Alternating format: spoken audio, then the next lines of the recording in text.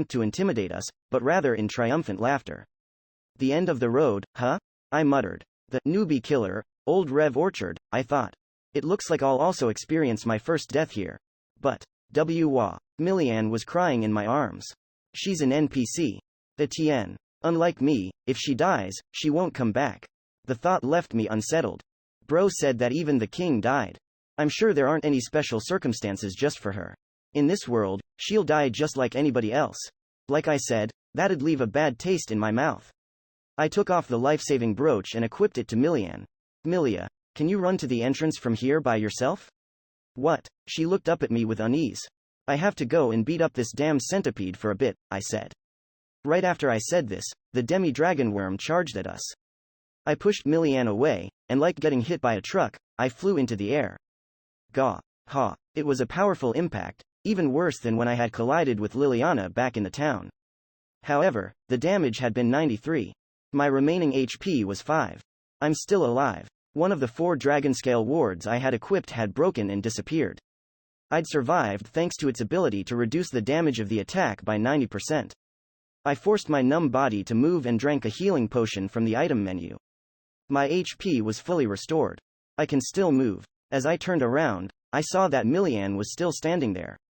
Go, I'll take care of this guy, I shouted. It was a big lie, there was nothing I could do. However, I could at least buy some time. If she could run away during that time, that was all that mattered. Millian stood up and ran for the exit. If she can get to the exit and return to the field, there should be other players and TNs there. This is for the best, I thought, and was then immediately flung into the air again. It was my second cycle of near death, the Dragonscale breaking, healing with a potion, and then recovery. Ha, if you include the death penalty, I can take another 3 of your hits, you damn centipede. I shouted. The third attack came, but this time I avoided it. Even at default stats, if I move, I can dodge it. However, what? I was caught by its tail and knocked aside. The damage was nearly the same. My HP was dangerously low again, and another Dragonscale broke.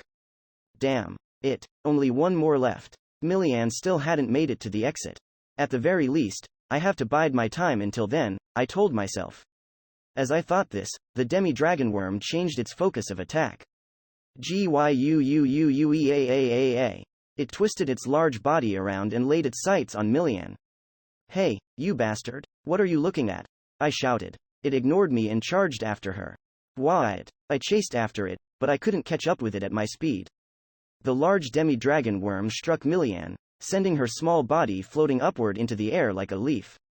The basket she had been holding so dearly was forced from her hands, and tumbled to the ground. Ah! I dived headfirst and caught her falling body. There was a large impact as I caught her, and the last Dragonscale shattered. That's not the real issue right now. I was frightened to do it, but I looked at Millian's face. A pain different from physical pain was stinging at my heart.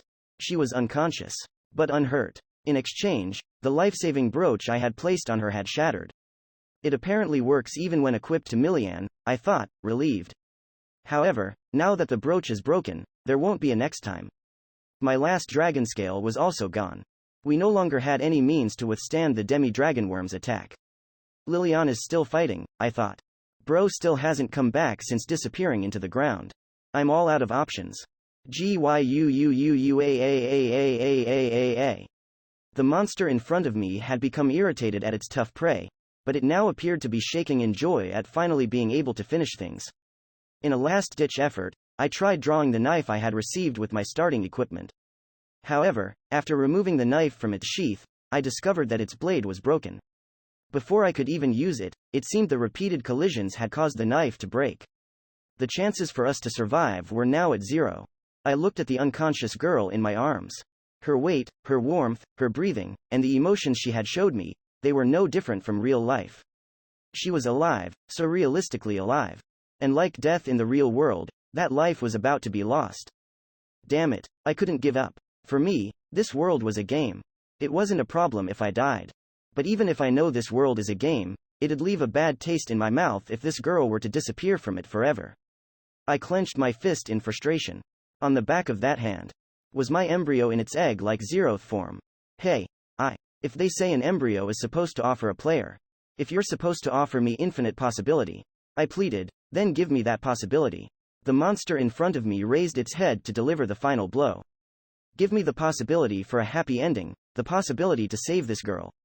I cried. To my left hand I pleaded. To the incarnation of this world of possibilities known as infinite Dendrogram, I pleaded from the bottom of my heart. Wake up already and give me even 1% of a possibility. I cried. The demi-dragon worm launched its last attack. You're an unexpectedly overbearing master, aren't you? Said a voice. However, I am one that is born from you. I don't dislike that part about you. In an instant, the fatal charge was blocked by someone. Huh? Just like when my brother had disappeared into the ground, I couldn't process what was happening before my eyes. I couldn't understand why in front of me was not the tragedy that should have taken place, but instead, a miracle that shouldn't have occurred.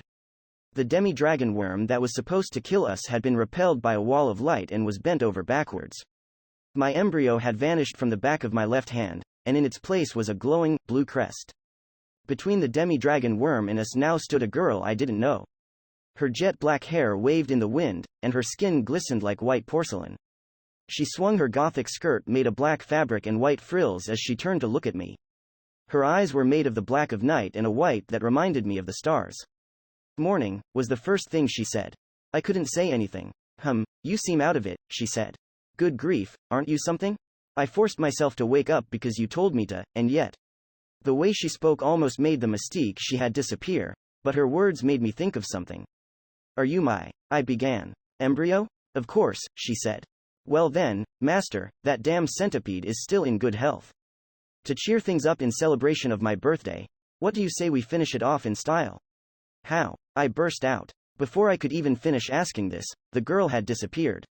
She lost her human form and turned into a swarm of black, shining lights that enveloped my right arm, and then transformed into a black greatsword. It was organic and sinister looking, but in some way, still beautiful. I'll leave the timing to you, she said, her voice coming from the sword. Swing down when the damn centipede comes charging at us. We're all going to die if you screw up, got it? It felt like she was telling me, I gave you your chance, now the rest is up to you. Got it. I was aware there were things that needed to be done before asking any questions. The demi-dragon worm seemed to be furious as it charged at us faster than it ever had before. It was a straight shot at a speed I was able to see, but not avoid. However, I still had time to swing my sword. The 3 times master almost died, and the 1 attack I absorbed. The 4 attacks you made with everything you had. Right before the jaws of the demi-dragon worm could reach me. I'll double them and pay you back, said the girl as I swung down the black greatsword. Vengeance is mine, she shouted. There was an impact the moment the greatsword made contact. Then a moment of stillness. Right after, the demi-dragon worm, almost as if it had been crushed by a monster several times its size, shattered into pieces starting with its head. Just exactly how many times today am I going to see something I struggle to understand? I wondered. While I was thinking this, I looked at what was in front of me. The demi-dragon worm's large body was gradually breaking into pieces that turned into light and vanished. Behind me was Millian, still unconscious, and beside me was the girl. She had changed back from the black sword. Success, success, she said happily. Isn't that great, master? You grabbed hold of the possibility you'd hoped for. You really are my embryo, aren't you? I asked. The girl lightly lifted her frilled skirt and bowed with contrived respect. I'm Nemesis, a type maiden with arms embryo. I was born from your heart, body, and soul. The girl, Nemesis, introduced herself like that and grinned broadly. It's nice to meet you, master. Chapter 2. Dinner and Intentions. Outside Old Rev Orchard, Ray Starling. After I defeated the demi-dragon worm, I picked up its drop item, a demi-dragon worm treasure coffer, and escaped from Old Rev Orchard while carrying Millian. I didn't think about going to aid Liliana. On the window screen displaying our party member's status, I could see that she was doing fine. Moreover, There was no way that a miracle like what had just happened would occur a second or third time. I had the feeling that if I were to get full of myself now, then it would definitely ruin things. Withdrawing is the right choice. Nemesis, who was apparently my embryo, explained the battle situation like so. That Tien girl won't die. She's the stronger of the two, so even if it takes some time, she'll win for sure against that damn centipede. Even though you were just born, you seem to be more informed about this world than I am, I said. It appears she even knows about Liliana, so maybe she has memories from before she hatched. That's because even if I take the form of a human, I'm not one, she said. Mysterious things like that exist. More importantly, Master, if you possess a thing called curiosity, then isn't it about time you had something to ask me? Nothing sprang to mind. I didn't respond. I'm starting to get a handle on it, but Nemesis seems to be the type that likes to speak in a roundabout way, I thought. Well, I guess I'm not one to talk, since I'm able to understand her. In other words, she was saying, hurry up and check out my abilities on the status screen. I looked at the status screen and saw that a category for embryo had been added. I clicked on it right away and a window appeared displaying Nemesis and her parameters.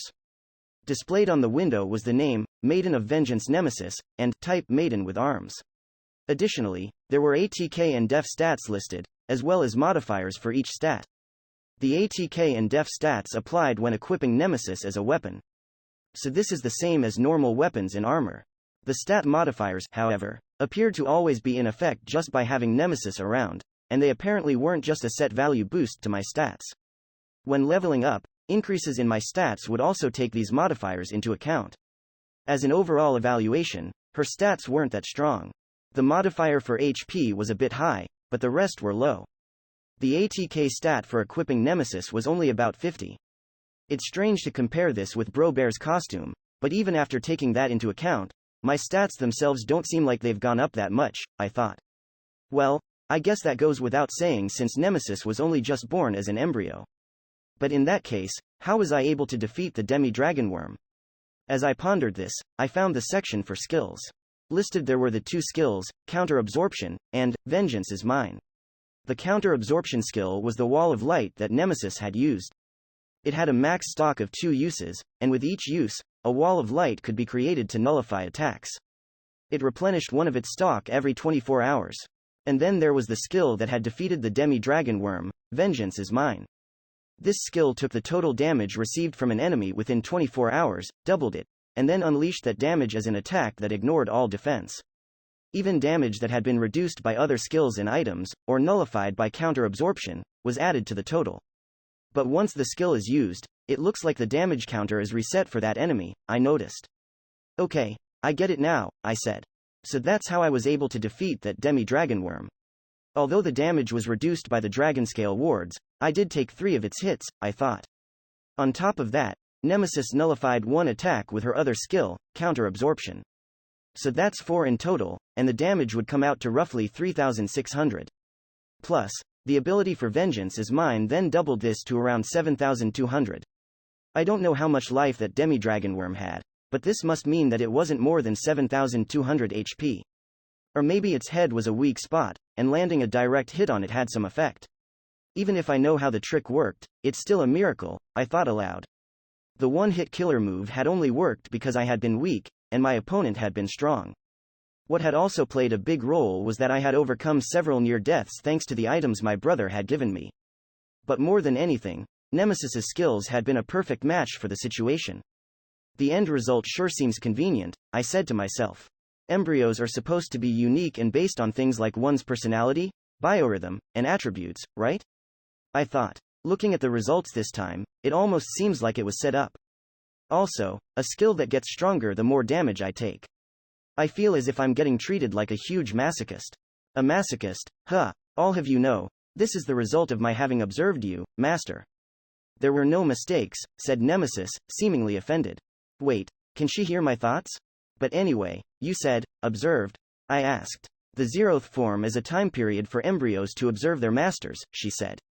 After observing their psychology and behavior, an embryo's first form is then born based on this. I see, I thought. So in other words, my experiences since starting have more or less been factored in. Now that I think about it, I collided with Liliana right after I started, and then I also fought a demi-dragon worm. I feel like I've been taking a lot of near-fatal damage. So I guess these skills are the end result of all of that, huh? Well, continued Nemesis, even if the experiences and behaviors are the same, there will be differences in an embryo's form and skills based on each master. Also, I think counter-absorption was derived from your personality. I asked. I wonder what she means by that. Oh, and another thing, she went on. I'll go ahead and say this myself, but a type maiden embryo is quite rare, you know? You should be grateful to me and reflect upon how blessed you are. Oh yeah, that's right, I realized. Maiden wasn't one of the normal categories Cheshire mentioned. She seems to be a rare type, and it's a big help that she's explaining various things to me, but it's still somewhat of an iffy feeling having a girl come out of an embryo that's based on me. Iffy? Did you say, iffy? She asked huffily. Ah, that's right. She can hear my thoughts. I can hear them, she shouted. Iffy? What do you mean by, iffy? You hit the jackpot with me. This beauty, this rarity, what could there be to complain about? No, I didn't mean that you were iffy, Nemesis, but the fact that you emerged from me, you see. As we went back and forth, Liliana appeared from the exit of Old Rev Orchard. The armor she was clad in was dirty with mud and dust, but Liliana herself seemed to be unharmed. Milia, finding us, Liliana quickly ran to our side, and after looking at her sister's sleeping face, she let out a sigh of relief. Thank you very much for protecting my sister. Truly, thank you, Liliana burst out as tears fell from her eyes. Yeah, I said. This is troubling. I don't know how to respond. That's right, said Nemesis. You should be grateful to my master, and even more so to me. And that's Nemesis for you. Is she your? Asked Liliana. Yeah, my embryo. Liliana looked at Nemesis, slightly surprised. I see. So, after all, as his brother, you're also a master chosen by an embryo. But a maiden, it's almost like that. Just as she was about to say something. All right, I've escaped from the buried underground world. Bro Bear jumped out from the ground together with a loud sound effect. I said. You were still alive, bro? Well, his stats were displayed the whole time, just blackened out so I couldn't tell, but still. For some reason, Bro Bear wasn't carrying his Gatling gun, but instead had a shovel in his right hand. That can't be how he moved through the ground, can it? I wondered. The underground tunnel is now open, he proclaimed. Right after he said this, the ground shook slightly, and the sound of something caving in could be heard. The hole Bro Bear had come out of then closed. And it caved in right away. Oh, shut up. You were all right, bro? I asked. Oh yeah, me and Baldur's fourth form tore them to shreds. Fourth? Not the Gatling gun from earlier? I asked. That's the second form. I guess that means there are various forms. For some embryos, you can use their previous forms at will, Nemesis chimed in. Brother Bear's embryo must have been one of those types. Is Brother Bear referring to my brother? I wondered. Ray, is that Blolly your embryo? He asked me. He meant, Black Loli, shortened to, Blolly. Neither of those terms are all that great. It's a pleasure to meet you, she said. I'm Nemesis, Ray Starling's maiden with arms embryo. I hope we get along, Brother Bear. It appears Nemesis is determined to push through with calling him, Brother Bear. Setting that aside, bro, if you were alive, I wish you'd come out sooner, I said. I was this close to dying. A total of about 4 times, actually. That would have been difficult, he said. Because the whole time, I was locked in battle underground with all the demi-drags. All the demi-drags? There were swarms of demi-drags buried in an underground cave, he continued. I don't hate bugs, but that really sent shivers down my spine. I stayed silent. That thing? Swarms of them. Good thing I didn't stick around for long. An outbreak of those centipedes. The newbie killer is way too scary, I said. I guess that's just what you'd expect from a trauma-generating machine. Normally there shouldn't have been even one demi-drag living there, said my brother. Huh? I asked. Oh, well, I took care of everyone that I found, so they shouldn't multiply anymore, he said. More importantly, let's head home. You're right, I agreed. Let's head back. And so like that, Nemesis, Bro Bear, Liliana, Milian, and I all started on our way back. Due to our close proximity to the royal capital, we arrived in no time. After we passed through the gate, we then parted ways with Liliana and Milian. Before leaving, Liliana said, I'll be sure to repay this debt of gratitude. Milian, who had woken up, gave each of us a remberry from the basket she had held onto so dearly, and said, thank you. As I watched the two sisters walk home hand in hand. The message, Quest, Search for Milian Grandria, has been completed, was displayed, and I finally felt like the quest had ended. It's over, I said, exhausted. I feel like I've gone through some crazy danger and chaos right off the bat. The reward is 1 remberry, huh? Asked Nemesis. A tad shabby considering what we went through, I'd say. If I recall, it's a fruit worth about 500 yen. However, I felt that it had more value than that. I wiped the remberry on my clothes and took a bite. It had the taste of a strawberry and the texture of an apple, but that one bite was more delicious than either one. It was the taste of accomplishment. Alrighty then, it's time to party, said my brother. It's dinner time. Since today is Ray's first day playing, I prepared a feast. You did? I asked. I have heaps of meats and vegetables ready. Not that bare bones stuff, either. Top grade stuff. Oh, that sounds fascinating, chimed in Nemesis. That does sound tasty, I thought. Nemesis seems to agree, as well. Wait, embryos eat food too? And for dessert I've got remberries. Oh, I said. Wait, what? For dinner, I bought up all the remberries available at the market this morning. It's all you can eat. If I remember correctly, the reason Millian went to Old Rev Orchard was because all the remberries were sold out, right? I thought. Which means, damn it, bro bear, you were the start of this whole mess. I couldn't stop myself from shouting, and it echoed about the royal capital as the sun began to set. After chewing my brother out for a while, we made our way to the restaurant he had made reservations at. It was run by a player, and not only did they serve their own food, they also allowed customers to bring their own ingredients that chefs from the restaurant would then cook. My brother had apparently already handed over a mountain of ingredients. Alright, in celebration of Ray's first day and completing his first quest, cheers. Thank you very much. Cheers, said Nemesis and I, as we all clinked our drinks together. My brother had a rem liqueur, made from remberry, while Nemesis and I had a drink that was similar to orange juice. Infinite Dendrogram checked age restrictions based on each player's citizenship, so I apparently wouldn't be able to drink alcohol until I turned 20. If I were to go into further detail, sexual material was R18, while alcohol and tobacco was R20. Since these things exist in the game, I'm not sure if I should call this wholesome or indecent. HMPH. Thanks to my kitty master, I can't drink any alcohol, either, Nemesis griped. 6 years in our time. That's long. Based on appearances, when it comes to who shouldn't be drinking, you're number 2, I pointed out. Number 1 would be my brother. For various reasons, I thought. Don't drink alcohol from a glass while in a bear costume. Chomp, chomp, grunted my brother. Go on now, eat up. Meat. Eat some meat. Chomp, chomp, chomp, chomp. My brother ate the food laid out on the table and encouraged us to do the same. Really, you can eat and drink while wearing that costume? I thought. It's high spec, even in weird ways. Okay. What is this? It's delicious, I cried. I was surprised at the taste after trying the unknown food I had been recommended. It had been made using ingredients and cooking methods I didn't know, and yet it had all come together in a tastiness I could comprehend. On top of everything, it was incredibly delicious. The owner of this place is a star chef, said my brother. It's the top class for the cook job. His cooking skills would be about a 3-star in our world. That's amazing, I said. But after eating a feast like this, it'll be tough to deal with the difference between this and what I eat in the real world. It should be about dinner time for me back home, and I should be getting hungry. By the way, my body back in the real world should still be lying down, right? I asked. Yes. But you'll get a notice if something happens in the real world. Like fur bathroom breaks or hunger, for example. Right after he said this, a window appeared at the edge of my sight. Notice. Urge to urinate. Notice. Hunger. Oh, I see. Okay. Then I'm going to log off for a bit, I said. Alright, try to come back as soon as you can. Do return quickly, master, said my embryo. I can't help myself to the food until you come back. Yeah, I said, and then selected the logout option from the main menu. Logging out. Should your next login point be your save point or current location? Current location, I replied.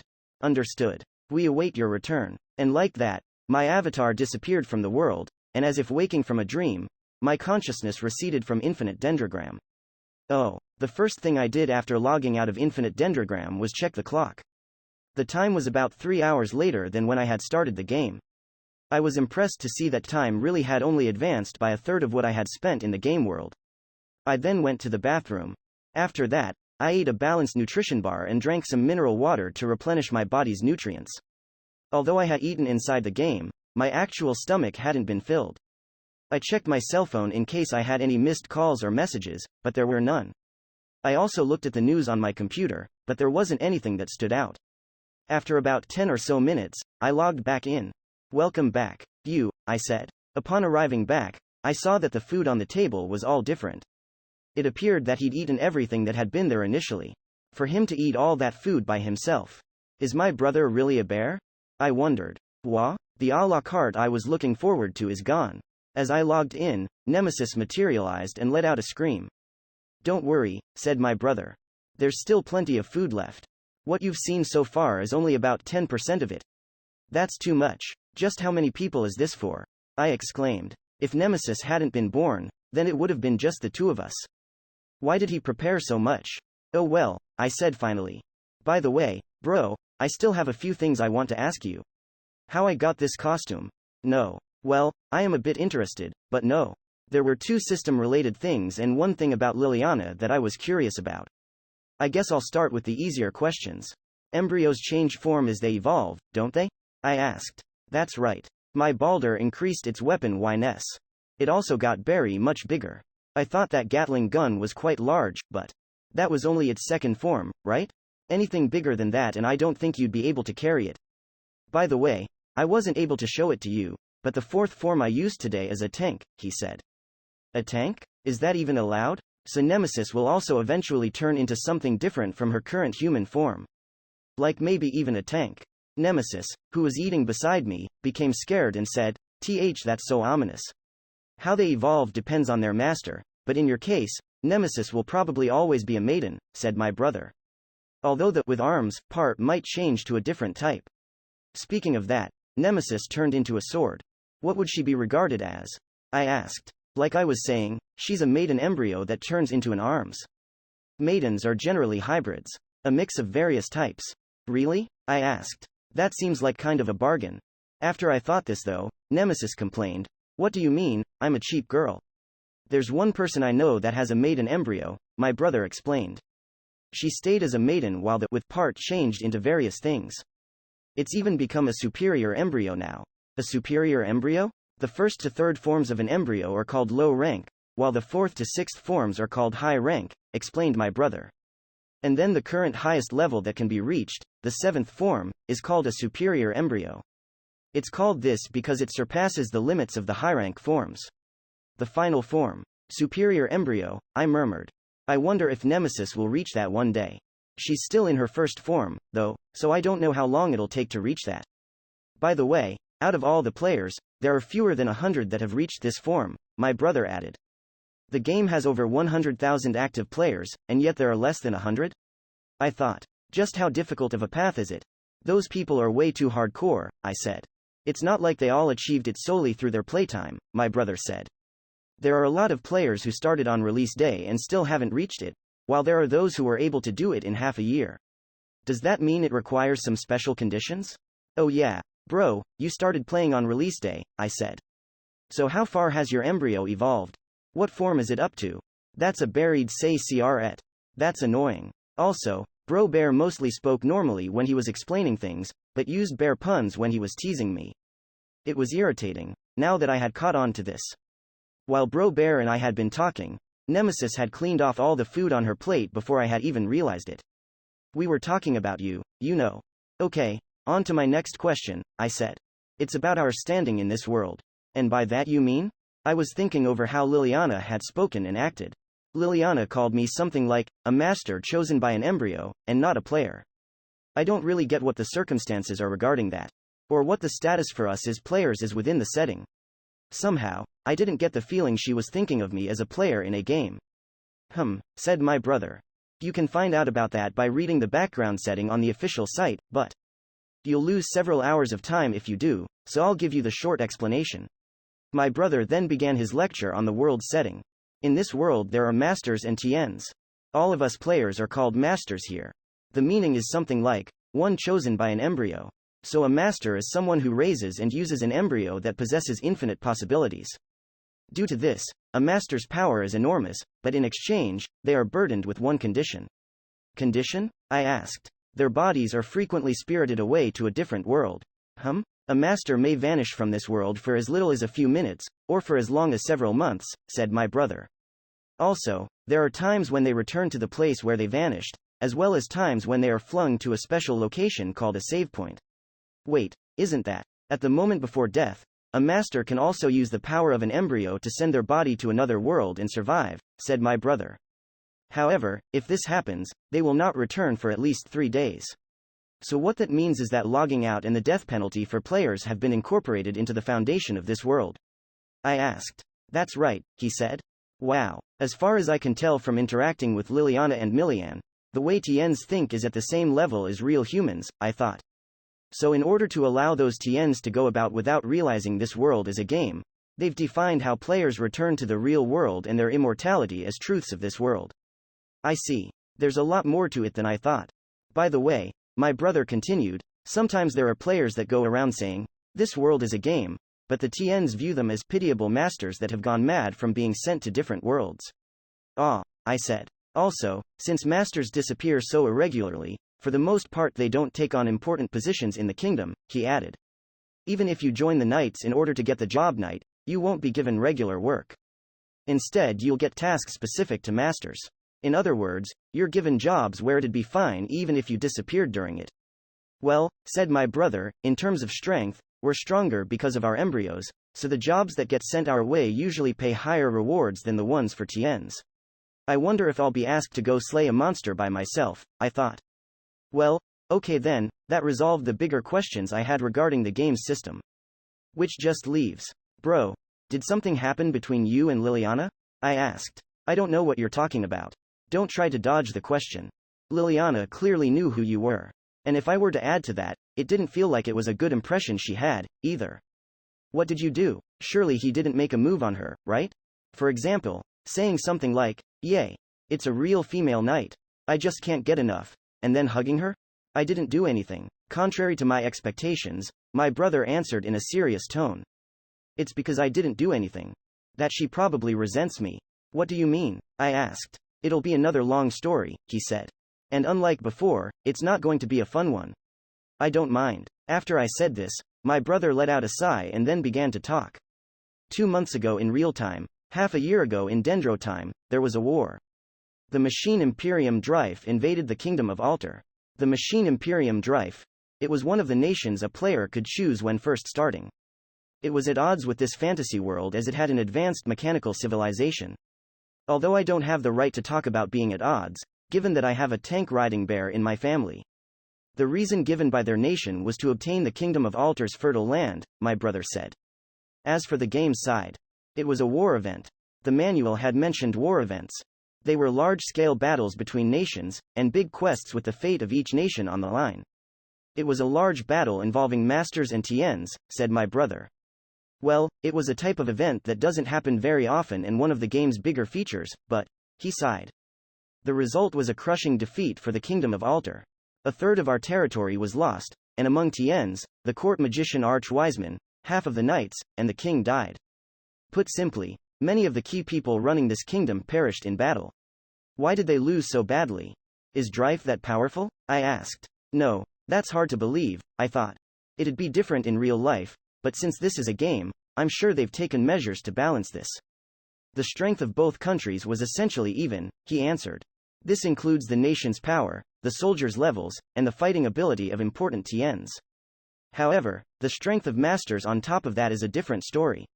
So you're saying they lost to Drife because of the difference in the number of players?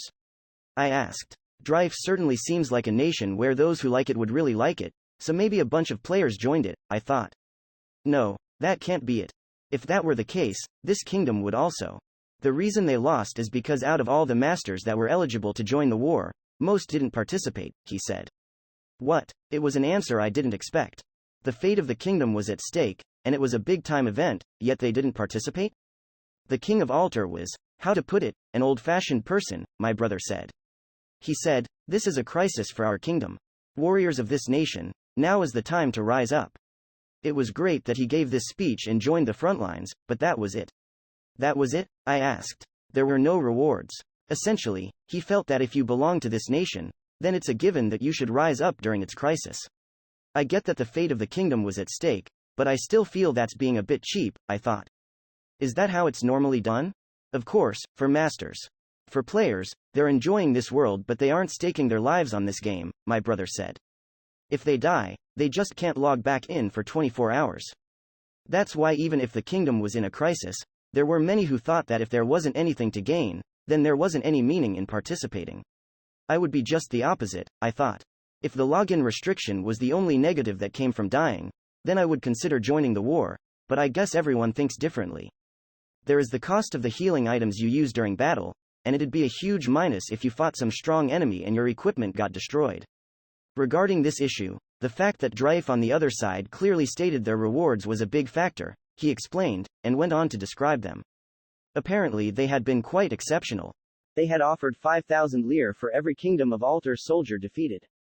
For each embryo holder, in other words, each master, the reward had been 50,000 lire. In addition to this, they had offered various rewards for defeating key people, such as rare items and a privileged status within the nation. As a result, the morale of Drife's players had risen, while the motivation of players in the Kingdom of Altar had dropped considerably.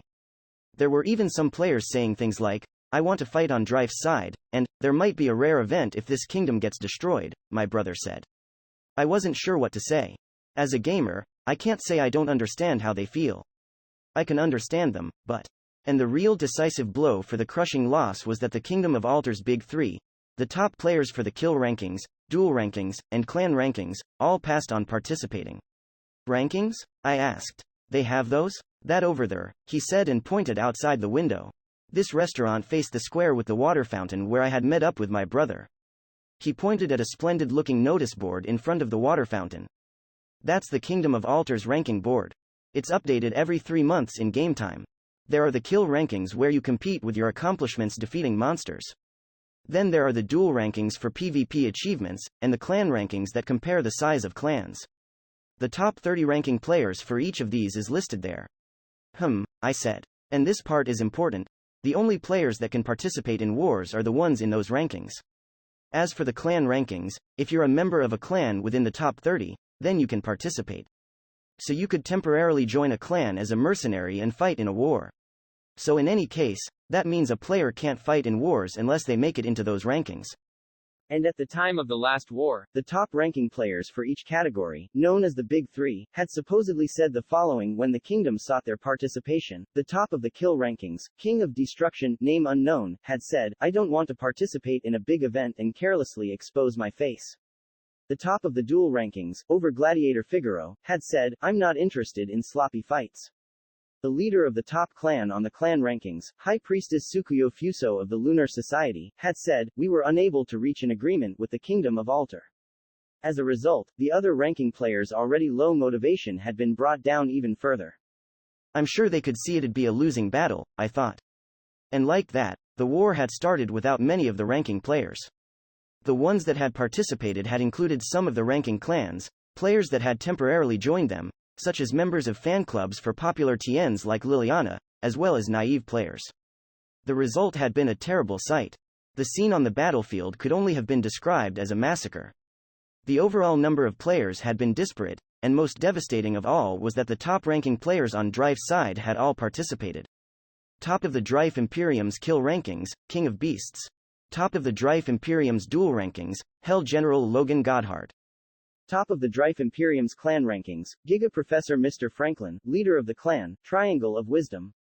2 out of the 3 had superior embryos, and their fighting power had been enormous. The Knights of the Royal Guard Commander and the Archwiseman had died at the hands of these 3. Even the king had been killed. If things had kept going as they were, without a doubt, this kingdom would have been on a straight shot to ruin, said my brother. But after being forced to give up a third of our territory, the nation of Caldina began their invasion into Drife. Except for some troops they left behind in the territory they took, the rest of Drife's forces retreated back to their homeland, and so the Kingdom of Altar managed to survive by a hair. However, my brother continued to explain, since Caldina had already pulled out of Drife, Drife would likely attack again in a few months. He was right, I thought. This wasn't a fun story. So what's this about you saying that Liliana resents you? I asked. That's because I was one of the ranking players listed there that didn't participate, he said. Moreover, the former commander of the knights that died in battle was Liliana and Milia's father. Man, I said. This really isn't a fun story. And so, having heard this not-so-fun story, what do you plan to do, Master? Nemesis, who had been engrossed in her food this whole time and hadn't joined our conversation, asked. There's nothing I can do, right? I asked. What will I do when Dryfe attacks again? Well, for now, I've already made my decision. Even if there's no reward, I'm not too keen on refusing to participate, I said. Even if there's a cost, I would think there's some value in taking part. Even if you were to just view it as a game event.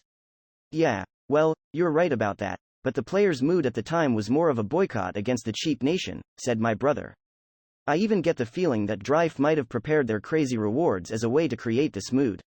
If that's the case, then the Kingdom of Alter probably lost to Dryfe strategically before the battle even began. Why didn't you join, bro? I asked. Was it because of the lack of reward for you, too? In my case, it was because having my equipment break would equal exposing my real face. Ah, yeah, well yeah, that would be a huge problem, but still. Well, I've changed my equipment since then, so I'll be joining next time, he said. That costume's def stat and physical damage reduction are certainly impressive, I thought. Although it's still a gag item, no matter how you look at it. The next time we do fight, though, he continued, the strength of their nation will have increased, while ours will have weakened. So it'll be tough. Weakened? I asked. Since losing the war, there have been a lot of players switching to different nations. There are even TNs leaving the kingdom. People on online chat boards have been saying things like, the Kingdom of Alter is past its prime, and it's game over. I remained silent. Defections, refugees, and rampant resignation. That's the path of a country headed towards collapse in the real world. With the latest update to the rankings, about 70% have been replaced, he said. I said. Put another way, now might be the chance to get on the ranking boards. In that case, I guess I'll start from there, I said. Listening to all this has helped me solidify my plans. No, my plans are still the same, but my goals have increased. Have you decided on a new objective? Asked Nemesis. I nodded. As things stand, there aren't a lot of things I can do, and I can't take part in the war. Which is why. First I'll raise my level, I said, and then I guess I'll aim to get onto the rankings. Earth. Undisclosed chatroom members. Professor General has joined. Beast King has joined. Members. Professor, General, Beast King Professor, good evening. General. Good evening Beast King. Eve Professor. Gentlemen. Professor. Did you both watch the video I sent you through Infinite Dendrogram? Beast King. Saw it General. That's why we're here, obviously Professor. That's true. Professor. Now then, regarding our plan to eliminate an important TN. To put it simply, Professor. It failed. General. Yeah, fail Professor. Those things I released in the dungeon. Professor. The horde of demi-dragon worms got wiped out, didn't they? General. Weren't there holes in this plan from the start? General. Giving the target's sister bug-repellent incense and directing her to the orchard General. And then springing a trap on the target there Professor. Originally, I had a different set of steps planned. Professor. But for some reason all the remberries had disappeared from the market. Professor. Even the portion I intended to use for my plan was gone. Lol. Professor. 'Tis a real shame. Professor. The plan was to give a poisoned remberry to the little sister. Professor. And use that to kill the older sister. Professor. Lil sis, big sis, congratulations. Professor. Big sis, thanks. Guha. Professor. Lil sis, big sis. Professor. This was how it was supposed to go, so what a shame, Reite. Boo-hoo, lol. General, what you think is a shame isn't important General, the issue is that the new plan got thwarted Professor, wasn't that bear scary? To go up against almost 100 demi-dragon worms by himself. Professor, and even more, to win unscathed. Professor, just one of those things should be a match for a player with a high-rank job. Lol. General, that's not that big a deal General, it's possible if we're leveled up and strong, I could do that too General, but, defeating a demi-dragon worm at LVL0 with no job General, I don't remember anyone being able to do something that absurd Professor, my. So does that mean His Excellency the General is more concerned by that newbie than the bear? General. PFFT. I look forward to crushing him Professor. As usual, way to play the stereotypical evil top brass character. Professor. Me too though. Lol. General. Whatever. This is how I am Professor. Lol. General. But I can't deny it if you call me evil general. The destruction of a nation. It's this game's first big event, general. I look forward to the chance when we get to accomplish that, professor. Well, last time ended with us just taking out some key people and gaining a portion of their territory, so that was a bit hard to stomach. General, I had fun fighting with the Knight Commander, professor. The king was boring. Professor, it would have been better to fight a bunch of soldiers instead. General, the Archwiseman. Was it Beast King that took him out? Professor, that was pretty awesome. Just what I'd expect from our strongest player. General, hey professor. Oh, okay. His Excellency the General and Beast King are both the strongest. Lol. General. Yeah, whatever. I'll prove it to you in the next war, general. This time I'll put an end to the Kingdom of Altar, professor. Yes, please do let me see that. Lol. General. By the way, Beast King's been silent the whole time, but don't you have something you want to say? Beast King. The bear was really cute, general. Professor. Lol. General. I don't understand taste, Beast King. Chapter 3. Starting Point. Heaven's 3-star restaurant, Royal Capital Altea, Ray Starling. Last night, after I had talked about various things with my brother, the dinner had turned into a normal banquet. My brother and Nemesis, who had eaten more than double what I had given up partway and had left more than half the food untouched. So we'd passed out the remaining food and drinks to the other customers in the restaurant, and the entire scene had morphed into a party. If an observer were to look about the restaurant, they wouldn't be able to tell who among those partying was a player, master, and who was an NPC, Tien. The one saying to my brother, "Hey big spender," is probably a player, I thought. That was a joke from a retro game. The one with a glass of wine in one hand and an exaggerated way of speaking is probably a Tien. Other than the distinction of who had an embryo crest, these were the only sorts of vague differences. They all look human to me. The whole scene made me appreciate again just how amazing Infinite Dendrogram was, and along with this, I felt there was something I needed to think about. I felt this, however. My head hurts.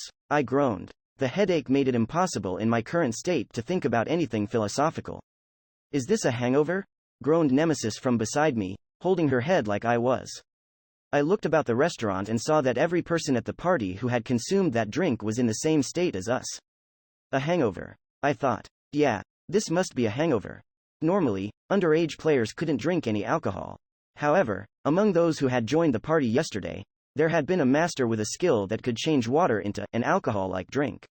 To which I'd just like to ask, why would there be a skill like that? This isn't alcohol, okay? The person who'd offered me the drink had said. It's just juice, okay? Drink it and you'll just feel as light as air, okay? It had tasted great, so I had drunk several cups. And so when the sun had risen, I found myself in this state. Why does it have to show up here, too? I muttered. Hangover was also displayed on my status, and even though the pain setting should have been turned off, my head was throbbing. That drink, it was similar to alcohol, but it was probably actually poison, said Nemesis. A poison disguised as alcohol that gives you status effects, huh? I responded. In that case, it made sense that a skill like that existed, as well as why I had been able to drink it while ignoring the underage restrictions. There was a folk tale about something like that in Japan, so there might have been an embryo based on that. The person who made the drinks was just fine after drinking it, though. Why would you drug someone like this? I wondered aloud. It's Lei Lei's berry special way of welcoming you. Bro Bear, who had been passing out water to those suffering with a hangover, said this with a strained laugh. Welcoming? I asked. She makes sure to get every newbie to drink that divine oni poison sake, light. Why would anyone do such a thing? She's teaching you the lesson. Surprise attacks like this exist, so you need to be careful, okay, by letting you experience it. Oh, I see, I thought. No wonder I thought the people who didn't drink her alcohol seemed like they were grinning or looking on with nostalgia. I'm sure they received the same welcome earlier. I learned a good lesson, then, I said. By the way, she's one of the masters I mentioned yesterday who bears a superior embryo, said my brother. She's also known as the Prodigal of Feasts. Lei Lei.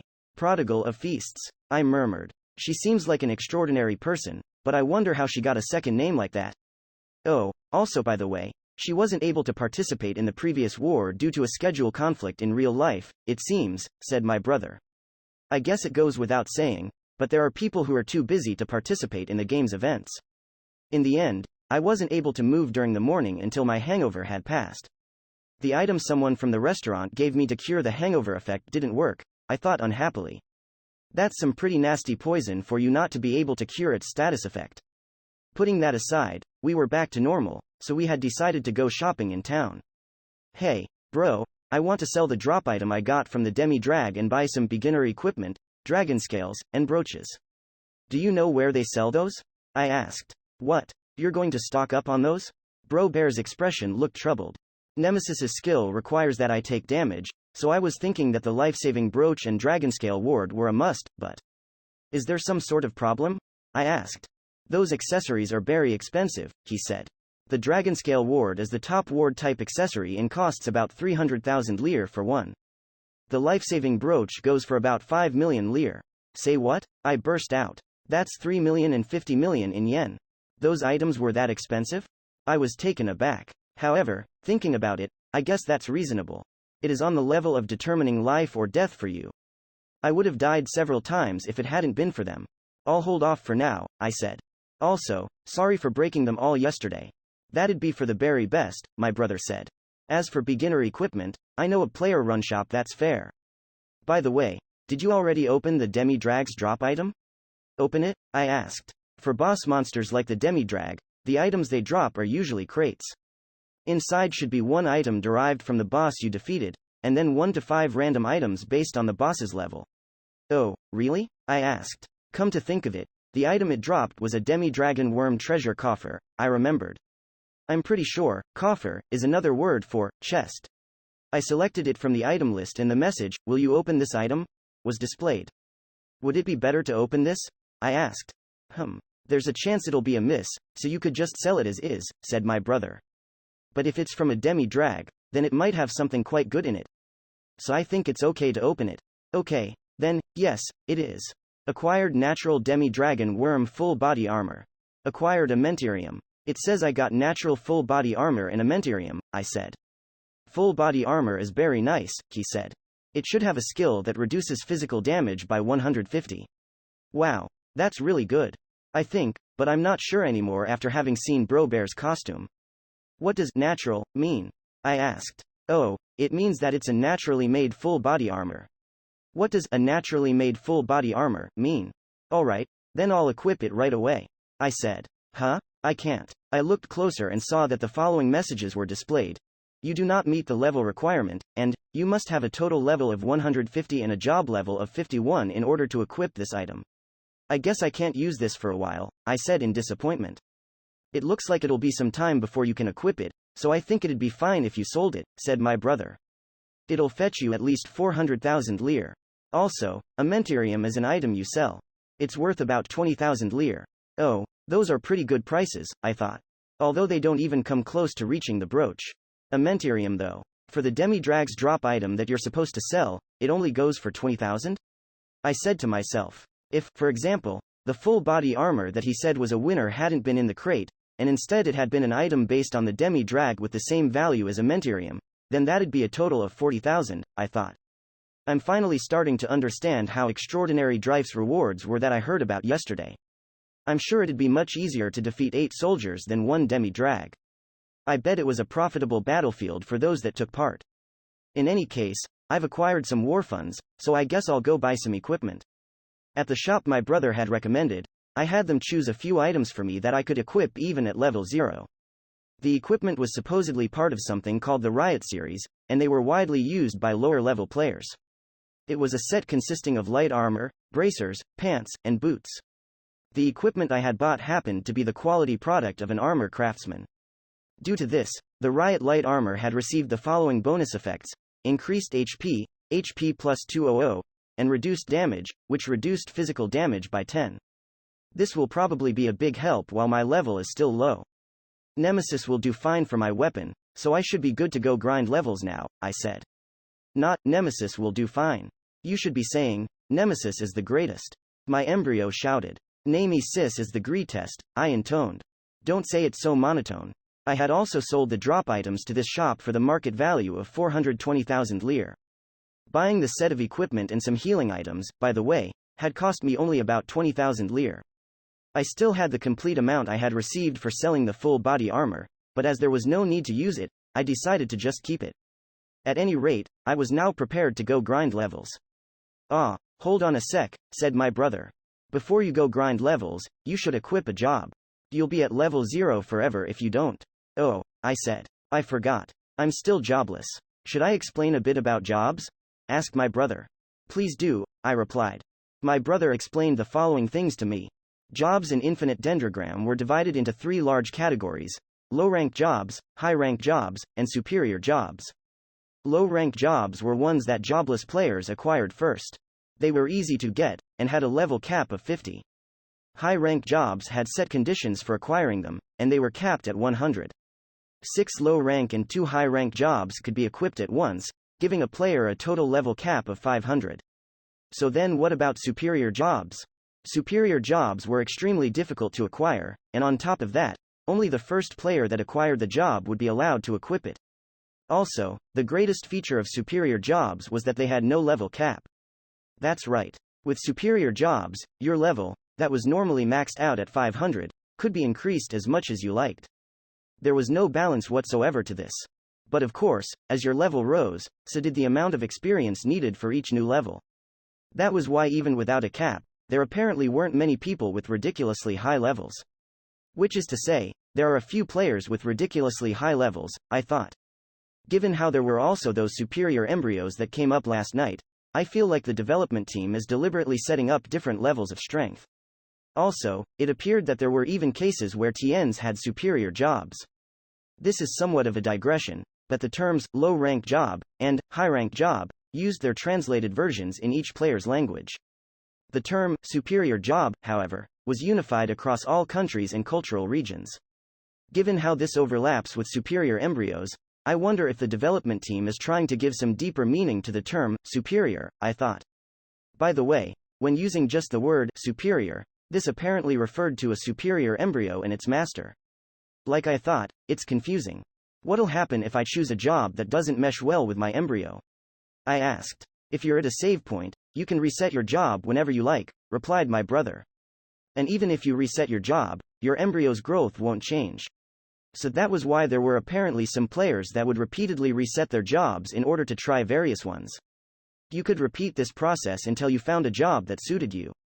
After finding it, your embryo would have developed due to the time spent up until then, so you'd then be able to level up even easier than before. Speaking of jobs, what are the jobs of the ranking players you talked about yesterday? I asked. If they came up in yesterday's conversation, then they all have superior jobs, said my brother. I thought as much, I said. Titles like King and High Priest certainly seemed like ones only one person could acquire. Do you know what kind of requirements they had? Oh. The requirements for King of Destruction were surpassing 100 million total damage dealt, defeating a certain number of high-rank boss monsters solo, and also completing a special quest, said my brother. The rest probably had something similar. 100 million damage. I could use the same skill I used against the demi-drag, Vengeance is Mine, 10,000 times and it still wouldn't be enough, I thought. The jobs for ranking players are as impressive as I'd expect. By the way, the stat modifiers stack for all the jobs you have equipped, but you won't be able to use some skills if the grouping of your main job changes, said my brother. So that means you won't be able to use gunner skills while you're a cook. Oh, really? I asked. Being something like a cook and soldier seems like it'd work out, though. Like in that one movie.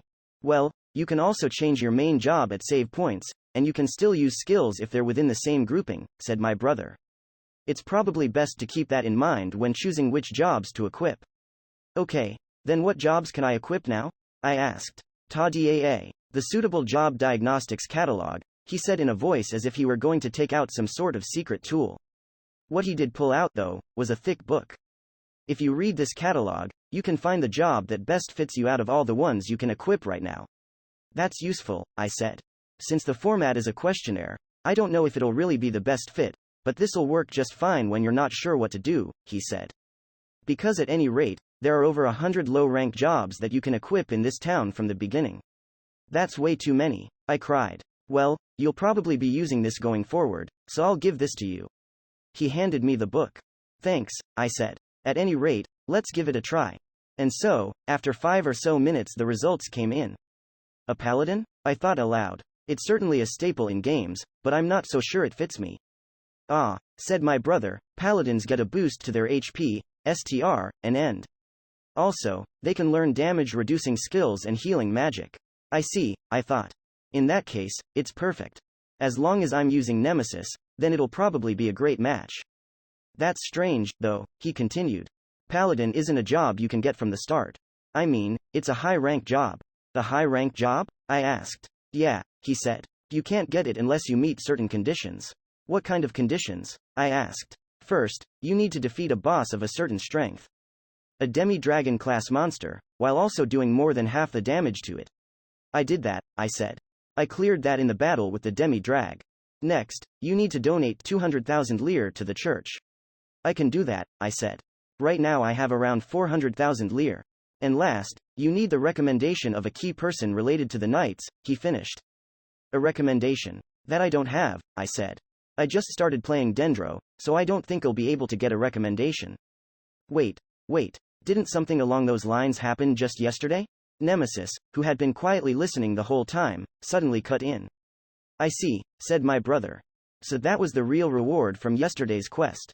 Well, of course they wouldn't display such a tactless message as, your relationship with so-and-so has deepened. Huh? I asked. Somehow, the two of them seemed to have gotten something I didn't. Master, have you forgotten just who it was you helped yesterday? Asked Nemesis. We then made our way over to Liliana's house. Liliana was the vice commander of the Knights of the Royal Guard, and likely because of what had happened yesterday, she was at home with Milian.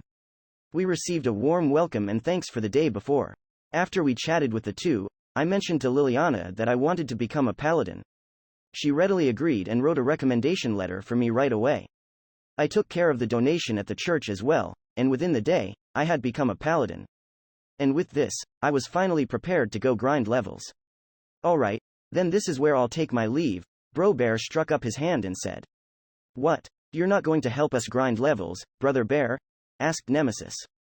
I had planned from the start to go separate ways after the welcome party was over, he said. Why's that? I asked. If you do power leveling, then a gap will develop between your status and actual playing skill, he said.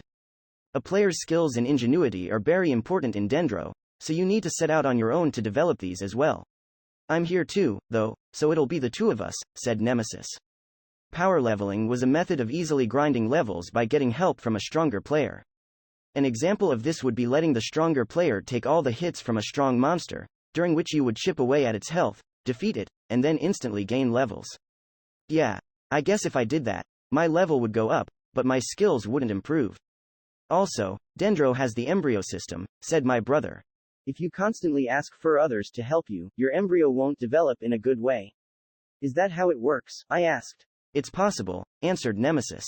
Since Nemesis was born this way as a result of my playstyle since starting, I guess it is possible. And so, I'll say adios to you here, said my brother. But if you get into any serious trouble, contact me. Yeah, if I get into serious trouble, I agreed. That's all right, but for starters, try to do your best on your own, he added. Got it, I said. And, thanks for all your help since yesterday. Don't worry about it. I believe it's only fair to help you out a bit. Oh, and also, Bro Bear brought the head of his costume closer to me. If anything happens with a ranking player, make sure you contact me right away. His voice had taken on a more serious tone again. Bro? I asked. Well, that thing from yesterday might have been just an anomaly. But crazy things shouldn't happen that often, so just relax and enjoy Dendro. Bro Bear said this and left, leaving just me and Nemesis behind. At the same time, a message was displayed saying, the party has been disbanded. My brother's status, which had been showing the whole time, also disappeared. Well then, Master, said Nemesis. It's finally time for you, no, for us, to stand on our own feet, but have you decided on where to go? Bro told me about some low-level hunting grounds, so I think I'll go check those out, I said. I'm looking forward to grinding levels, said Nemesis. Ha ha ha, tonight I starve for blood. It's still noon, you know, I said. The first hunting ground we headed to was Easter Plains, right outside of Altay's East Gate. It had a very clear view, and I could see monsters leaping about here and there, as well as the players fighting them. That reminds me, this is the first time I've seen other players fight. Alright, then let's get started too, shall we? I asked. Yeah, said Nemesis, and she then changed into the same black greatsword as yesterday. I swung the greatsword up and down as I held it in my right hand, or rather, it was wrapped around my whole arm. This really isn't as heavy as it looks, I commented. Even at my STR level, I can swing it with no trouble, I thought. It's about the same weight as that fake sword I bought as a souvenir a long time ago on my school field trip. Or maybe about the same as a metal pipe. Isn't it rude to mention a lady's weight? Asked Nemesis. But this is clearly lighter than when you're in your human form, I said. What happened to the law of conservation of mass? You're concerned about the law of conservation of mass in a world with magic and where time flows differently? She asked. Well, yeah, that's true, but... And besides, it shouldn't feel light to anybody else, she said. It'll only feel light for you. Is that how it is? I asked. That's how it is. Okay. Then I guess I'll leave it at that, I thought. My level isn't going to get any higher if I spend all my time asking questions. Alright then, time to start grinding levels, I said. I'm itching to get started. 2 hours later. My level had gone up by 3, and I hadn't taken any damage yet. How come I'm not taking any damage even though I've been getting pummeled? I wondered. Since I had arrived here, I had been fighting monsters like little goblins and poshy rabbits. They were the type you could take one glance at and say, ah, these are the small fry monsters you find in the beginning. However, no matter how many times they had attacked me, I hadn't taken any damage. You shouldn't be surprised, replied Nemesis.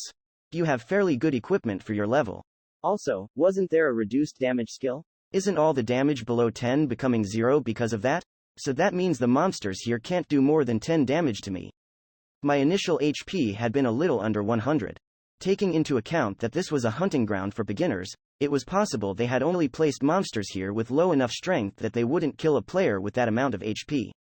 Incidentally, my HP was now over 700 at level 4.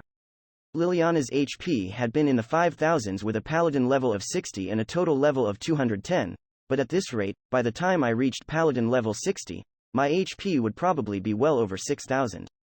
This may get crazy down the road, I said. It might be because it's a high-rank job, but its stat boosts are nice, said Nemesis. Also, HP is the highest out of all my stat modifiers.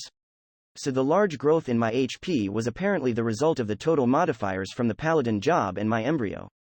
The modifier for embryos is pretty big, I realized. Although it wasn't as much as my HP, my other stats had of course gone up, as well. In addition, I also learned the healing magic skill First Heal. With this, I can heal myself to some degree now. I guess I'll change spots, then, I said. As things stand, I should be okay somewhere with enemies that are a little stronger. Yeah, I agree, said Nemesis. I also felt things were a bit underwhelming. Well, yeah, that's because it only takes us one hit to slice the goblins and rabbits in half, I thought. Even though I was the one doing it, it was still kind of scary.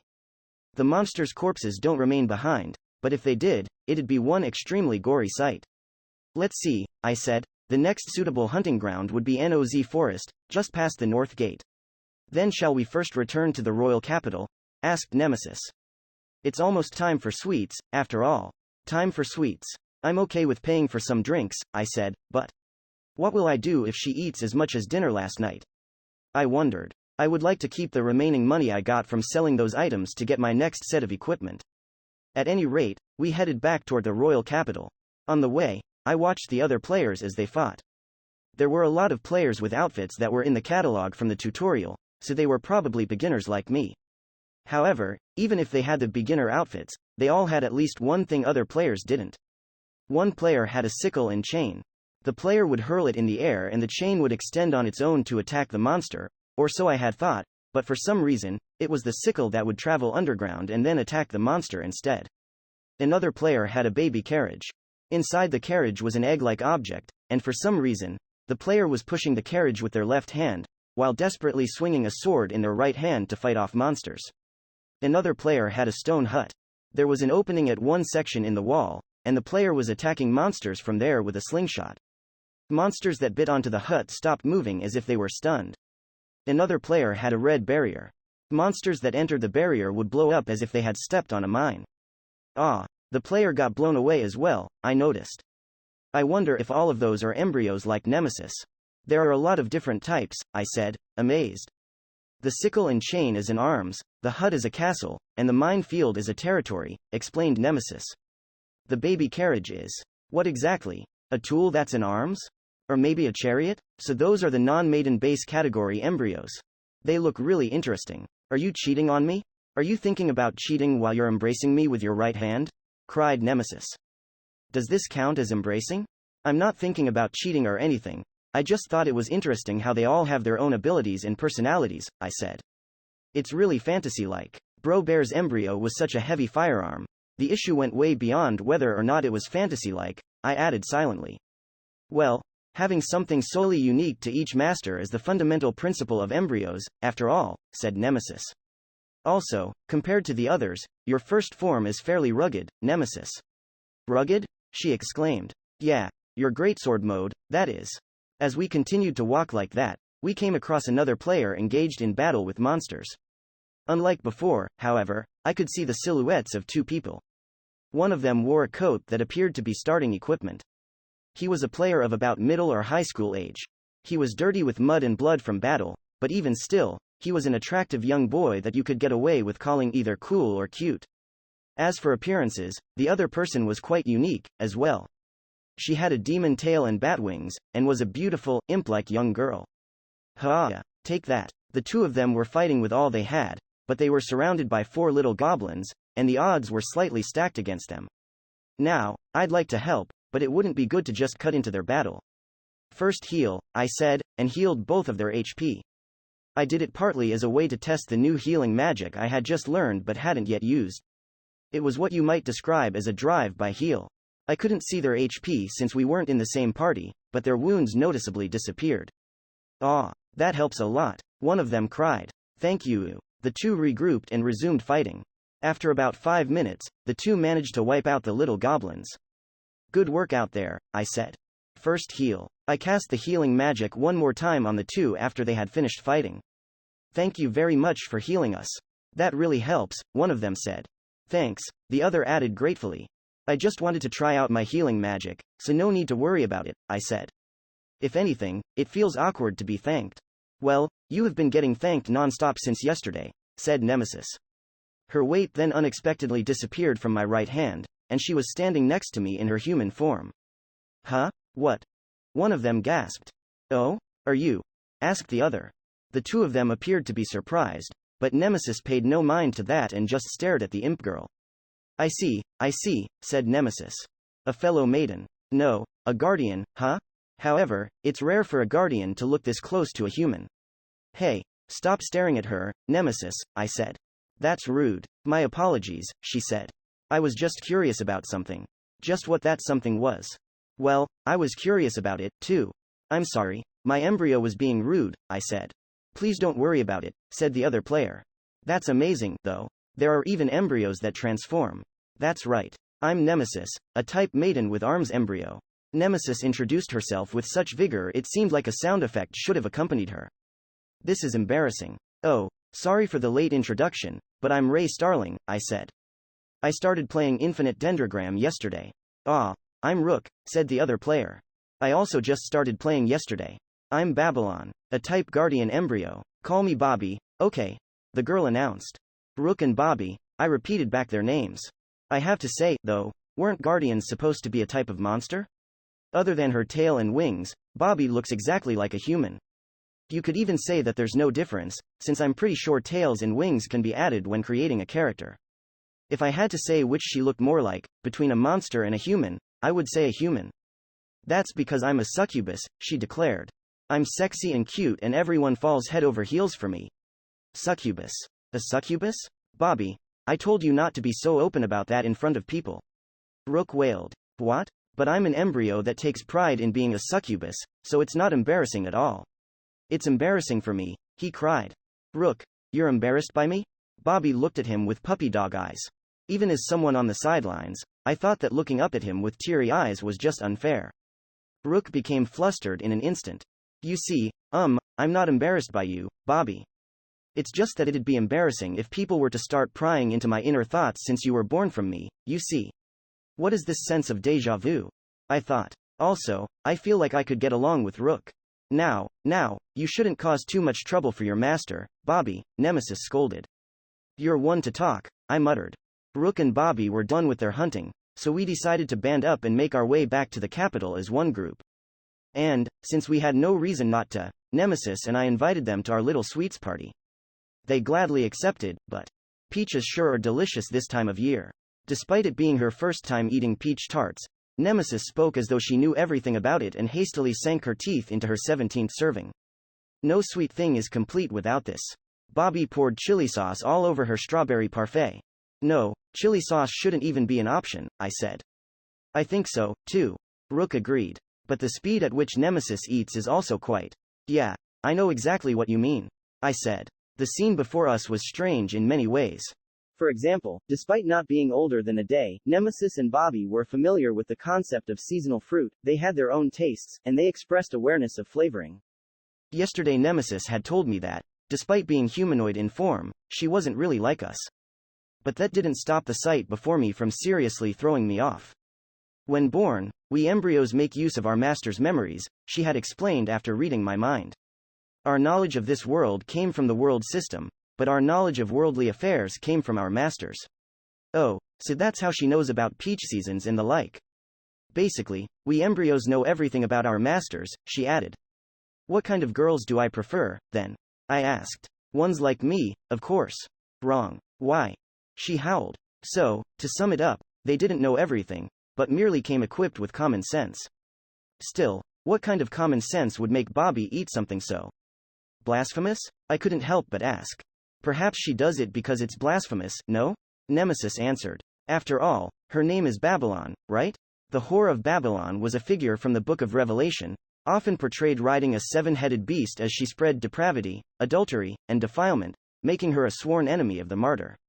I had no idea if any of that applied to Bobby, but Nemesis had the name of the Greek goddess of vengeance or divine punishment, and befittingly, her ability was a counterattack.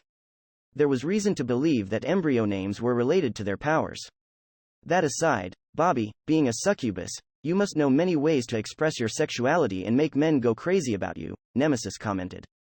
What the hell are you saying, you damn goth loli? Of course I do, said Bobby. Does she really? Bobby's words actually made Rook choke on his food a bit. Ho ho, Nemesis said gleefully. Care to share? There's the shoulder massage, the massage where you lightly step on the lower back, and the best one, the lap pillow and ear cleaning combo. Sexy, right? Bobby exclaimed. Nemesis asked. Sexy? I thought. None of that goes beyond normal massage. I wouldn't even call it lewd. That's not what I wanted to hear.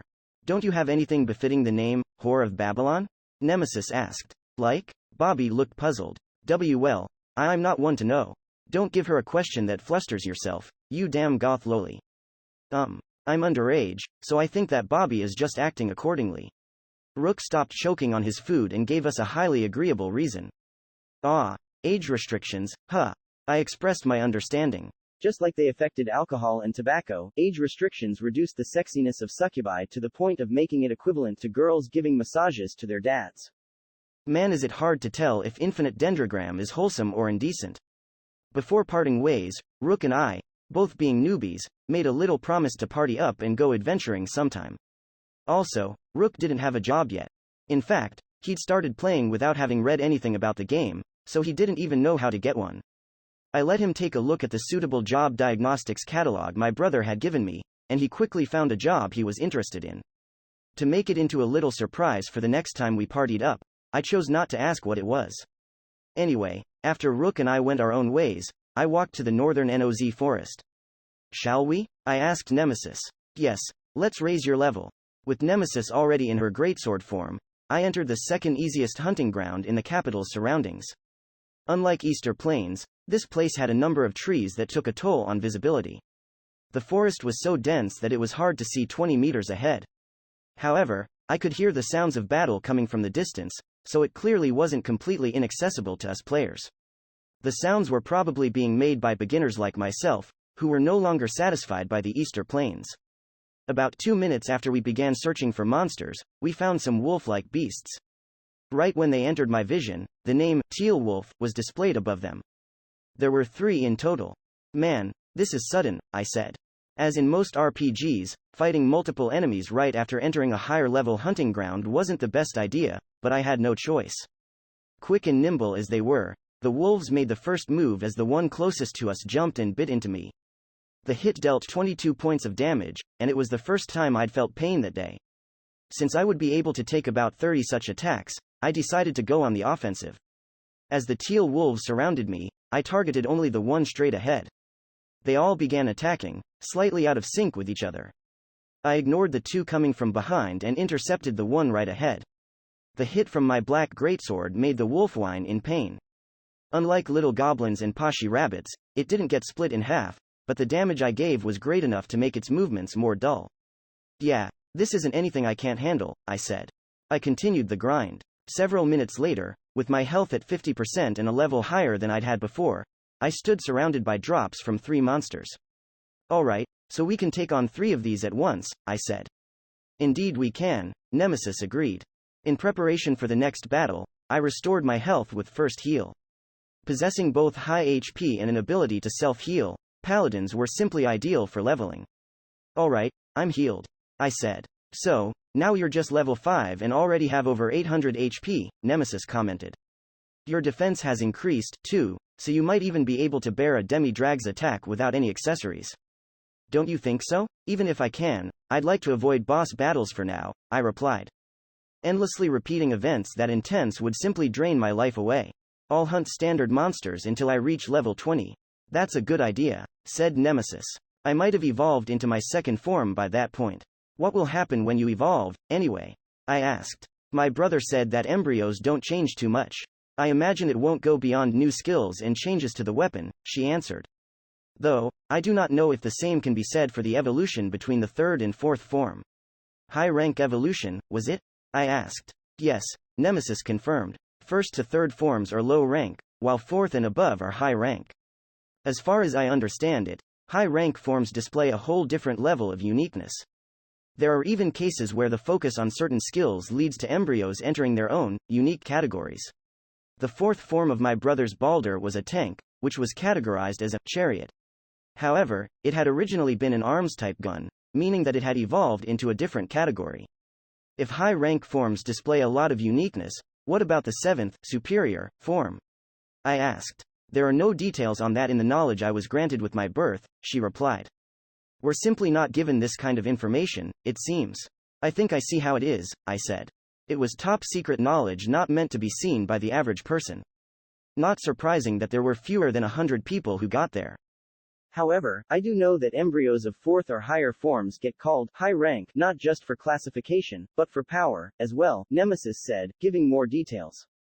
That's why you must hurry and uplift me into the fourth form. And beyond, if you can. Well, that's the plan, anyway. The rankings were probably full of people with high rank embryos, so if I wanted to get there, I had no choice but to get on their level. For now, I have no choice but to do some honest leveling, I said. I'm gonna reach level 13 and move on to another hunting ground while it's still today. The orange patches of sky I saw between the trees clearly showed that it was getting late, but I had no intention of ending the hunt just yet. Hell, more monsters spawn at night, so it actually makes me excited. That's the spirit, said Nemesis. Alright, then, let's G. Suddenly, my vision slanted. No, it wasn't just my vision, but myself. The numbness, the remnant of an impact, on my forehead was a sign that something had just hit my temporal region. My status display showed me that it had taken away a whole 80% of my HP. The hell? I'd been struck by sudden critical damage with no rhyme or reason behind it. Since it had hit my head, I was left dizzy and unable to properly move my limbs. Master. Nemesis raised her voice. I thought she was simply worried about me, but I was wrong. It was a warning. Counter-absorption, she cried. 24 hours had passed since she'd used it yesterday, so Nemesis could use counter-absorption again. Right as she did that, the newly created wall of light was hit by something. Geog, GHG. It was a small monster that combined the aerodynamic shape of a bullet with the dreadful visage of a preta. It writhed, to no avail, as it tried to break through the wall of light. More likely than not, the damage I'd taken a second ago had been dealt by this thing. Is this a monster? I asked. No way, I thought in disbelief. This monster's offensive ability is way too great compared to the teal wolves I've been fighting. However, it didn't seem like it was a boss monster like the demi-dragon worm, either. I mean, it doesn't even have the name pop-up that appears over every monster in sight. Could it be Counter-absorption's wall of light vanished, and so did the monster that had hit it. A suicidal type monster that dies right after its first attack, Nemesis explained. It's both a monster and not at the same time. Master. This is a guardian. I completed her sentence. Type guardian. A monster-type embryo. Unlike Bobby, who was of the same type, this one was a real monster. Master, retreat. Someone is targeting you, Nemesis exclaimed. Don't have to tell me twice. I cried. With my dizziness gone, I dashed towards the north gate while healing myself. Soon enough, I became fully aware of the situation. Screams of players were echoing all over NOZ Forest. It wasn't just one or two people, either, but dozens of them. Since that monster was an embryo, the one responsible was another player. PK, player killing. Just as the name implied, it was the act of killing other players, a concept that had existed since the dawn of MMOs. The person who had attacked me was attacking other players, too, increasing his number of victims with every passing second. With Nemesis's buff and stat increase due to the high-rank job, my HP was significantly larger than that of most people close to my level, and yet a single attack had been enough to bring me to the verge of death. No player without similar circumstances could survive it. It was no longer a newbie's hunting ground, but a newbie hunting ground.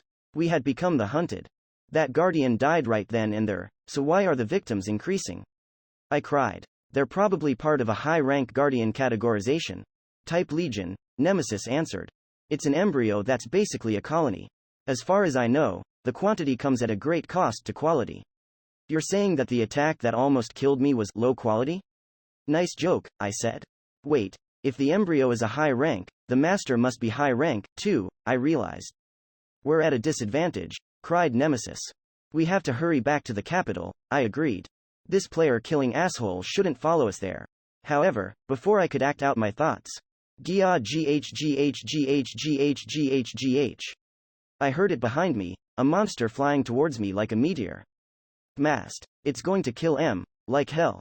Turning around, I swung my black greatsword at the bullet monster. GH. The impact made the bullet monster blast away into the trees, ending its life and roll.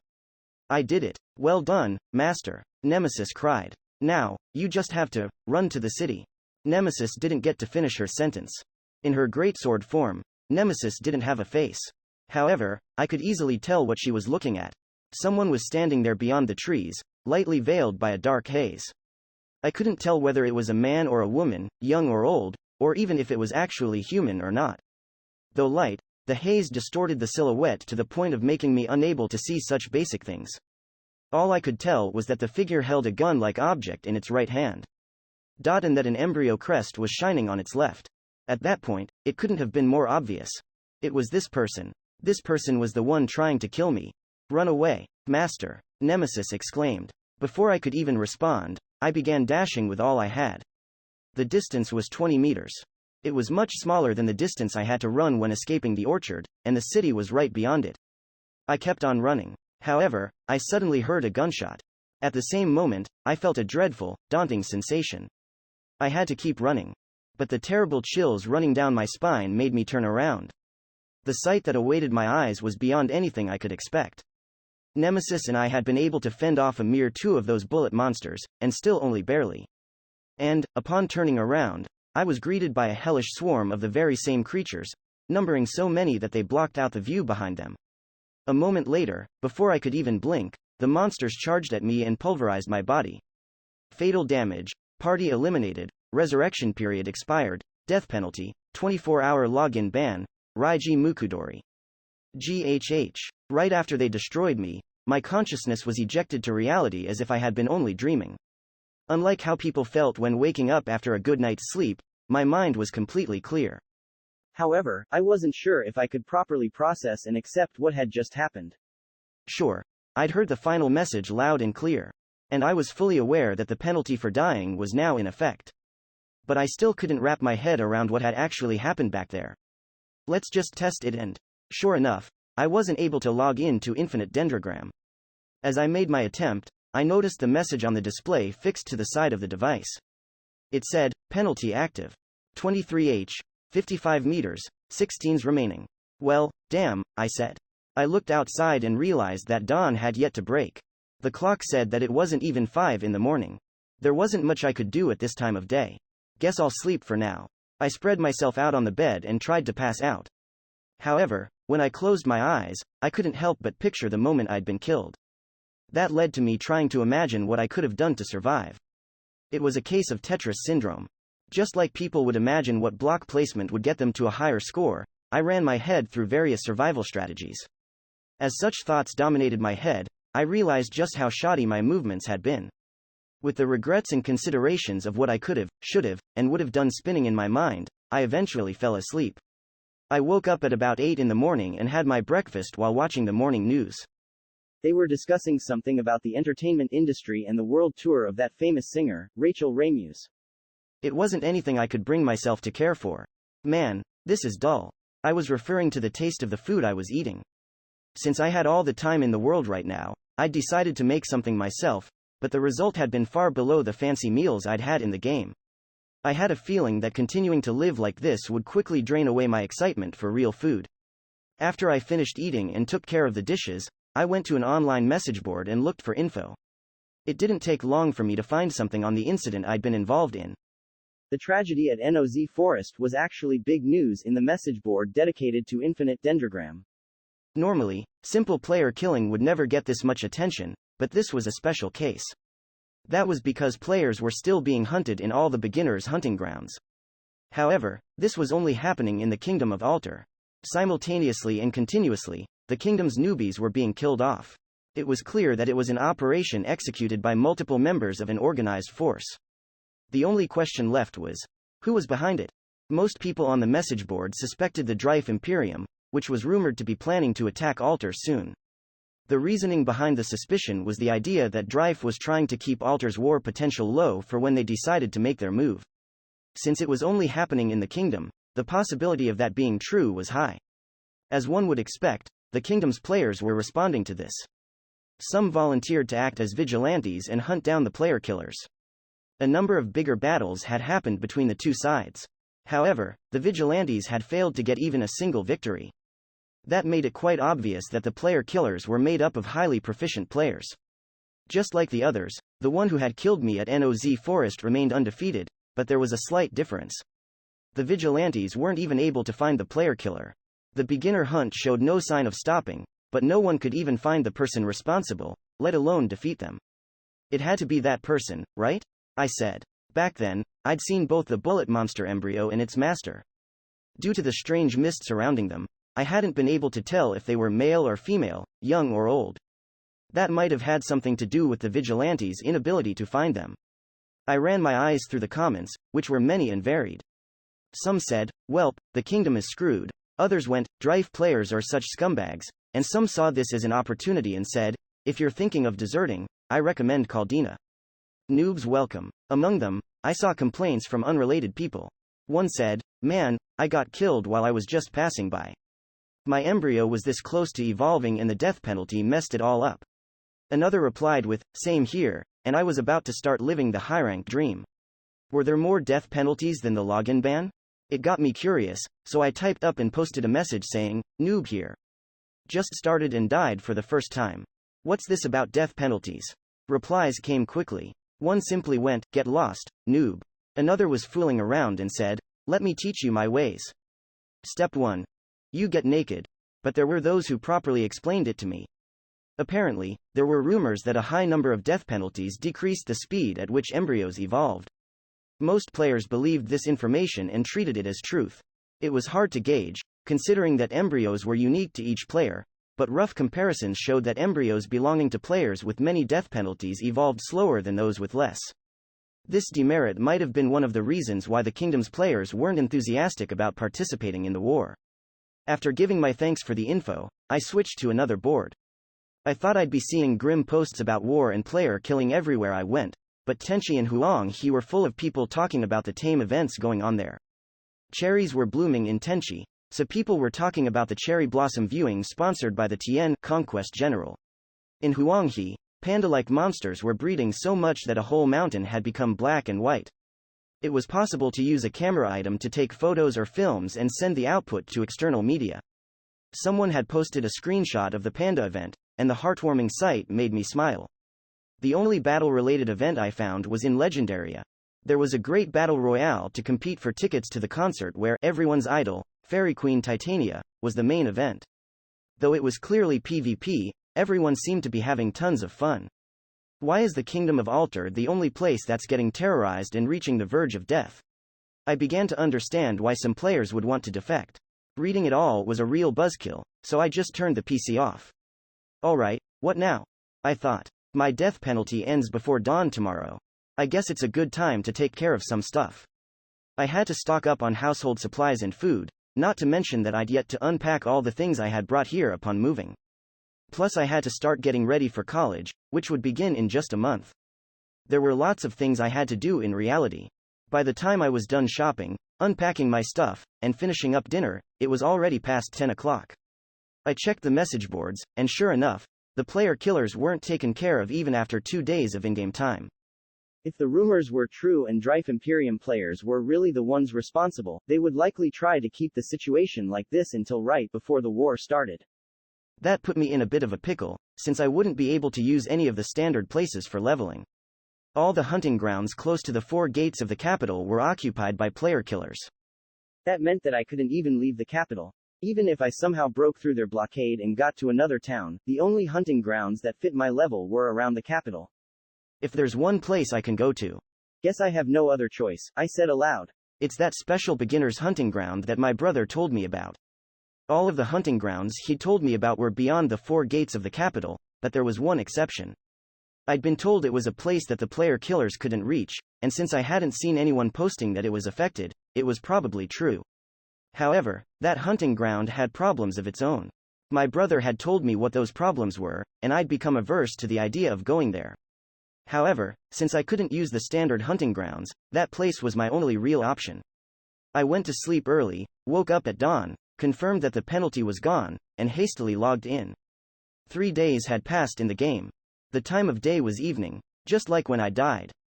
The place I'd spawned at wasn't Noz Forest, but the large fountain where my brother had waited for me on the first day. While we had been walking around the town and shopping, he had told me that it was one of the capital's save points, so I'd set it as the place where I'd revive. All is as it should be, I thought. The death penalty ends and you automatically revive at your save point. I see you're back, Master. Before I realized it, Nemesis was standing next to me in her human form. She'd left the crest without me noticing it. Yeah, I'm back, I said. She said nothing. Man, this is awkward. The fact that I had gotten the death penalty made our reunion really unpleasant. I'd gotten killed because of my own ineptitude, so I had to apologize to her. No need. She stopped me before I could finish. Oh, yeah, she knows exactly what I'm thinking. Stop thinking such ludicrous things, she said. I'm the one who feels awkward and needs to apologize. Eh? Why? Before the incident, I went on and on about how I was the greatest and nothing could ever match me, but the very first time we fought against an enemy embryo, I could do nothing to protect you from dying. I am infuriated by my own lack of worth and power. Nemesis expressed her frustration by biting into her lip so hard that I could see a small trail of blood go down her chin. That was just how guilty she felt. But you're wrong, I said. If you hadn't protected me against the second attack, we would have been defeated way earlier. Seriously, it's my fault for being bad at the game. It makes me look pretty pathetic when you consider that I want to join the rankings. No, it's my fault because my skill wasn't strong enough to protect you from the final attack. Nemesis exclaimed. Don't be stupid. It's my fault because I couldn't operate in a manner appropriate for our ability. Nemesis hit me in the chest. The punch was very weak. And the words that left her mouth. It was my lack of power. If you hadn't been a master, a player, you and me both, would now be gone forever. And that scares me beyond belief. The words that left her mouth displayed a fragility far greater than the fist on my chest. The same girl that hadn't stopped talking about the extent of her greatness was now showing her weak side. Nemesis, I said. She only sniffled in response. Nemesis was crying. Her permeable tears were a sure sign of fragility and transience. When she cried, Nemesis didn't seem like a mere game character. You might be right. My words made her shoulders shiver. As if to calm them down, I placed my hands on them. However, Nemesis, I really don't think that this failure is only your fault, I continued. She was 1 or 2 heads shorter than me, so I bent down a little bit and looked her straight in the eyes. And Just as you said, it wasn't only my own powerlessness, either. Master? Nemesis asked. Nemesis wasn't the only one who was inept. Nor was my powerlessness the only thing to blame for this. This failure is our fault, I concluded. That was the only correct answer. My level was low. You haven't matured as an embryo. And most important of all, we both lacked experience. That's why we were killed by him. That defeat was in the past, and the past wasn't something you could change. This death penalty might leave a stain on our record. Even so, both of us are alive, I said. I had gotten killed, but since I was a player, a master, my life continued as normal. And, if you ignored the possibility of her evolution slowing, Nemesis was okay, too. Which means it's all fine, isn't it? I said. We can still go on and become stronger than before. We masters and embryos can get back on our feet countless times, I thought. Who cares about a stain on our record, anyway? I don't want the path I travel to be a bed of roses. Even if we're slightly hurt, we're still standing on our own 2 feet, aren't we? Let's become strong and have our revenge on that scumbag, I said. In fact, we have a new goal now, I thought. We'll level up, evolve, become better at the game, and eventually grind him into paste, fair and square. You are an unexpectedly demanding man.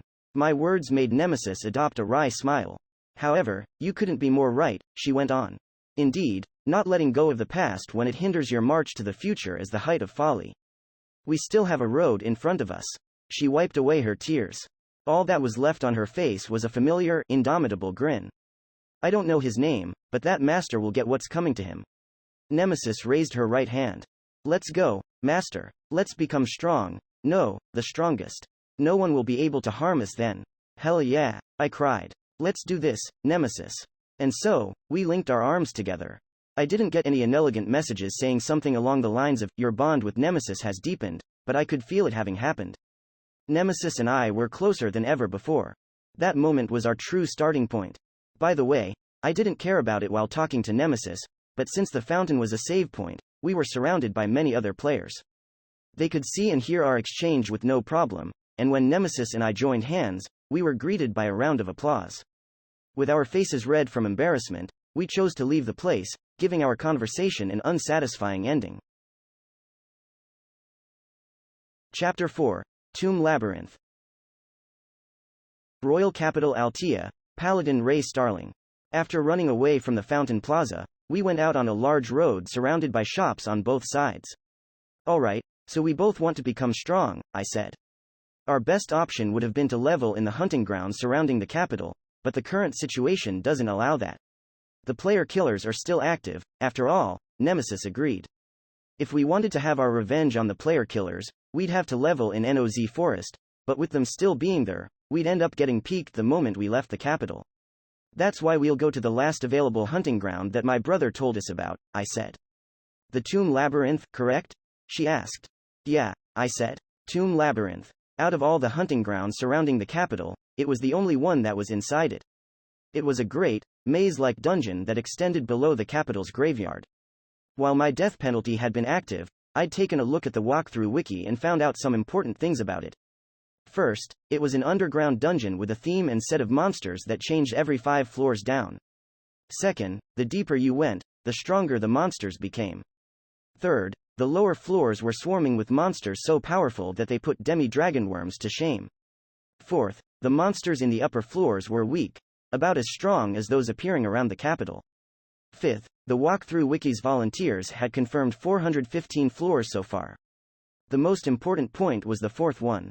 In the upper floors, we newbies could level without worrying about getting killed by players. Normally, the other beginners would completely flood it, but that won't happen here, right? Nemesis spoke. Yeah, most of the other beginners should be unable to get in, I replied. Tough world, isn't it? She asked. Seriously. Once we remembered the reason why the other beginners couldn't enter, Nemesis and I heaved a long sigh. After dinner, we arrived at the graveyard where we could find the Tomb Labyrinth. As obvious as it might have been, the graves here were Western style, not Japanese. We were surrounded by countless tombstones, displaying the names of the deceased and the years they had been born in and died. It was a large graveyard, so there was a map at the entrance. It showed that the Tomb Labyrinth was quite a distance inside. There was even a guardroom for the soldiers stationed there. Making our way to our destination, we walked through the graveyard. I've got to say, This unfamiliar sight of a Western graveyard at night is pretty creepy, I thought. Though I guess thoughts like that will only get Nemesis to make fun of me and... Nemesis? I asked. She didn't respond. There was no expression on her face. In fact, she was making an active effort to not display any emotions. It's gonna be our first battle since coming back from the death penalty, so she might be a bit on edge, I thought. Nemesis, I said. What is it? Nemesis spoke so clumsily that I could almost hear her voice creak like the mouth of some rusty old doll. It's nothing. I see. I wondered, is she on edge or just tense? I can't tell. Well, I don't mind if she's on edge. We just recently revived, after all. But man, this graveyard is really grim. Well, nighttime graveyards weren't lit up by anything, so it was only natural for them to be grim. It was the perfect place for one of those generic horror movie scenes in which zombies crawled out of their graves, banded up into an army, and closed in while losing parts of their bodies. I asked. Right after I pictured a horror scenario, Nemesis took hold of my hand. I could feel it shaking, and when I looked at her face, I saw nothing but anxiety.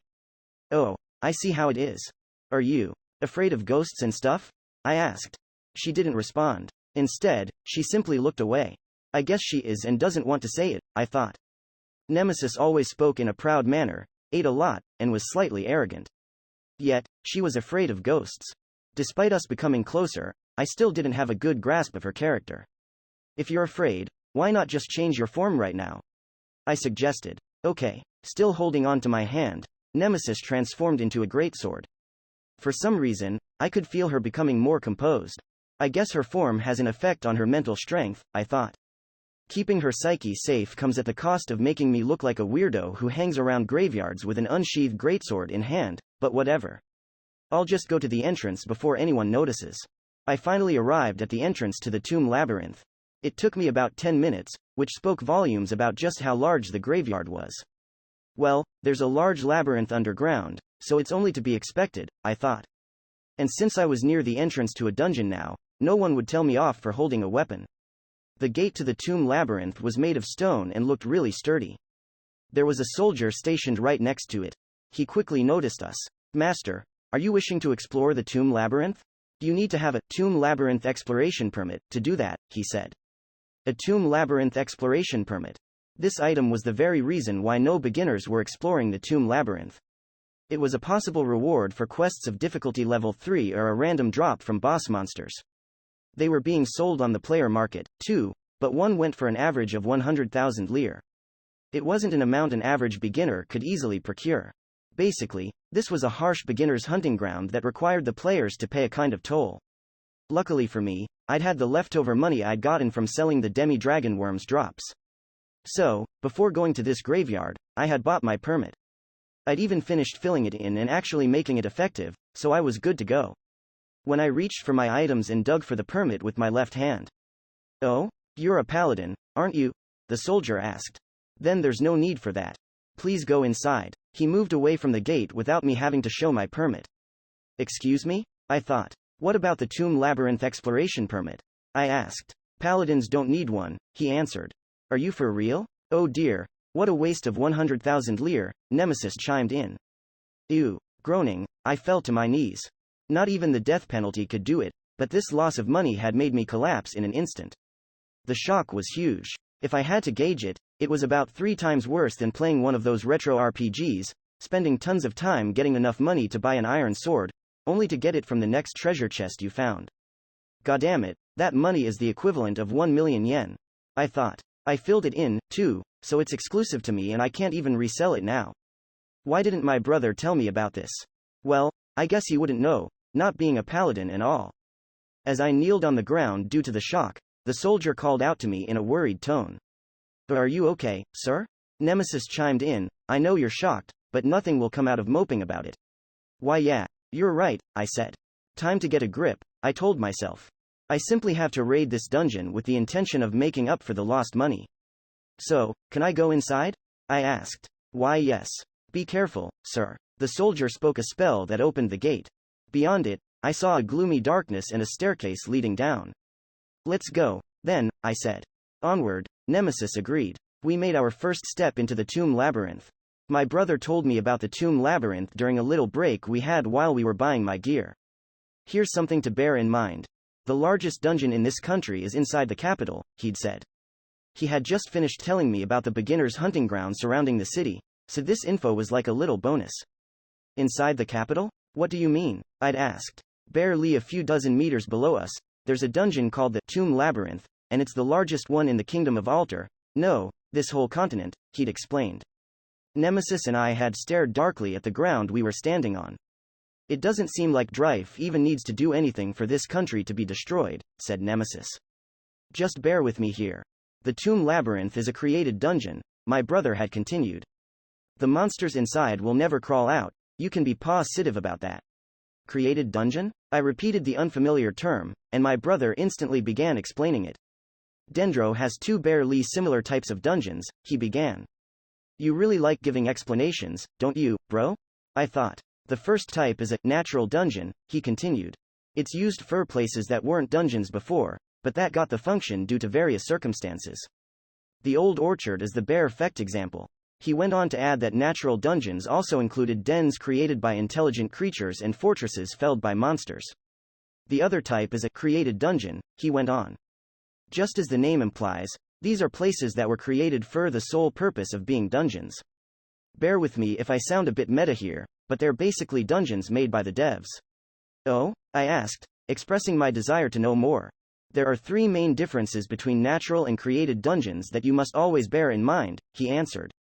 First of all, monsters in created dungeons never go outside. That makes sense, I thought. Living in the capital would be too dangerous otherwise. The second difference is that monsters automatically respawn regardless of any ecosystems and reasonable causes, he continued. The people of this world had realistic personalities and lives, and monsters normally weren't different in that regard, since they adhered to proper ecosystems. They wouldn't simply appear with no rhyme or reason. Just as dead Tiens wouldn't come back to life, entire species of monsters could be made extinct. However, that didn't apply to created dungeons, where monsters respawned without limit. It was perfectly natural for there to be undead-type monsters despite the lack of corpses. The third difference is that every few floors you run into a boss monster that, along with its standard drops, gives you additional rewards, he added. Unlimited monsters meant unlimited treasure. The grade of the drops increased the lower you went, and, in the deeper levels, items that could be sold for 1 million lire weren't uncommon. This dungeon was a real cornucopia. There are other created dungeons, but the one with the most bearable entry requirements is the Tomb Labyrinth, my brother added. When you look at Dendro as a game, this is obviously the best reason to choose the Kingdom of Alter. After all, to get in, you only need to have a permit and be aligned with the kingdom. He paused for a moment, then continued. Just like the fertile land around these parts, it's one of the reasons why Drife wants to conquer this country. They can't enter the Tomb Labyrinth until they do that, you know? So, to Drife, the Kingdom of Alter is like a treasury with an endless supply of commodities, eh? I thought. Did you stay with the kingdom so you could raid the Tomb Labyrinth? I asked. Is this the reason why you didn't switch to the country you like once you got your suit? I've barely been there, he answered. Not the reply I'd been expecting. Why? I asked. Baldur's fifth and higher forms are too large to use in the dungeon, he admitted. I had no words. The saying, less is more, crossed my mind. I didn't know if it fit his case, but it was a clear example that there were pros and cons to everything. And holy crap, what kind of embryo is larger than a tank? I thought. And now, Nemesis and I were exploring the very same tomb labyrinth my brother and I had talked about. Since it was underground, I expected it to be pitch black inside, but it was actually relatively well lit. This was because the walls and ceiling were covered in luminescent minerals. The labyrinth's hallways were quite wide, enough to let about 10 people walk side by side. The ceiling, however, wasn't too high. Just as my brother had said, it would get in the way of anything particularly big. I thought that simply breaking the ceiling would solve that problem, but my attacks couldn't even put a scratch on it. This dungeon was clearly indestructible. Despite having the eerie word, tomb, in its name, it's quite a clean dungeon, Nemesis commented. It's probably being cleaned automatically, I said. I could only assume that, instead of realism, the main force at work in this dungeon was the will of the developers. I wasn't sure if I could handle a tomb, but if all of it is like this, then there's nothing to worry about, Nemesis said. She was getting increasingly motivated. I'll split apart all the monsters this dungeon sends our way. Hate to rain on your parade, but the only monster type that spawns in this floor is undead, I said. She let out an expression of shock and confusion. I pointed further into the hallway. Speak of the devil. Clad in tattered clothing, there was a person, or, rather, a monster that looked like a person's bones.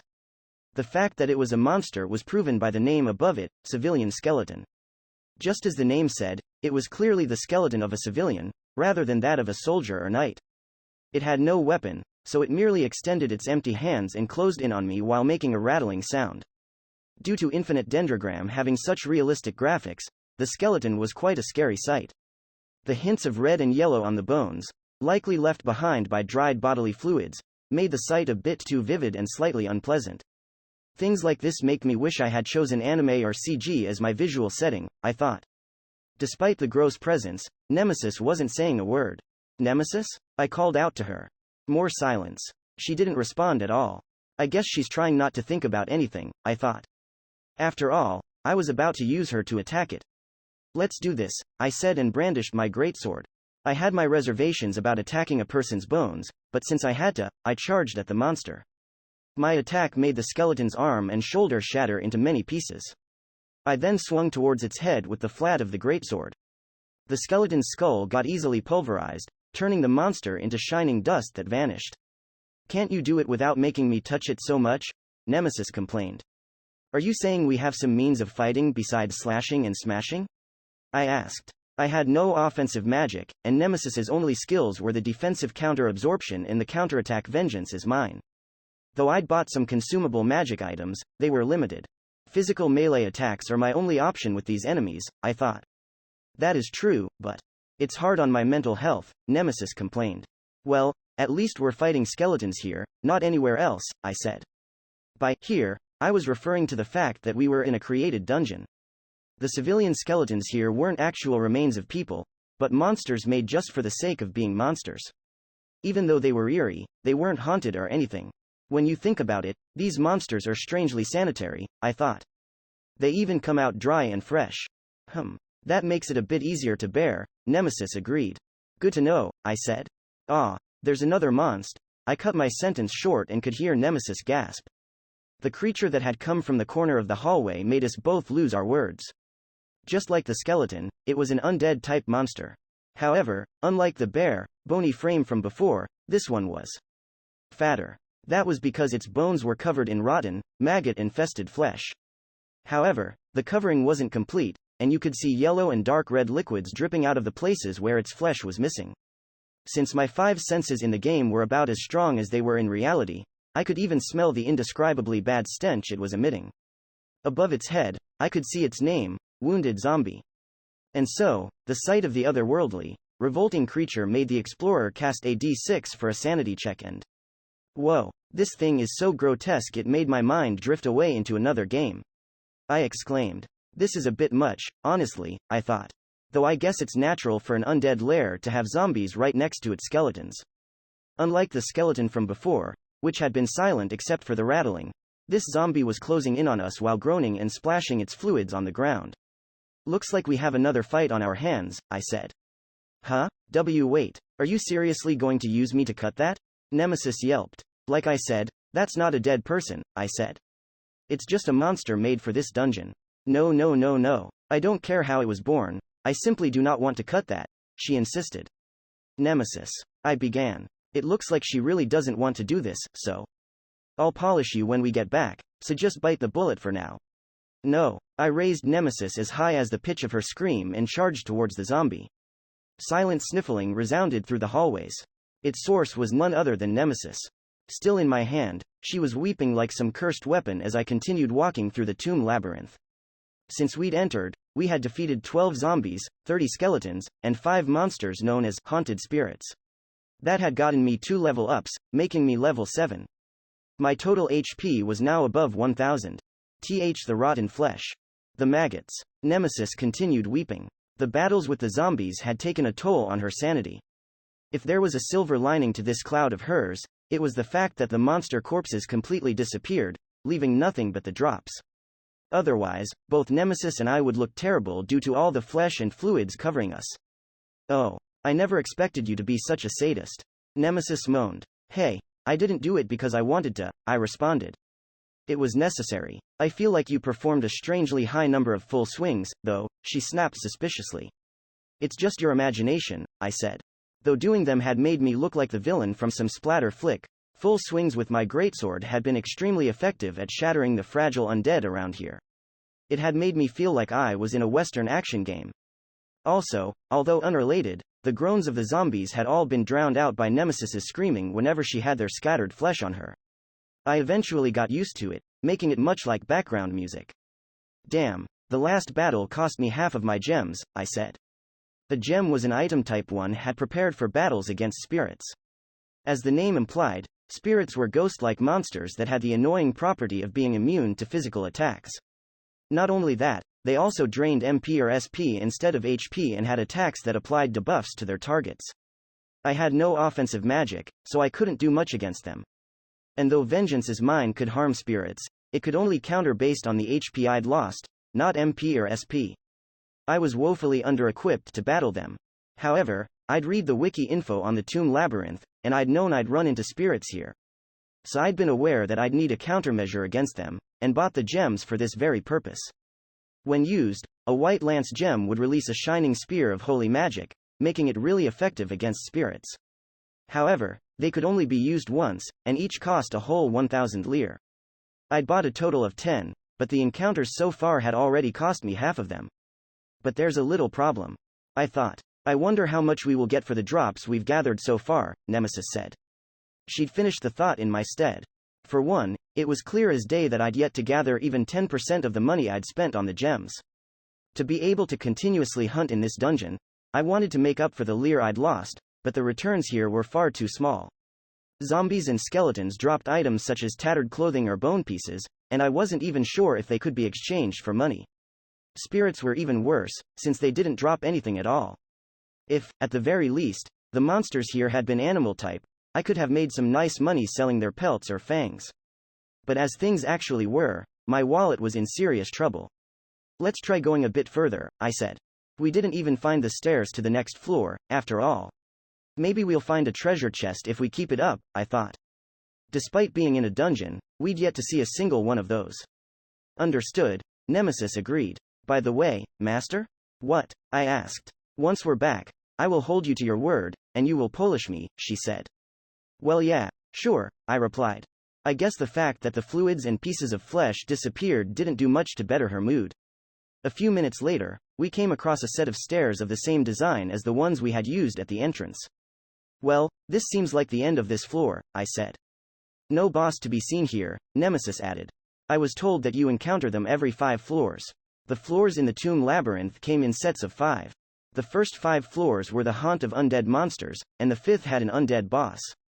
Defeating it would open the entrance to the 6th floor, which was infested by an entirely different monster type until floor 10, and from there, the pattern repeated seemingly endlessly. The walkthrough site described floors until 415, which was in the domain of dragons. The boss on that floor was too strong for anyone to defeat, so anything beyond was simply called uncharted territory.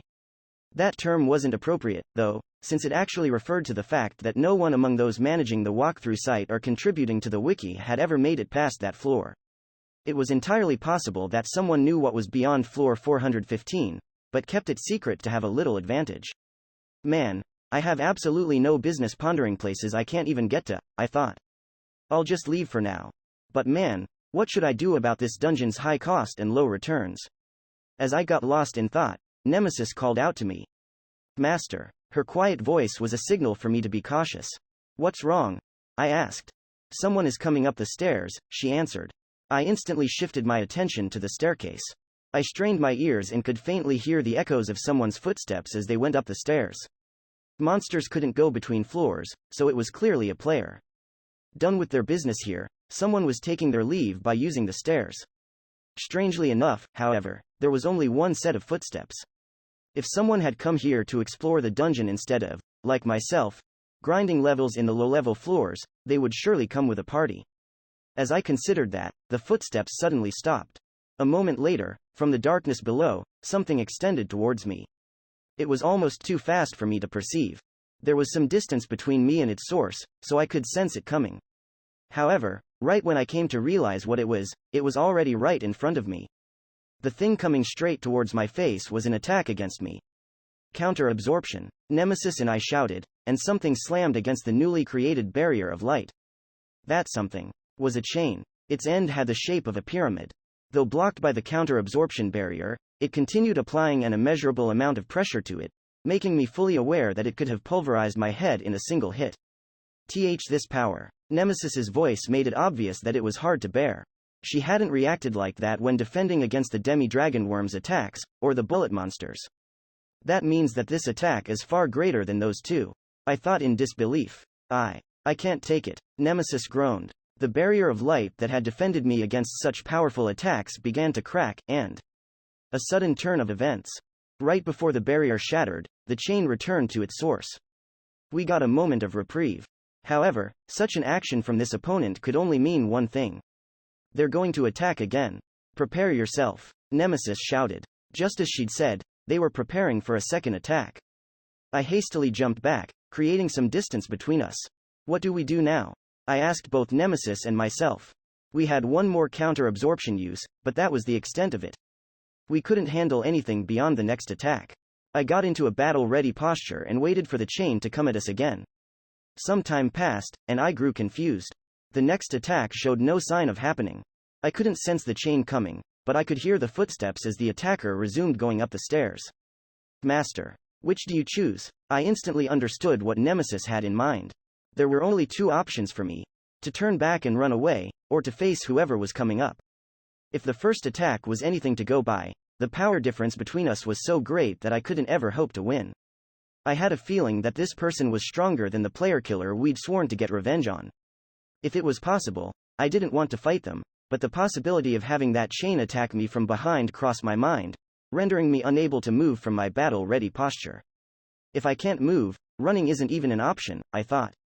Hesitant as I was, I couldn't expect either choice to bring me much success, so I could only go with a certain gamble. When he comes up, I'll nullify his next attack, multiply all the damage he was supposed to give me, and launch a counterattack. I laid out the plan in my head. I have no idea if I'll land the hit or if it'll be enough to kill him, but it's my only chance. Knowing my thoughts, Nemesis readied herself and aligned her attitude with mine. The footsteps became louder, and, sooner than later, the person was in sight. It was a young man who looked several years older than me. Though he had a nice face, he looked as though he was glaring at something. I would have even gone as far as to call him slit-eyed. His apparel was simply bizarre. Though the metal armor on his upper body was from the riot set, the same as mine, for some reason or another, his lower body was covered in a hakama. Then there were his metal greaves, 6 familiar chains, 3 in each hand, rings on all of his fingers, and a feathered hat on his head. But the most extreme article of clothing he wore was the blue long coat hanging on his shoulders. None of his clothes were strange by design, but the coordination between them resulted in something truly bizarre. It seemed like a generic case of, I equipped only the highest quality items and ended up looking weird, that every gamer was familiar with. The reason I assumed the gear was high quality was simply because it all looked masterfully made, even to my inexperienced eye. The man in strange clothing threw me a glance. So it was a person. And spoke up with a sigh. A moment later. I attacked you because I thought you were a monster. I'm so sorry. My bad. He bowed before me and apologized. Huh? I said. Still in the room with the staircase, the strangely dressed man and I began having a little chat. Nemesis had returned to her human form. The room we were in was protected by a barrier item, placed by the man, that kept monsters at bay, so we were safe. The first thing I found out upon speaking to him was that he wasn't a PKer. Also, his mannerisms and the way he spoke gave me the impression that he was a reasonably good person. As for why such a man would attack me. So, you confused me with a monster, huh? I repeated his excuse. Yep. I'm really sorry, he said. As he'd been making his way up here, he had felt someone examining the hints of his presence. The light shining behind me had made my silhouette look inhuman, so, just to be on the safe side, he had attacked me. I couldn't really blame him. After all, in her black greatsword form, Nemesis would reach right up to my shoulder. My silhouette could easily look monstrous. Monster, Nemesis yelled. My observation seemed to have been quite a shock to Nemesis, but I chose to ignore it. So tell me, why are you going solo in such a shallow floor? The strange man asked. Oh, I'm just leveling, I replied. Leveling? Why here, of all places? He seemed puzzled. Your total level is 7, huh? Shouldn't someone your level be leveling outside? It's both easier and more profitable. I know you're a paladin and didn't have to buy a permit, but still. I did buy one, though, I thought, and lamented the wasted money once more. I also couldn't help but notice that he'd been able to see my level. Didn't you know? No one can use the beginner's hunting grounds due to the terrorism there, I explained. Terrorism? He asked. Yes, player killers are terrorizing the beginner's hunting grounds around the capital. It's been going on for 3 in-game days now. I've been in this dungeon for 5, so I had no idea. He added that he didn't even check the internet for game-related news. I couldn't hold back my surprise. You've been in the tomb labyrinth for 5 whole days? What were you doing here? Just a little marathon, he said. I wanted to see how far down I could go while playing solo, and then I simply came back up. A bit of a tryhard, isn't he? I thought. His gear and the power behind his attack were proof that his level was really high. How deep did you get this time? I asked, just out of curiosity. I got to floor 418, he said. That's one more than my previous record. The young man had spoken a number that was nigh impossible to believe. What? That was about the only way I could react. Even while in a party, the tough guys from the walkthrough site could only reach floor 415. It was quite hard to accept that he had been able to go beyond where they'd gone and reach the uncharted ground while going solo. You are? Nemesis asked for his name. Oh, my name is Figaro, he replied. Nice to meet you. I'm Ray Starling, I said. This is my embryo, Nemesis, and... As I introduced myself, I finally realized where I'd heard his name before. Figaro, over Gladiator Figaro. That was the name of the one sitting at the top of the Kingdom of Altars duel rankings. Are you that Figaro? From the rankings? I asked. Yep, that's me, he answered. I go through lots of matches in the arena. Arena? Matches? His words slightly confused me. Yep. The arena, he said. In the kingdom, it's in Gideon, City of Duels. When dueling in the arena, you don't die, even when you're killed, and you can even win money depending on the audience you pull. It's fun. Don't die, even if you're killed? I raised an eyebrow. There's a magical field that makes it work that way, he explained. It's like a recreational activity with some betting on the side. There are some other tourist attractions, and the town is always lively, so I recommend you visit it someday. I guess people's tendency to cling to their desires is fully functional even when their country is on the verge of ruin, I thought. Gideon is not too far after you pass the mountain in the south, and...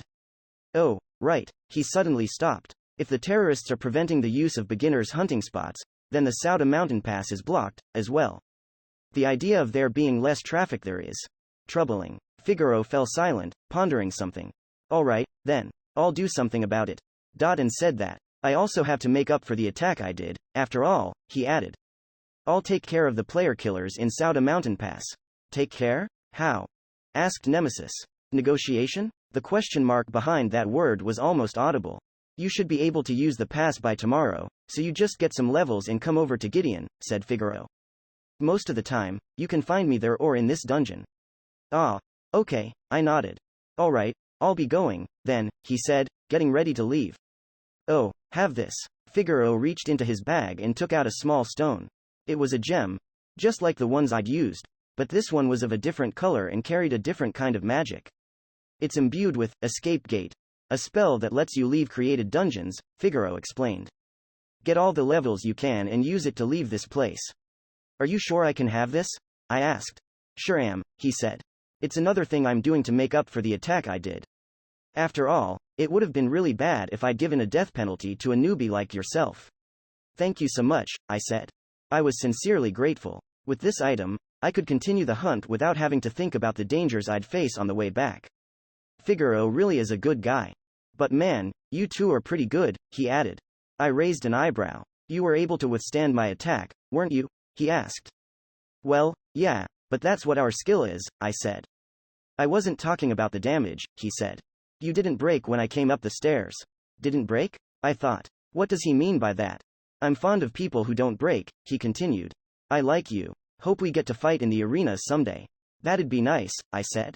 If, as Figaro had said, there was no death penalty there, I could act on my curiosity and fight him just to find out how strong the top of the rankings really was. Yep. I'm looking forward to it, said Figaro.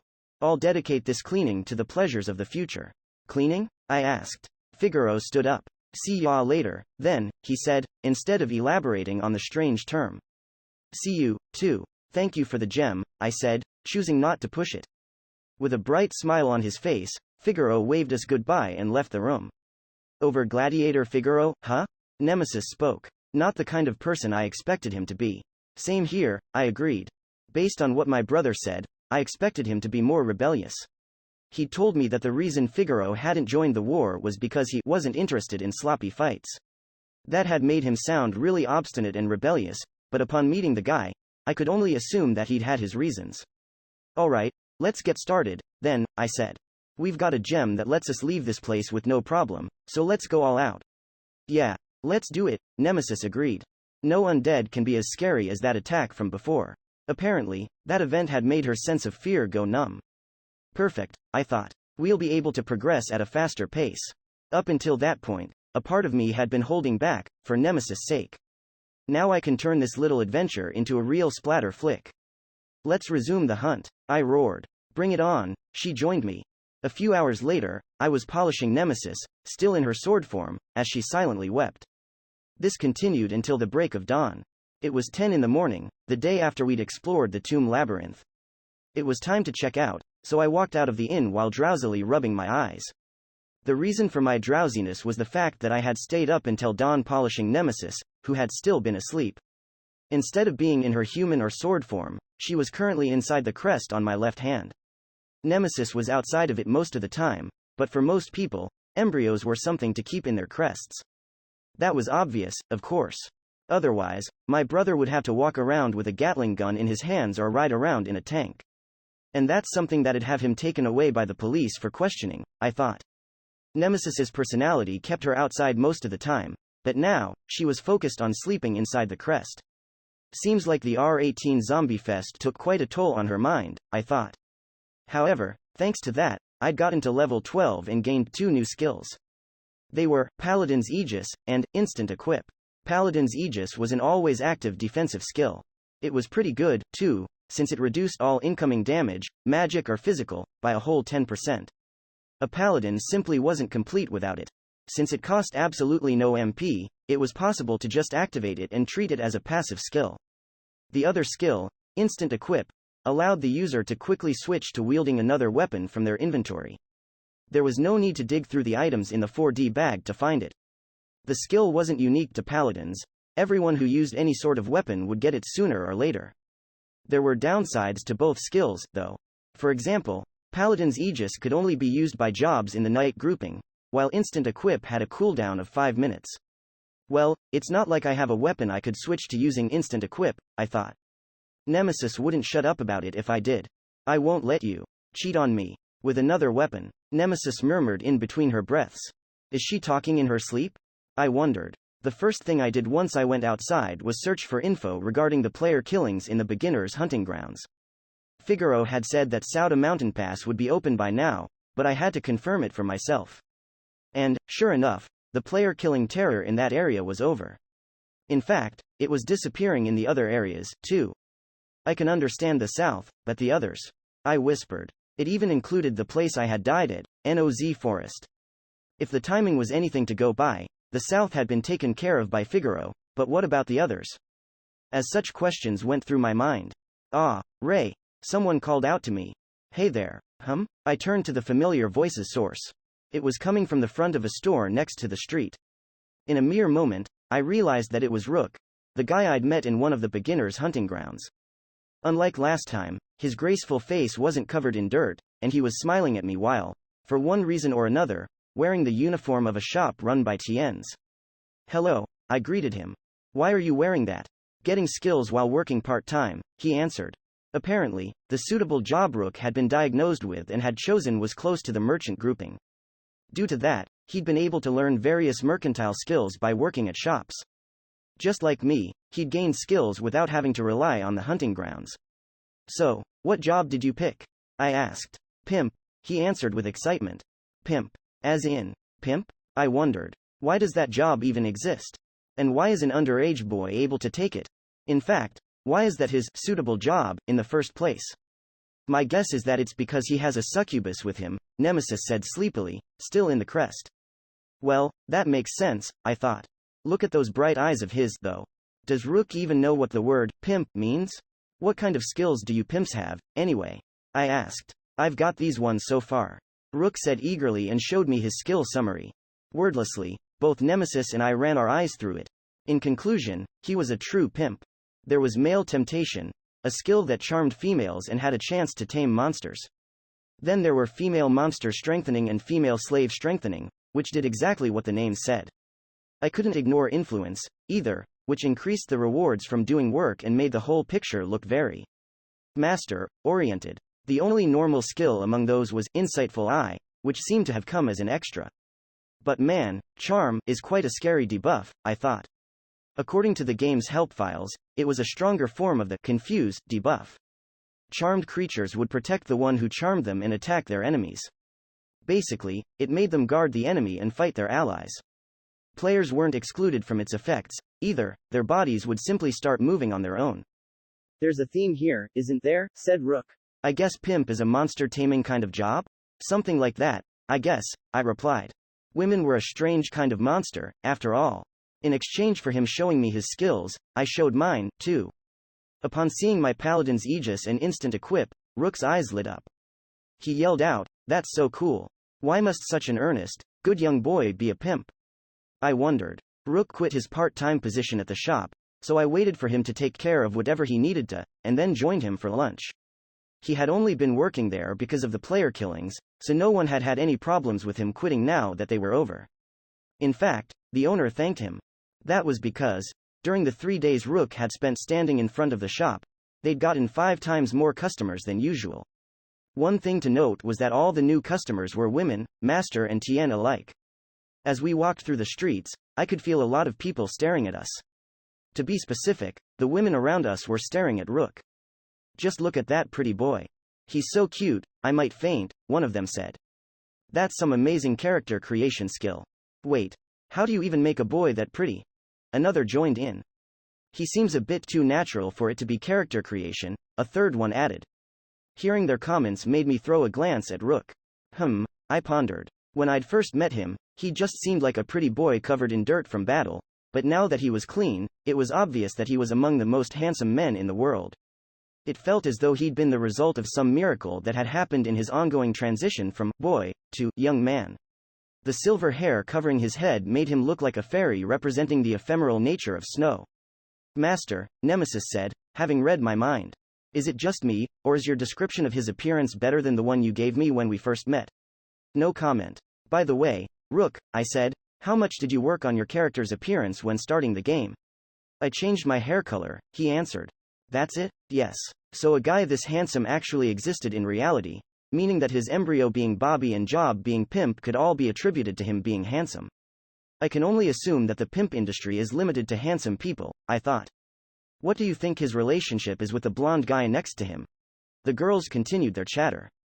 "Well, I'd say that they're doing it," one of them concluded. "Which one takes it?" a third one asked. "The blonde one," the other two replied in unison.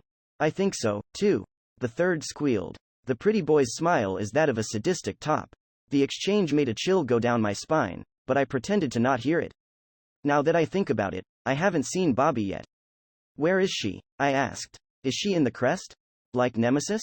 "Bobby is working part-time, too," Rook answered. "She's in a massage parlor nearby." Massage parlor. The implications of a succubus doing such services made me imagine only the most indecent of things. However, once I got there, I became made aware that it was a wholesome place that didn't even need to operate from a back alley. "Yep, it's a massage parlor, all right," I said. "Yes," Rook confirmed. "What about it, Rook? I'm done with my job here." With perfect timing, Bobby ran out of the massage parlor and stood right next to Rook. "Ah, hello there, Ray." "Hey there, Nemesis," she added, noticing us. "Hello." I returned the greeting. It has been a while. Nemesis, who was no longer in the crest on my left hand, now stood beside me in her human form. With all of us back together, it was time for lunch. My brother had told me about a nearby shop, so I chose it simply because I had no reason not to. His recommendations rarely disappointed, after all. As we dug into our meals, we continued exchanging information and chatting. Rook and Bobby spoke about their time working, while I told them about the hunting grounds and the tomb labyrinth. "I got a new skill today," Bobby announced. She'd gotten a skill despite being away from Rook. Humanoid Guardian-type embryos were able to gain new skills by working, training, and learning while separated from their masters. Bobby's current setup had a skill called Lilim Temptation, which could charm males. It was the opposite of Rook's Male Temptation, which was effective against women. When together, they could charm both sexes, giving them a great advantage in countless situations.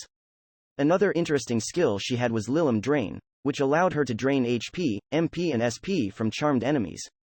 As for the skill she'd gained in the massage parlor, it was Angelic Massage, which could take away the effects of exhaustion.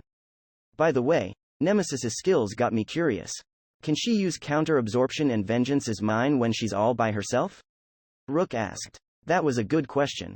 I could recall her having used counter-absorption on her own volition, but what about vengeance? I cannot use vengeance as mine by myself, she answered. It can only be used when I become a weapon and get equipped. Oh, I see, I said, understanding. According to Nemesis, counter-absorption was closer to a Guardian-type skill, while vengeance as mine was more of an arms-type ability. Guardians had autonomy, but arms and chariots had a lot of skills which could only work when they were equipped. It just hit me that I asked to see your skills, but didn't ask for your level. What is it now? I asked Rook, looking at him. He hasn't been able to grind much these past few days, so if our last meeting was anything to go by, he should be at about level 5. I'm level 25, he said. 25? I couldn't hold my shock. That's more than double my level. How? Where did you raise your level? The hunting grounds weren't an option, so, hell, I don't think he could get that many levels even if he could use the hunting grounds. I thought. Yeah, he agreed. I couldn't go hunting, but I got lots of XP for completing a pimp guild quest. A pimp guild quest? I repeated, dumbfounded. I hadn't been aware of it, but taking a job unlocked quests from the guild of that particular job grouping, and clearing them rewarded the player with experience. However, with the exception of those given to non-battle jobs, most of the quests in guilds required the player to defeat or defend something, so newbies like myself couldn't do much there. Hell, I'm a paladin, a high-rank job, so it's probably even worse for me, I thought. I see. But there was something I was curious about. A job that only a pimp can do? I asked. Is there anything in that vein that isn't R18? The one I cleared was a quest to find a model for a painting, Rook explained. Here's a copy. Let's see here, I said and looked at it. Maestro Grancian Villeno is looking for a model, difficulty level 6. One of the Kingdom of Alter's greatest artists, Grancian, is looking for a model for a new painting. Please bring someone that he would be satisfied with. Depending on the model, they might be asked to pose nude. Be advised that Grancian is a fastidious sort and that his standards are sky-high. I had no words. The difficulty of this quest was actually a level higher than the one where I'd had to help Millian. So, you went and cleared it by showing Bobby to him, right? I asked. No. Well, that was my original intention, but, pardon the intrusion. I am Rook from the Pimp Guild, and I came here with a model. HMPH, another one of you useless cretins who are only good at handling your crotches. All you wretches ever bring to me are atrocious hags. So, where is the... is anything the matter? You're hired. For some reason, I had to be the model, said Rook. Well, it got me some levels and it made Mr. Grancian happy, so I didn't mind it at all. I see. Good for you, I said. Man, this world is really kind to handsome people. By the time we'd finished our lunch, my exchange with Rook was nearing its end. I'd thought I'd had some strange experiences since I'd started the game, but his adventures had been quite something, too.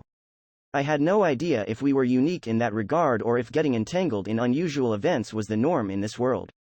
By the way, Ray, Rook addressed me. What? I responded. We just talked about the player killers, and there's something that I can't get out of my head, he said. It's probably the same thing that I'm interested in, I thought. When you met Figaro, he said he would do something about the player killers in the south, right? He asked. Yeah, he said something about the hunting ground there being the passage to the city of duels, I answered. But the player killing is over in all the hunting grounds, isn't it? He asked. Exactly, I thought. That had been the question on my mind before I'd met up with Rook. There would have been no surprise if Figaro, the top of the duel rankings, had ended the player killing in the hunting grounds. In fact, if he'd simply given them all the death penalty, the player killing wouldn't be happening for a whole 3 days. However, Figaro had only mentioned the Sauda mountain pass in the south. Therefore, it was strange that the player killings in the other places were over, too. I have 3 possible scenarios in mind, I said. Do tell, Rook said, looking interested. Scenario number 1. Figaro did something about the other 3, as well, I said. This scenario is quite unlikely, though, I thought. He'd probably taken care of the southern player killers to secure the means of travel between the capital and the city of Duels, his main haunt. However, he'd had no reason to take care of the problems in the other areas. Scenario number 2. Upon finding out that someone took care of the player killers in the south, the others ceased their activity, as well. This one seems a bit questionable, I thought. Sure, getting killed would disable the player killer's activity for a whole 3 days here, but this particular event was organized terrorism meant to prevent Kingdom of Altars players from growing stronger. From the way they'd sealed all 4 sides of the kingdom, it was obvious that they were acting as one. Due to that, it was hard to believe that they'd stop just because one side got neutralized. In fact, I would expect them to make up for the loss by sending over some of their killers from the other areas. Suddenly, another possibility came to mind. What if the countermeasures Figaro took aren't as small-scale and haphazard as I think they are? I thought. What if he actually negotiated with the player killers? If that was the case, it was no surprise that all the player killing had stopped. However, that's quite a questionable assumption, too, I thought. Figaro was a good guy, but he didn't seem like the type to act like that. I didn't talk to him for long, but the impression he gave me didn't seem to fit that scenario. After all, he almost killed me just because he couldn't see what I was. That brings him closer to musclehead territory. Or just makes him seem like a person who is rough in the way he operates. Ray, Rook said, what's the third scenario? Whoa, I got lost in thought, I realized. After a short process of elimination, I voiced the third possibility. Scenario number 3. At the same time as Figaro was doing his thing in the south, the other places were taken care of by other people, I said.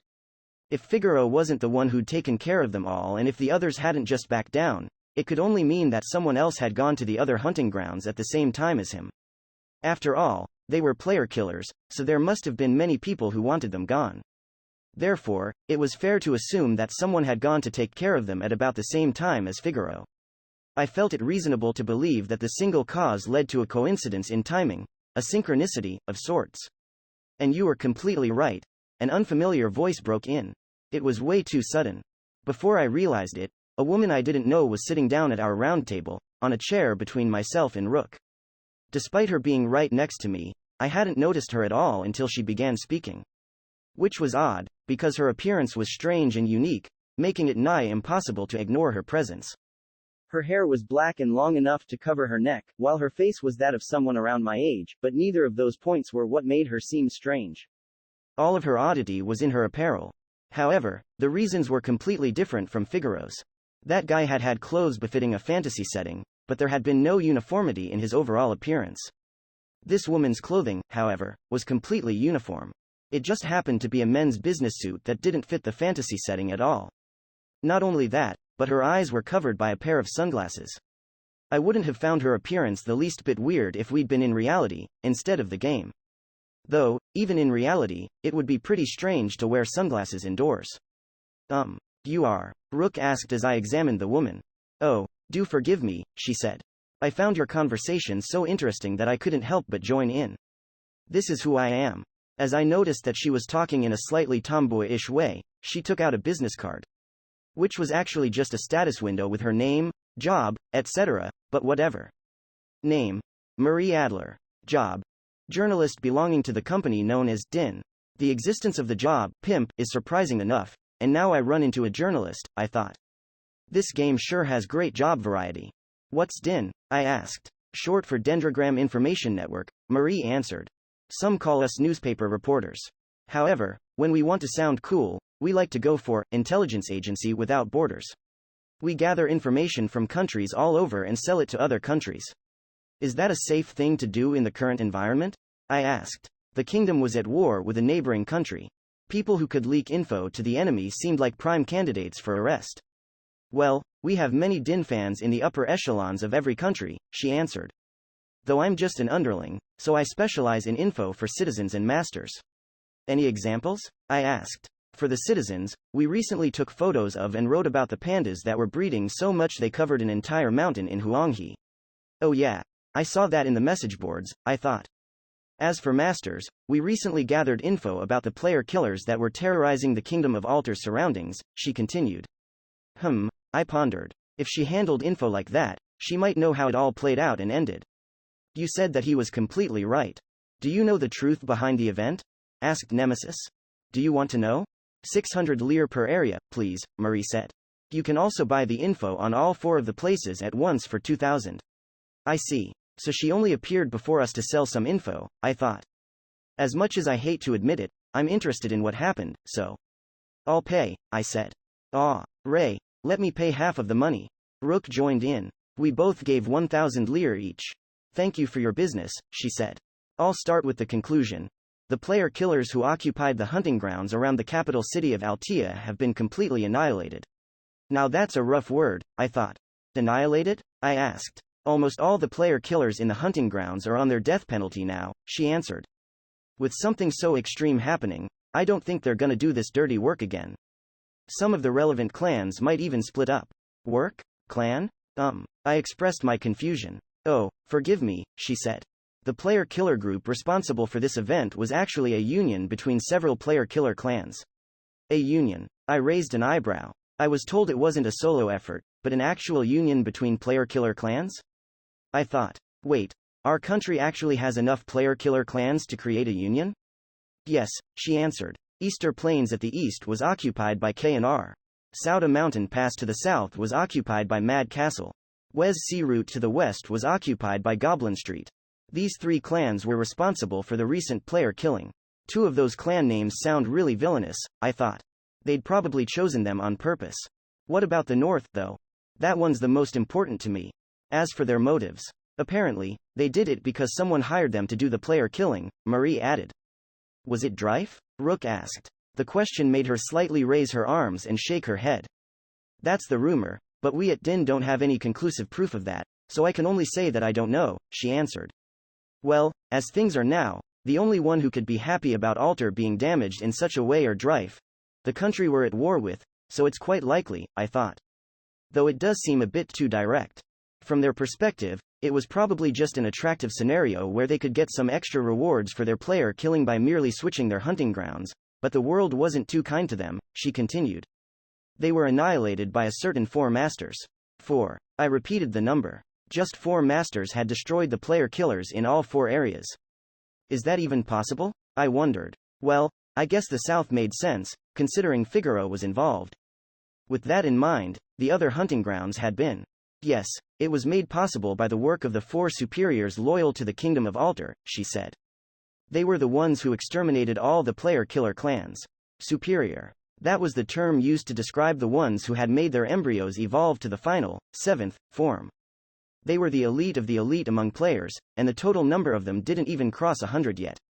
King of Destruction the Unknown, Figaro the Endless Chain, Tsukuyo Fuso of the Lunar World, and Lei Lei, the Prodigal of Feasts, she said, naming the 4. They all went to a separate hunting ground and exterminated all the player-killer clans occupying them. Oh, but Tsukuyo Fuso had her clan with her. Oh ho, I said, interested. So Figaro's nickname is Endless Chain, huh? Is it because he uses chains? I pondered. Also, is the King of Destruction's nickname seriously just Unknown? What the hell? We don't even know his name, so he could be a serious weirdo. Now, take a look here. Marie took out a crystal ball and placed it on the table. What's this? I asked. Well, it's basically an item to display visual media, she explained. It shows what you record on magical cameras. Magical cameras? I raised an eyebrow. Well, it's obviously a camera that works magically, but I can't help but wonder if the devs think anything goes as long as you put magic next to it. Due to all the recent happenings here in the Kingdom of Alter, we at DIN increased the numbers of secret cam. I mean, information gathering equipment we place here, she said. Illegal spying, eh? I thought. Some of them happened to film the end of these terror events, Marie continued as if it wasn't a big deal. This thing has it all in full detail. She activated the crystal ball. Since you two were talking about it, let's begin with a look at the south, where Figaro the Endless Chain went. Chapter 5. Superior. Clan leader of Mad Castle, full armor giant Barbaroi Bad Burn. In Dendro, there were 2 ways for players to fight amongst themselves. The first one was dueling. Players would gather in an arena, agree on a set of conditions and rules, decide what items the victor would get and begin fighting. Since no one would die even if their HP hit 0 and all the damage done would be reverted the moment the battle ended, duels were much like a casual pastime. The other means was player killing. Players would attack other players outside of an arena and give them the death penalty. Players who died this way would drop money and items at random. Just like monsters. One of the differences between losing a duel and dying from player killing was that the former allowed you to choose what items you lost, while the latter randomized it. The other difference was in whether the defeated side died or not. That was the reason why there were those who specialized in dueling. And those like us, who specialized in player killing. I, leader of the clan, Mad Castle, Barbaroi Bad Burn, love player killing. In fact, my clan and I are enjoying some wholesome player killing right at this very moment, I thought. Wah. A newbie player who looked like, and probably was, an elementary schooler was crying as he attacked me with his starting gear. However, no matter how many times he tried, the damage he did was always 0. Kaha, come on, damage me for at least 1 HP and I'll let ya go. I laughed. Not that that could ever happen. Mine was a high-rank job focused on endurance, full armor giant. Not only that, but I had damage decrease, which decreased all incoming damage by 20%, and damage reduction, which took away 500 damage from all attacks, so a newbie like him couldn't damage me even if he landed a critical hit. Uo. Still crying, the newbie attacked me while making an attempt to run away. However, I quickly stood in his path before he could complete his escape. Despite having a heavy, non-agile job, I was still much faster than a newbie, not to mention that I had my embryo's ability. I also made sure to prevent him from logging out. To log out in this game, a player needed about 30 seconds of free time. No one could do it unless they were able to spend those 30 seconds without being touched or attacked by someone else. It was a fact of the game that was meant to prevent crime, but it could easily be used for crime. Well, player killing wasn't actually forbidden, so it wasn't really a crime in any sense of the word. Also, for one reason or another, likely as a means against harassment, players were able to commit suicide. Even if players were rendered unable to move even a single finger, they could give themselves the death penalty at will. However, by doing that, players dropped way more money and items than when killed by a player killer, so there weren't many who used that function. Alright, time's up, I said. The newbie gasped. As he continued his fruitless struggle, I held my large shield in both hands and swung it down on him. My shield, which was 1 meter in diameter, became a giant stamp and left a mark on the ground. The ink was the player. Of course, since he died, what was left of the newbie quickly disappeared. Good thing I'd set my visuals to CG. The sight would have been pretty damn grotesque if I'd set it to realistic. There's something seriously wrong with those who pick realistic visuals, I thought. Battles with undead monsters get really grim from that perspective. Ehehehe. You sure are a scumbag, boss. You even made me feel bad for the kid, laughed one of my clan members. Kaha, holy shit, I sure won't be eating any tomatoes today, another joined in. What do you say to cheeseburgers for dinner, then? I grinned. As you can see, I can get the mincemeat as if it's no big deal. I think I'll pass, lol. The clan members working with me began their usual banter, and I joined in, making sure to sound as scummy as possible. Roleplaying as a bad guy sure is fun, I thought. Probably has something to do with being able to show off a side of you that you can't show anywhere else.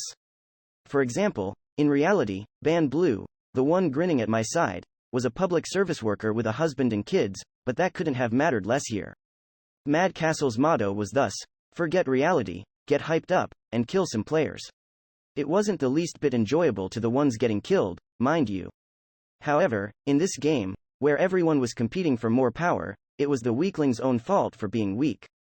I've heard of people who got so traumatized by player killers that they stopped playing, said one of my people. Like I care, I said. Seriously, I couldn't have cared less if I'd tried. Killing and getting killed were both part of the game. So, boss, including this brat, how many have we killed by now? Asked a clan member. Well, I stopped counting the ones I'd killed when I hit 50, I replied. My Mad Castle clan was occupying the Sauda mountain pass south of the capital, and had been killing any players who happened to pass by. We only went for those we were able to handle, but so far, everyone had been weak enough for me to do it solo. There had been a group that had come here to stop us, but me and my clan had had no problem taking care of them, too. But man, "This is a good deal we've got," said one of my people. "All we do is kill some players, and the money comes a-flowing like a fountain." "Yeah, it's great," I replied. "Deal. That's the word for it," I thought. We were player killing here because we had a deal going on. For every death penalty we gave, we received a flat 10,000 lire reward. And this deal would last for a whole month, game time. We couldn't ask for better conditions. And that was without mentioning that, being a newbie hunting ground, this place was full of scrubs we could crush like insects. The first day we'd started had been so damn good that it had gotten us more than 1 million lire. It had been hilarious. What was just as funny was the fact that it had become big news. Unlike the clan in the north, we didn't hide our identities. That led people to find out who we were, but to us villain roleplayers, that was only a blessing. Though, man, we sure don't get as many players now as we did at the start, one of my people said. Guess they're all scared shitless now. Oh, yeah, last night, at the tavern, I heard that the guys in the east don't have much to do, either. The other 3 hunting grounds surrounding the capital were occupied by other player killers. Just like our clan, the ones in the east and west were full of delinquents who didn't give a damn about what people thought and just wanted to kill some players.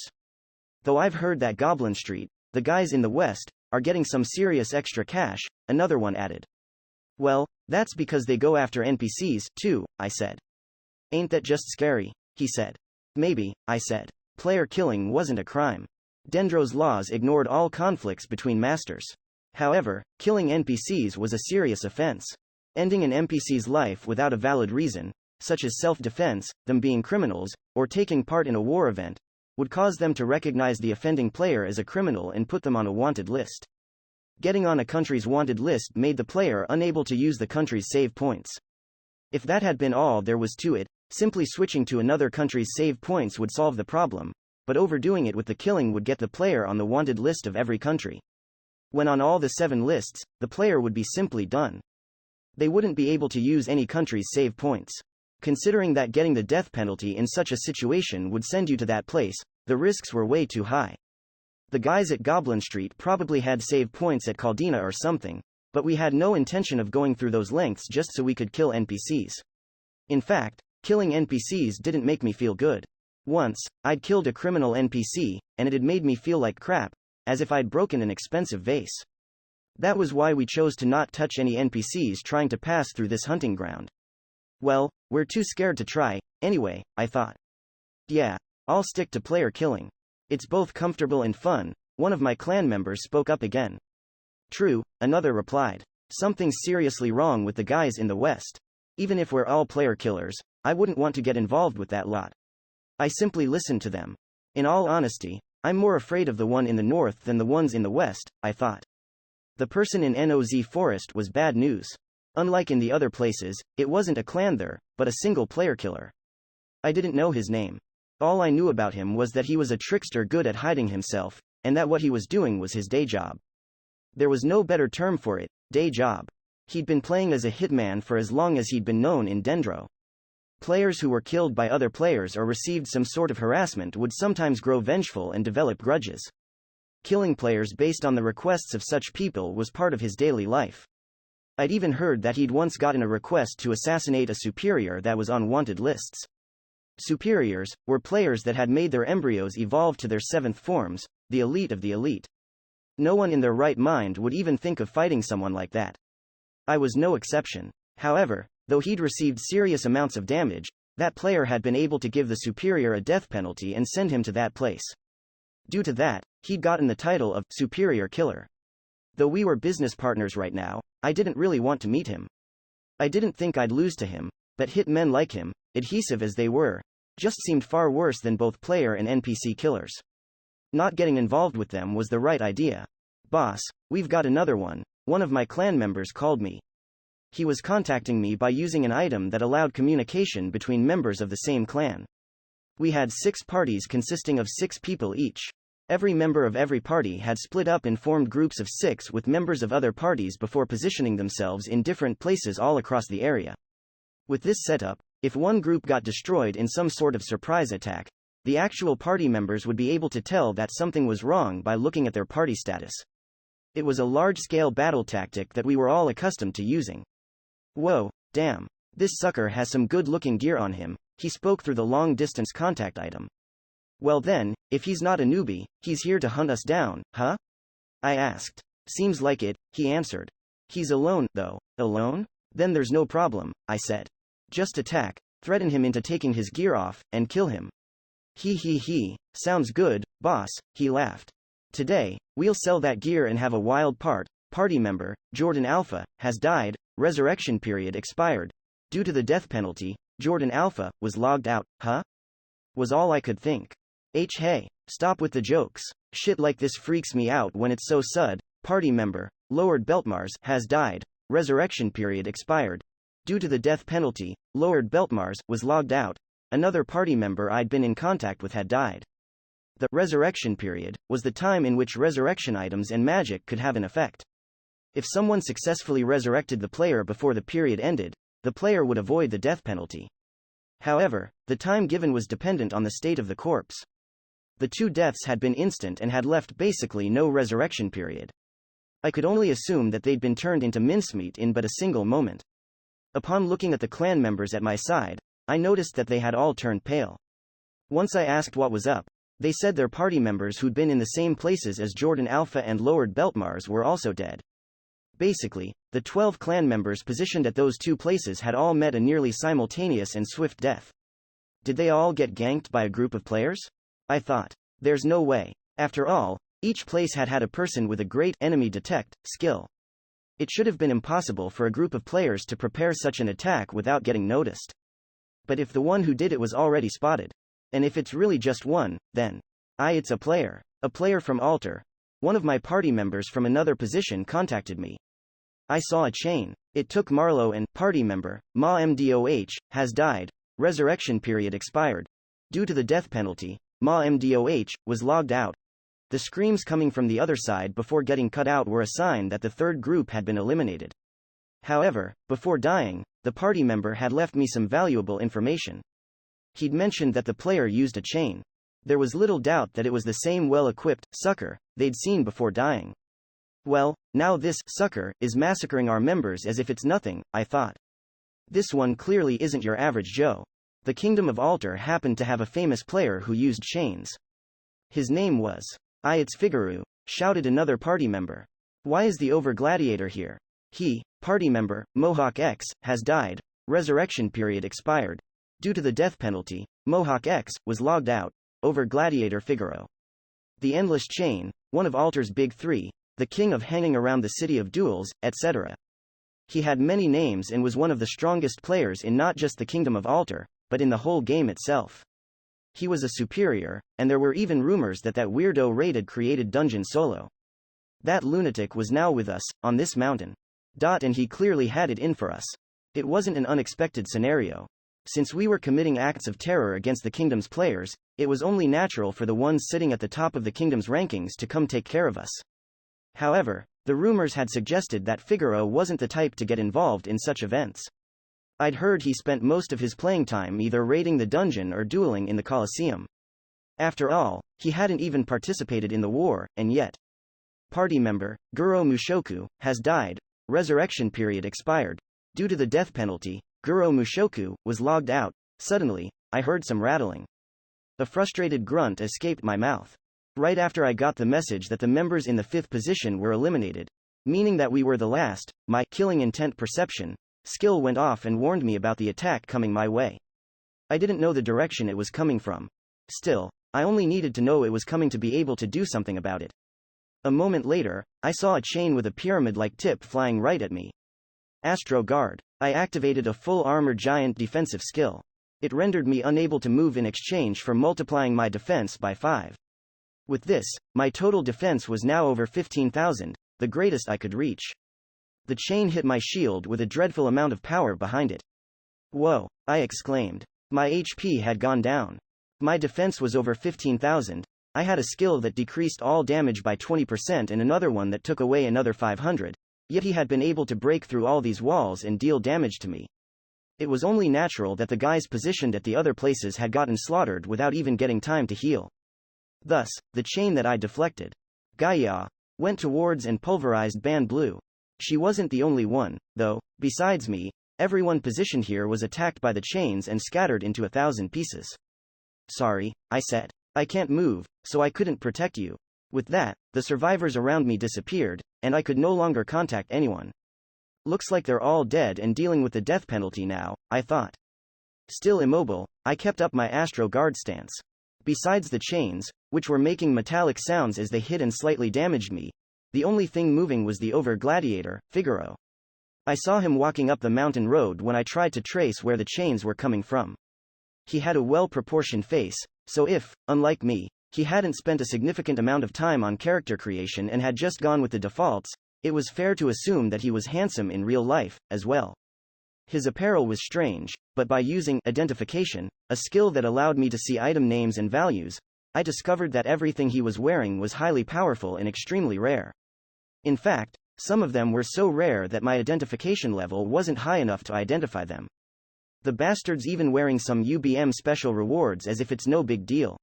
I grumbled. Special rewards for MVPs in UBM battles, unique boss monster, were bound to the MVP and thus couldn't be transferred or dropped. So, despite being damn strong, they were worthless to us. Though Figaro's face and apparel were deserving of a comment or two, there was something about him that just couldn't be ignored. It was the red chains, several of them, wrapped around both of his arms. This game had a limit to how many weapons you could wield. The standard amount was either one for both hands or one in one hand and another in the other, like me with my shield. Besides that, normal players could use throwing weapons or items like gems, but that was the extent of the weapons they could utilize. However, this Figaro guy was wielding 6 chains, 3 on each arm. And yes, I was completely certain that there were 6 chains, not just 2 that seemed separate.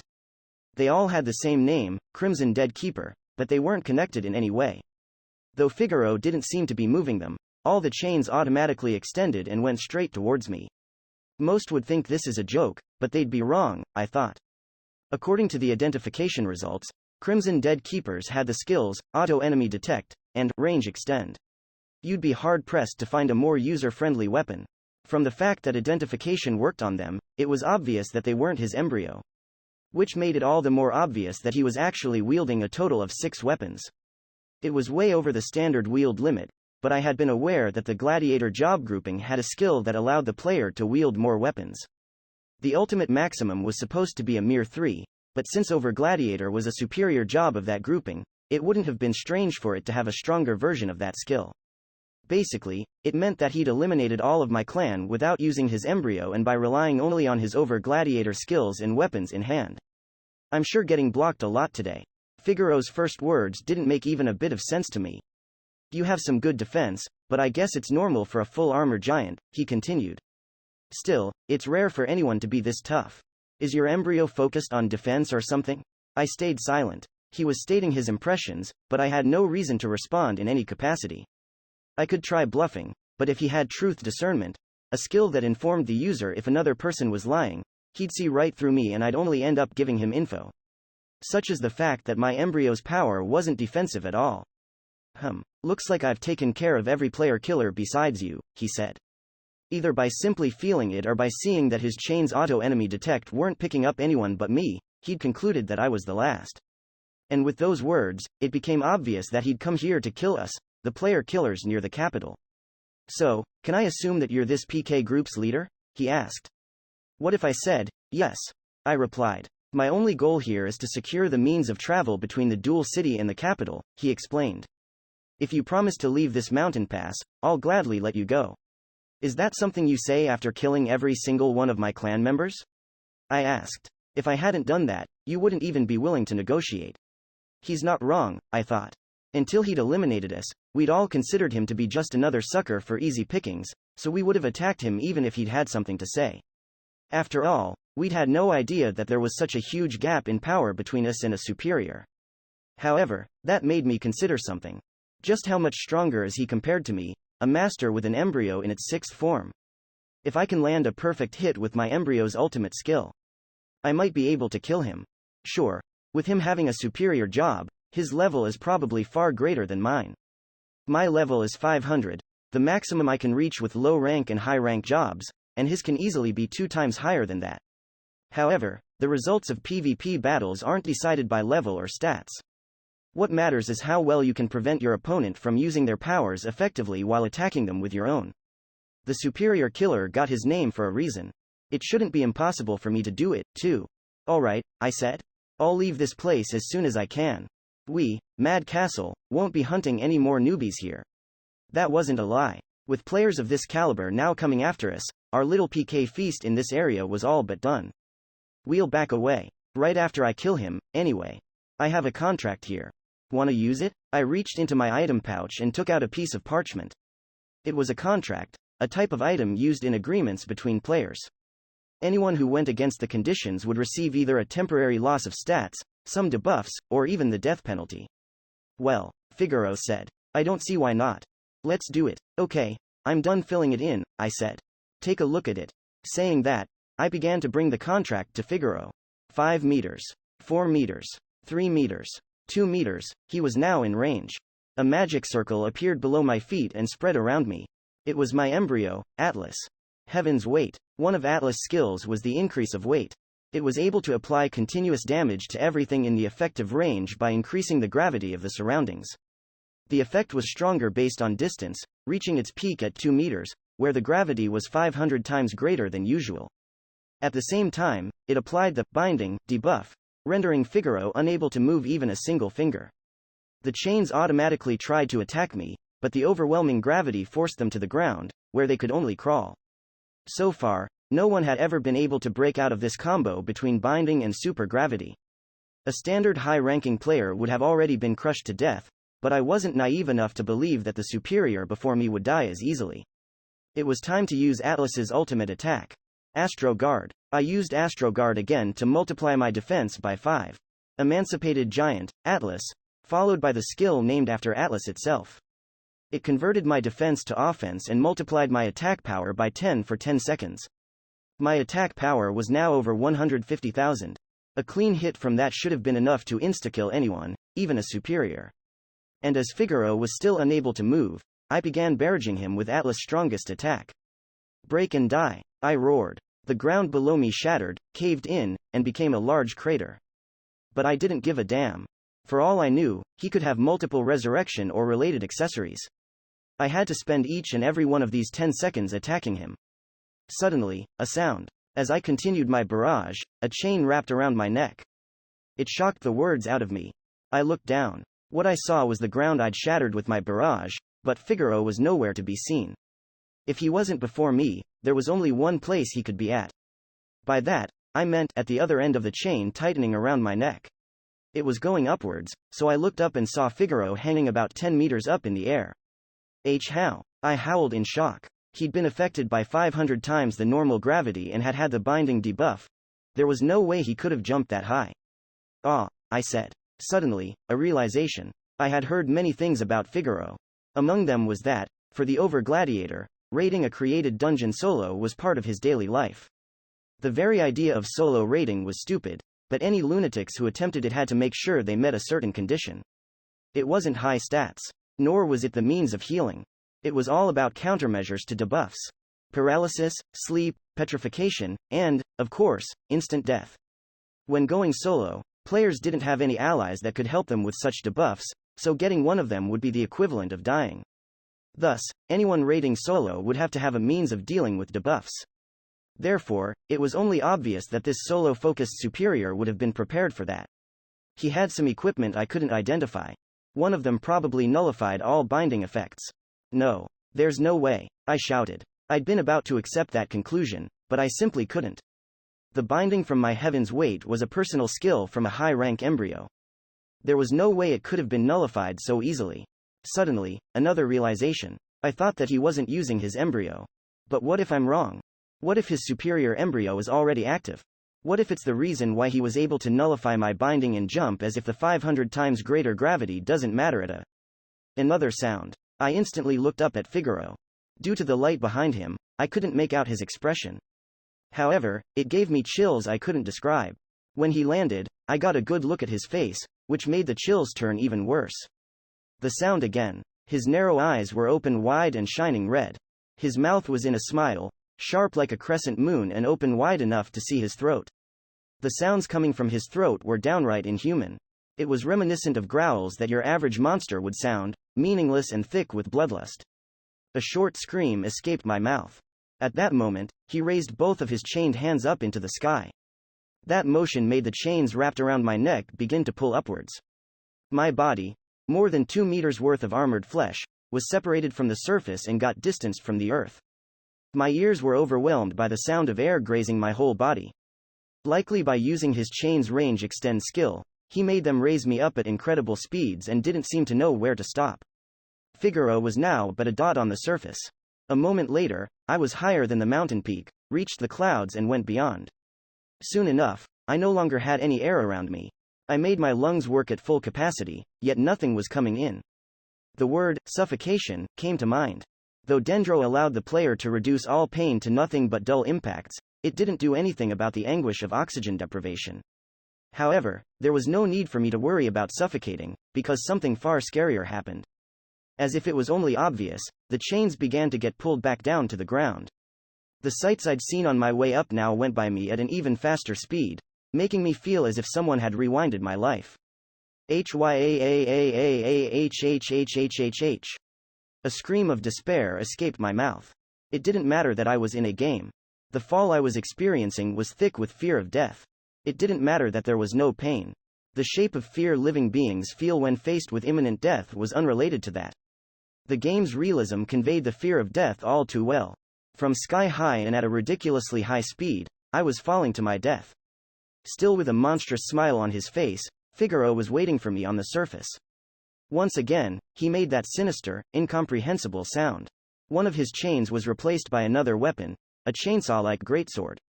He swung it straight at where I was falling. A moment later, a twisted, crunching sound ripped from my own body, and I. Fatal damage, party eliminated, resurrection period expired, death penalty, 24-hour login ban, Ranyu Restaurant, Kingdom of Altar, Paladin Ray Starling. That was one brutal fight. After watching the clip in Marie's crystal ball, I was seriously taken aback. It was paused at the frame where the huge, armored guy, the PK leader, was getting split in half. According to Marie, the armor guy was an infamous player who had had high defense and a counterattack-like ultimate skill that dealt serious damage. Due to that description, I found him somewhat relatable and began to feel that his demise, that mangled corpse, was a glimpse of my future if I ever fought Figaro. And that's how everyone in Mad Castle met with a sad end, said Marie. Even if they recover from this, they'll never return to player killing in that area. Makes sense, considering that stopping the traffic there would make Figaro get involved again, I thought. If I ever find myself in the Dual City, I'll have to remember to thank Figaro for this, I said. Indeed, mumbled Nemesis. I looked at her. For some reason, she seemed a bit sulky. Instead of looking at the crystal ball, she was merely eating with Bobby, who didn't seem to care about any of this whatsoever. The amount Nemesis consumed was as great as always, but it almost seemed like she was stress-eating. Why, though? I thought. Okay, now let me show you the next one. This time, Marie's crystal displayed a familiar place. It was the first hunting ground I'd ever leveled at, Easter Plains. Sure enough, there was a group of player killers there.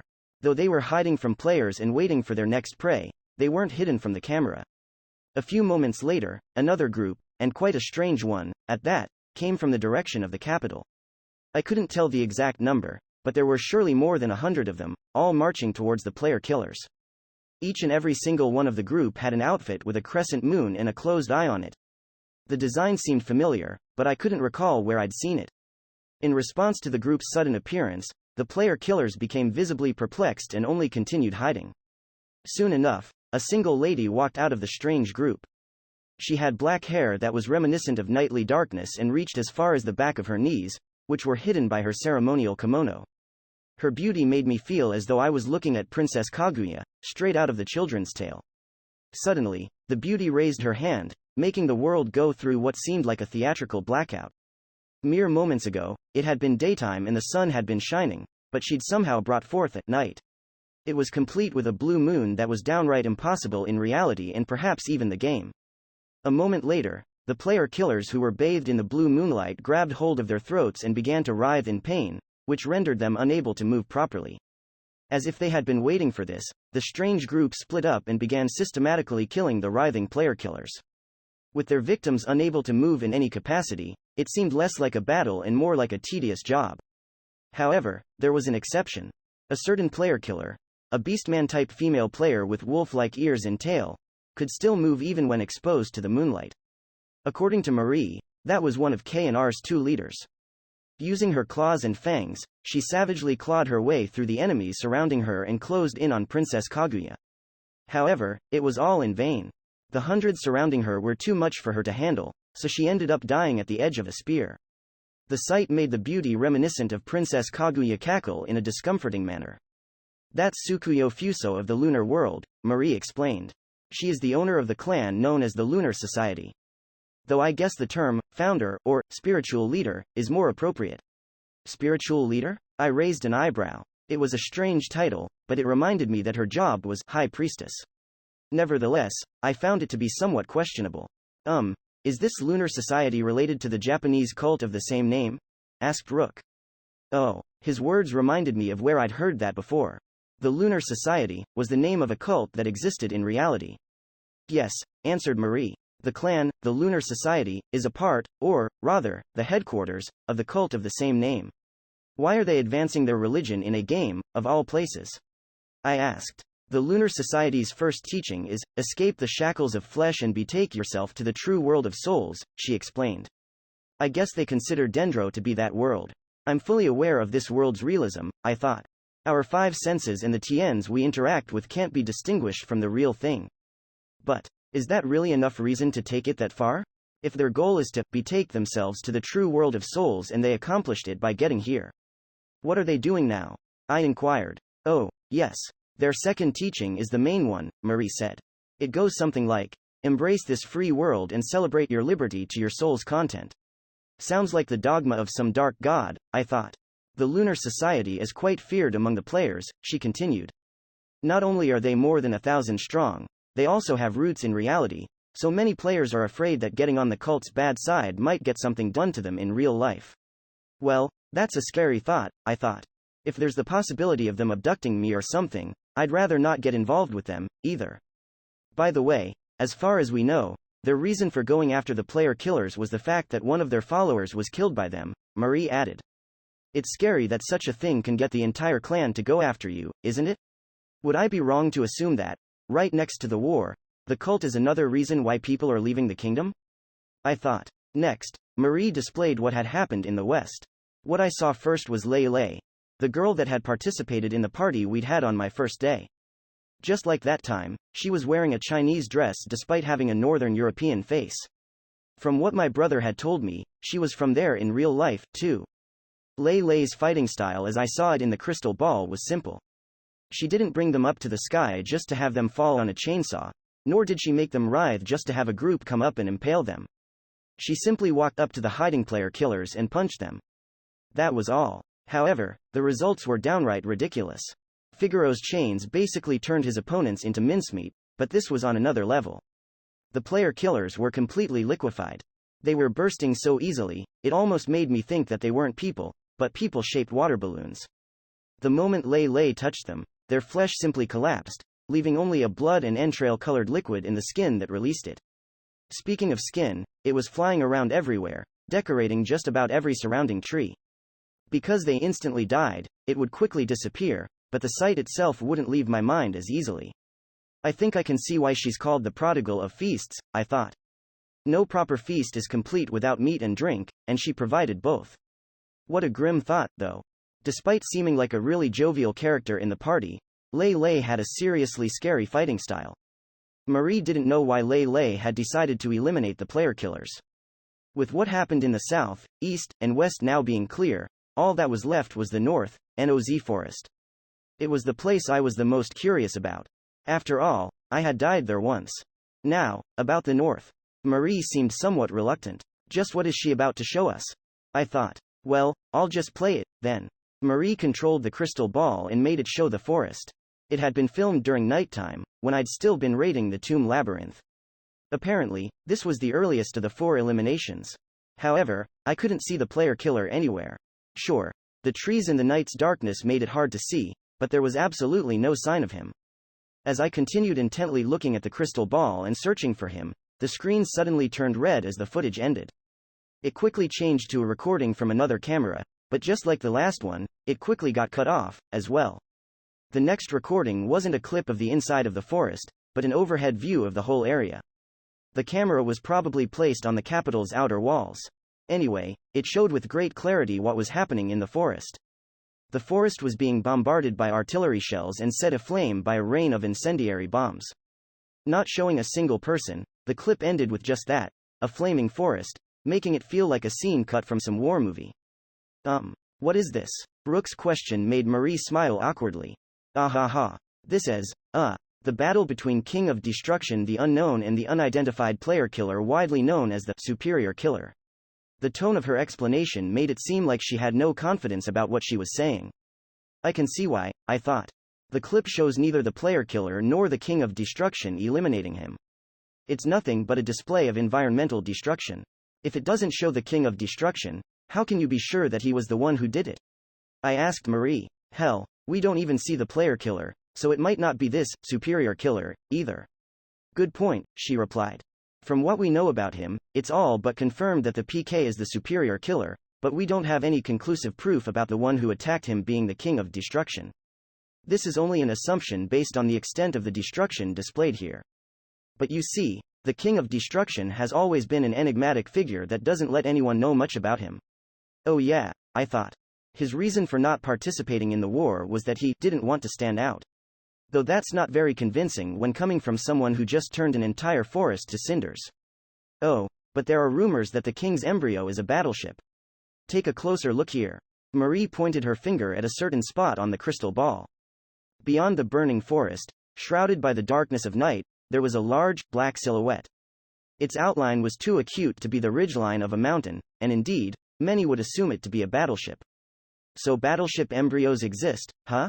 I said, not particularly surprised. My brother's was a tank, so this wasn't outside the realm of expectation.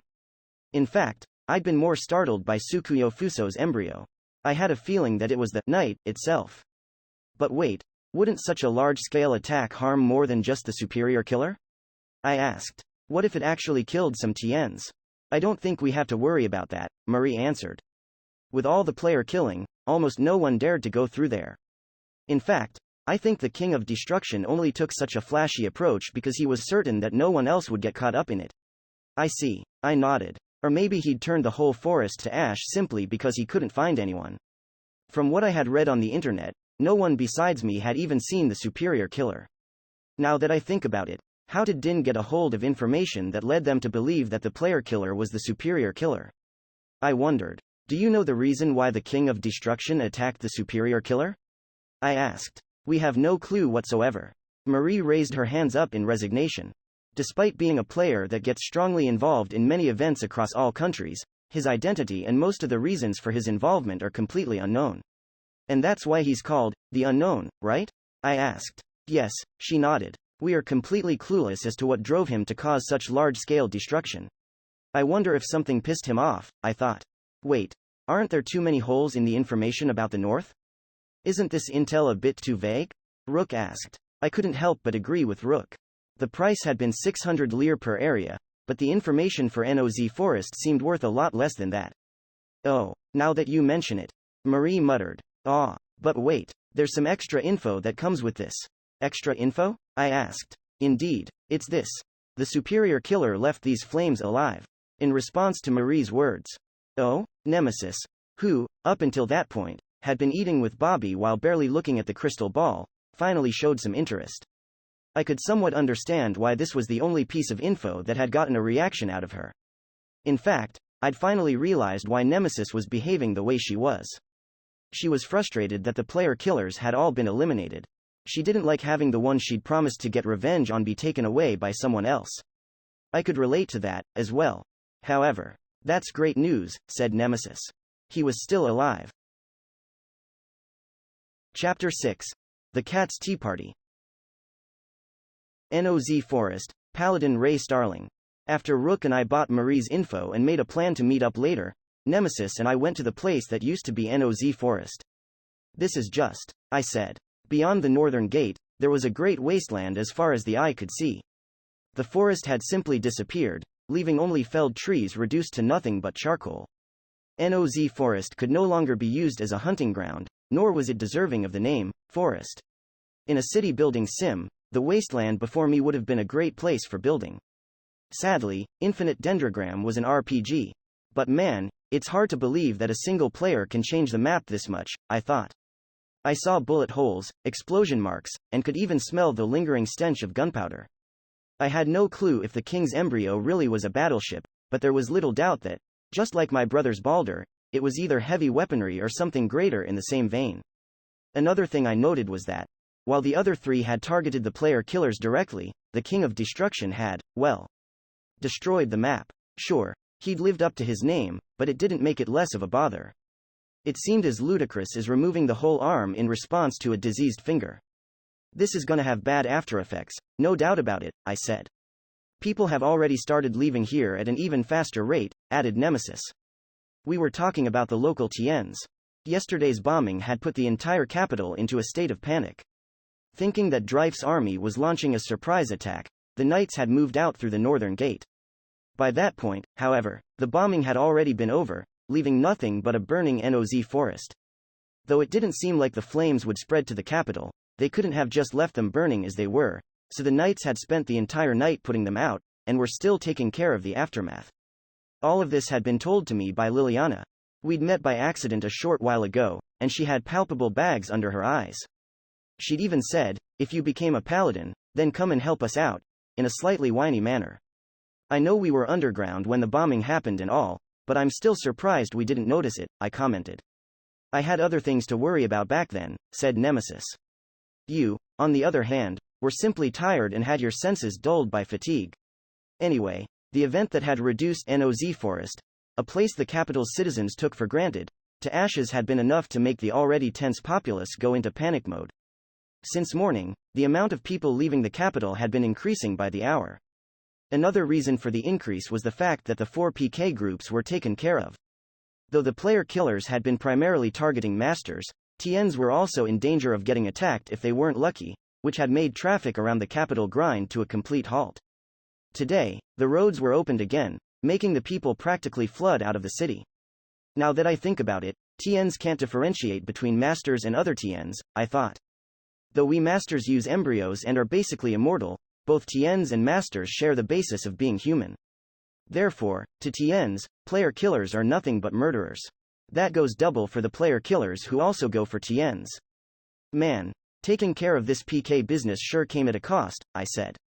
One of the hunting grounds became unusable, after all, Nemesis agreed. Also, the horror experience back in the tomb labyrinth was all for naught. Despite all the money we'd spent on it, the advantage we'd gained had lasted for only a single night. Though I did feel fortunate to have met Figaro. I've gotta say, though, I spoke. This superior killer guy escaped from an attack that destroyed the entire forest. From what Marie had told me about the player killer in NOZ Forest, the source of Din's information about him had been Marie herself. Though a bit late, she had gone to gather material about yesterday's calamity right as it was happening. While doing so, she had happened to see the superior killer escape from the onslaught that was turning the forest to ash and run off into the distance. In her own words, he was using a skill with a concealment effect that hid his identity, but from the features of the embryo he was using, I couldn't be more sure that it was him. Once I asked for those features, she said that it was a handgun-shaped embryo that shot bullet-like animals. The description matched the one who had killed me.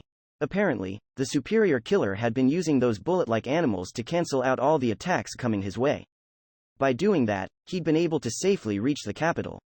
Despite all he had already done up to that point, the King of Destruction couldn't attack the capital, and had given up on pursuing the superior killer. When all of that was considered, he had been successful where I hadn't, in a battle with the sole goal of retreating from a stronger force. I was glad to not have the target of my revenge get taken away from me by the King of Destruction, but that notion made me slightly vexed. Let's go back, then, I said. We have plans with Rook, after all. True. Nemesis said. As we were about to make our way back to the capital, Nemesis focused on a single point of the landscape as if she just noticed something. What's wrong? I asked. What do you make of that? Nemesis pointed at something, but I couldn't see anything there. What do you see? I asked. There's a heat haze despite it not being hot, she said. Wait, is that Distorted space? Nemesis walked over to where she was pointing. And simply disappeared. Huh? Nemesis. I called out, ran over to where she'd vanished, and passed through an invisible curtain. I described it as a curtain, simply because, even though there was some sort of resistance, it was extremely weak. Once I'd walked through the invisible curtain. Huh? I was in a mysterious space that was neither dark nor bright, and didn't even seem to have the concept of up and down. The space was littered with countless blue, permeable windows and was already occupied by two familiar faces. One of them was Nemesis, who looked back at me as I confirmed that she was completely unharmed. Master, this place is. The other person, no, the word person didn't apply here. Oh? Why are you here? The creature skillfully operating the windows was Cheshire, the control AI I'd met when I had begun playing Infinite Dendrogram. A few minutes had passed since we'd found ourselves in the mysterious space beyond the invisible curtain. Nemesis and I were sitting in chairs and drinking the tea Cheshire had prepared for us. As we had turned perplexed, Cheshire had said, "I'll explain it all, but just standing around while I do that isn't fun, right?" and made the tea for us. At first, this space had had nothing besides the windows, there hadn't even been a floor, but Cheshire had reached into a pocket and taken out chairs and a table as if it was nothing. It reminded me of that cartoon about a cat robot I had been watching since I was a child. Though, unlike that cat robot, Cheshire had a set of ears. So, what is a control AI doing here? I asked. Preliminary arrangements for environmental maintenance, it answered. The real work here will be done by control AIs numbers 3 and 5, the ones responsible for monsters and the environment. This space is basically an impromptu operating room.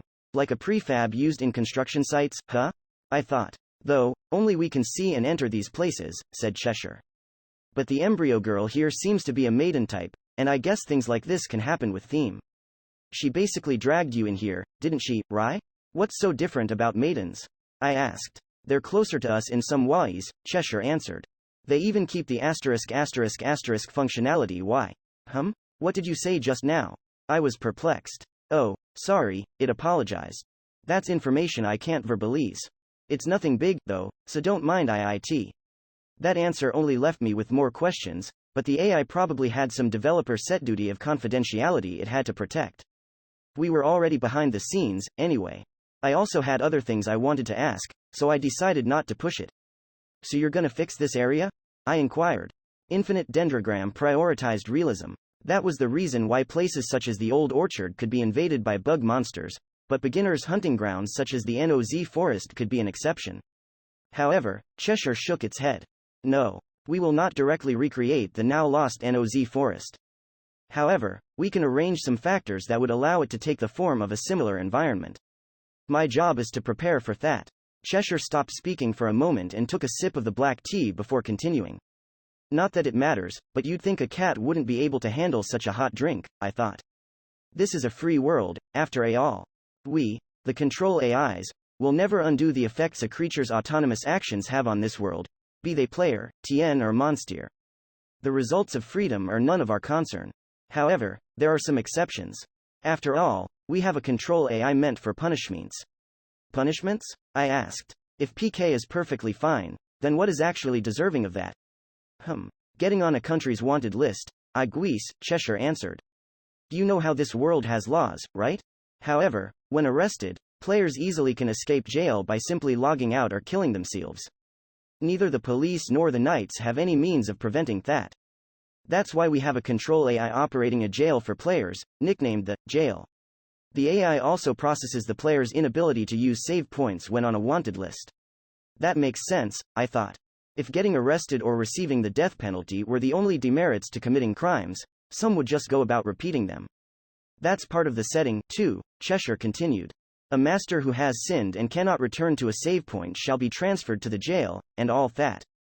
That's why you should register on save points in as many countries as you can. I have absolutely no intention of doing something that'd get me on wanted lists, though, I commented. That's good, too, said Cheshire. Well, even if you get on one, you won't be sent to the jail as long as you don't die. This system sure is lenient on strong criminals, I thought. If there are control AIs responsible for punishments, what are you responsible for, Cat? Asked Nemesis. I'm the control AI handling chores, Cheshire answered. Chores? I thought. We AIs also have things we're good and bad AAT, Cheshire explained. For example, I'm horrible at management functions. Especially when it's related to environment management. That's not what you're doing right now? I asked. This is just a preliminary arrangement, it answered. A proper environmental simulation would include management of the cloud particles entropy. I was silent. Just thinking about the scale of it gave me a headache. Though I guess being able to do that is part of being a proper control AI, I thought. Well, Cheshire said it's not capable of that, though. My primary work is to be the tutorial guide, it continued. It's work given to control AIs with unallocated calculation resources. I welcome half of the players coming here. That sounded like an impressive amount. I'm doing the tutorial work right now, in FAACT. Like Sue. Upon saying that, Cheshire split into five differently patterned cats spoke while handling the windows around them. Like Sue, said the first. But there's no reason to split in here, said the second. Even if there's 5 of me, it doesn't affect my work speed, said the third. After all, the calculation volume 1 use doesn't change it at all, said the fourth. In fact, it slightly increases the calculation time and slows me down, said the fifth. And thus, the 5 became 1 again. I was silent again. All this talk about calculations had made me remember that we were in a game server. This might have the first time I'd been presented with a display of cyber technology. I get to handle the chores because I'm good at processing the splitting I just shouted, said Cheshire. I see, I nodded. So, if you take half of the newcomers, the other half is taken by other AIs, right? Yes, it answered. There's even an AI that doesn't allow you to redo your character's appearance after you said it once. Yeah, I really think it should allow that, I said. That might have been the control AI that my brother had been assigned to. After an approximately 20-minute long chat with Cheshire, we chose to take our leave. Not counting the welcoming, it's been so long since I met a person while being in this form, said Cheshire. I'd love to present you with some souvenir. But since I'm part of development, that would be favoritism, a big no-no. No need for that, I said. The tea and sweets are more than enough. Thanks. Indeed, Nemesis agreed. They were delicious. With how much she ate, a part of me feels like we're already in the no-no territory, I thought. Oh, my. Having you say that makes me feel like making them was really worth it, said Cheshire. Those cookies were handmade? I thought. That's unexpected. Okay, hold on now. How the hell can those cat hands make cookies? You should consider selling them on the market, said Nemesis. I'll think about it, replied Cheshire. Oh, right. You're heading to Gideon soon, aren't you, Ray? I talked a bit about that during the tea party. Yeah, I am, I said. Take care, Nuau. Cheshire's words seemed ominous. Is there something I should know? I asked. There is, Boot. It seemed apprehensive about saying it. Is it something it can't reveal? I thought. I'll just keep it in the safe range, Thaaanks. The demon's heart lies in its stomach. I raised an eyebrow. That's all, said Cheshire. Though, it's not like you're guaranteed to meet it. Cheshire had given me a riddle. Or a clue you'd find in a mystery novel. I couldn't tell. Well, guess I'll record it in my memo window, I thought, and did exactly that. I don't know if we'll ever meet again, but if we do, then until next Teamy, Cheshire waved goodbye. Yeah, see ya, I reciprocated. We passed through the exit the cat had created and returned to the previous map. Beyond it was the same wasteland we'd been in before. When I asked Nemesis about it, she said that she could no longer see the entrance to Cheshire's workplace. I looked at the time and found out that it was a bit past 3 o'clock in the afternoon. We had planned to meet Rook at 4, so we still had enough time. Nemesis and I made our way to the meeting spot, the facility known only as the Adventurers Guild. Infinite Dendrogram had 3 types of quests a player could accept. The first type was like the first quest I'd ever gotten, random event quests.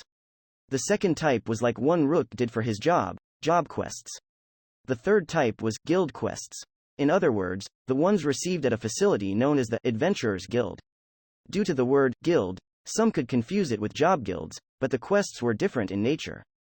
The Adventurers Guild was a service that managed many and varied requests, such as elimination, escorting, collection, or miscellaneous matters.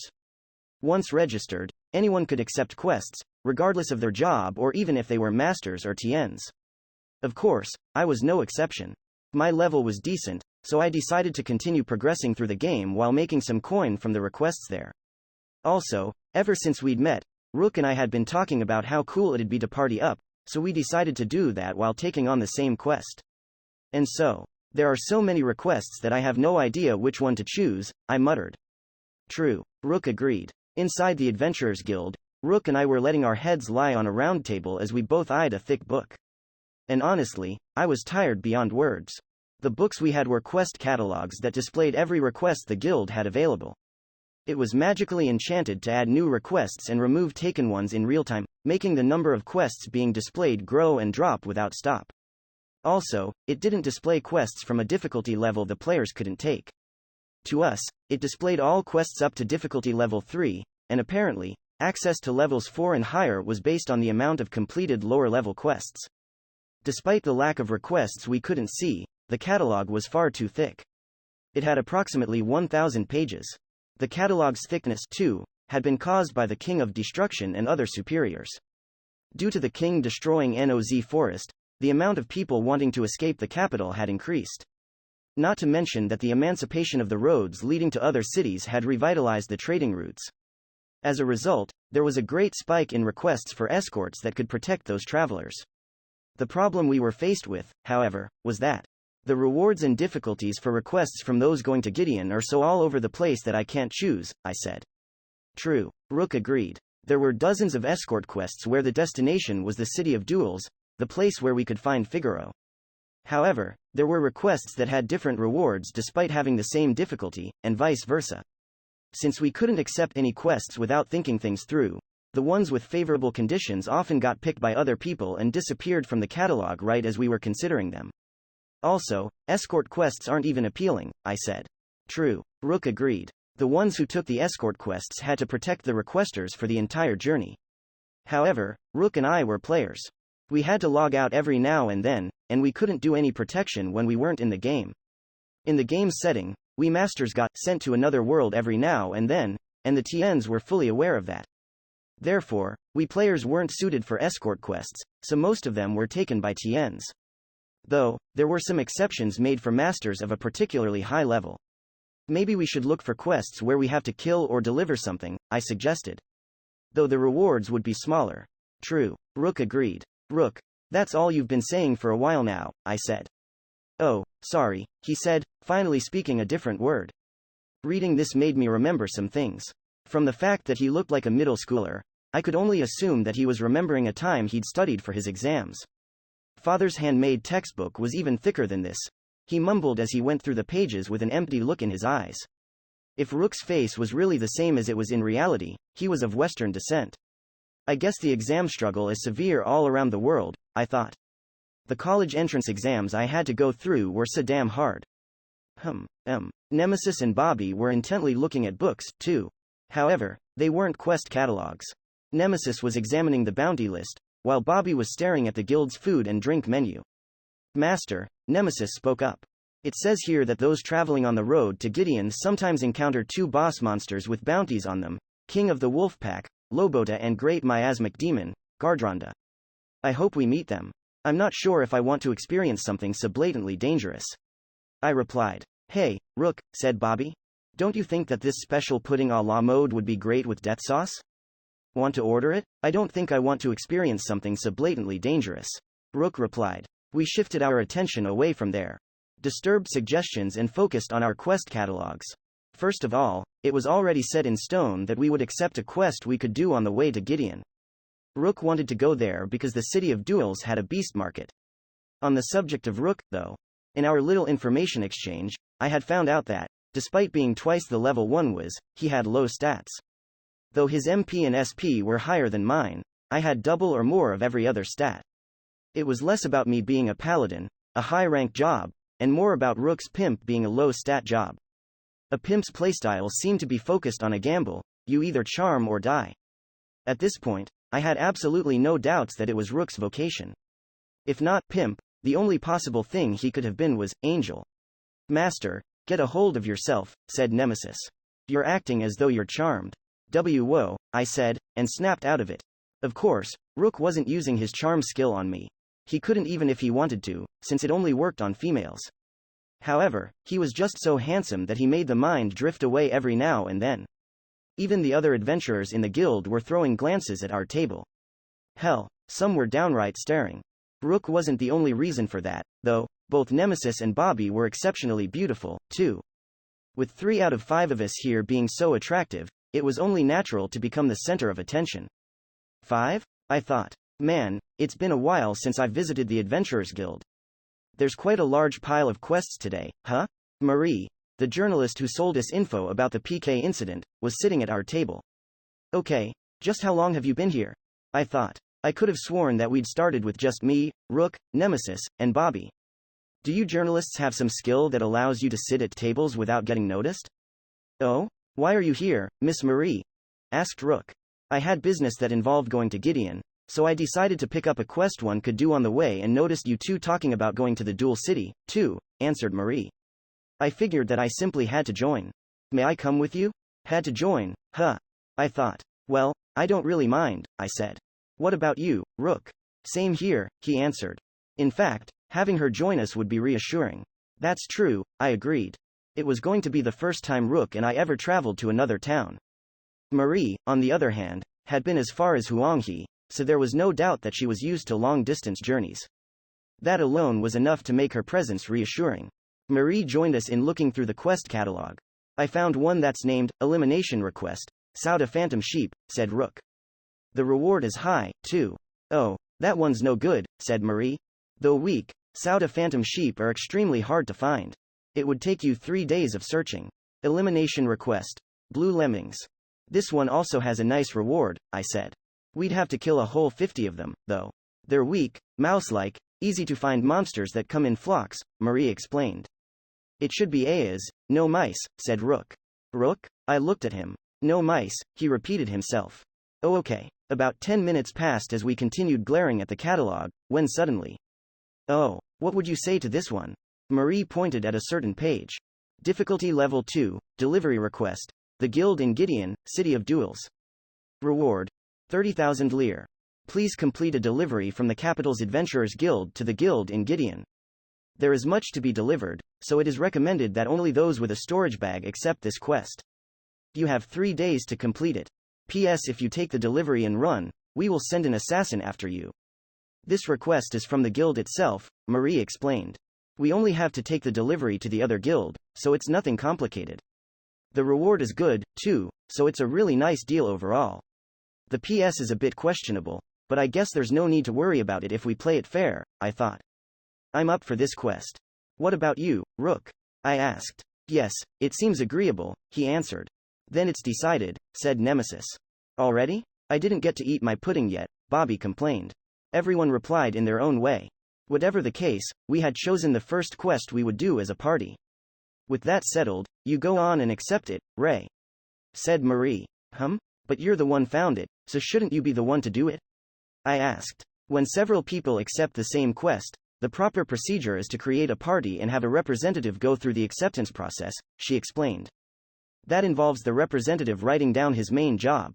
Which means, I raised an eyebrow. The guild's receptionist wouldn't be too keen on giving the quest to a journalist or a pimp, right?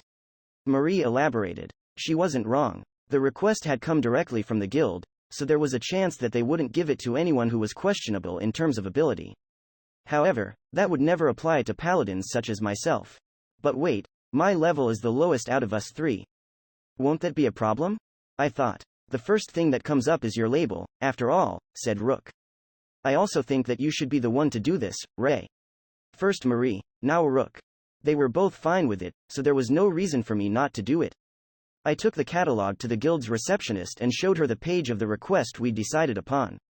Understood, she said. Please give us your card and fill in this form. I gave her my freshly made Adventurers Guild member card and filled in all the fields I had to. We have processed your acceptance of this quest, said the receptionist. Please go to that counter and retrieve the items. Doing as I was told, I went to take the delivery and placed it into my storage bag. With that, the preparations were done and we officially had a guild quest, a new step in our Dendro career. Difficulty Level 2, Delivery Request. The Guild in Gideon, City of Duels. Our destination was obvious. And so, we began the quest. Kingdom of Altar. Cheering. Cheering as far as you could hear. It represented nothing but delight. Countless goblins were fiercely expressing their overwhelming joy. It was all because they had seen some creatures.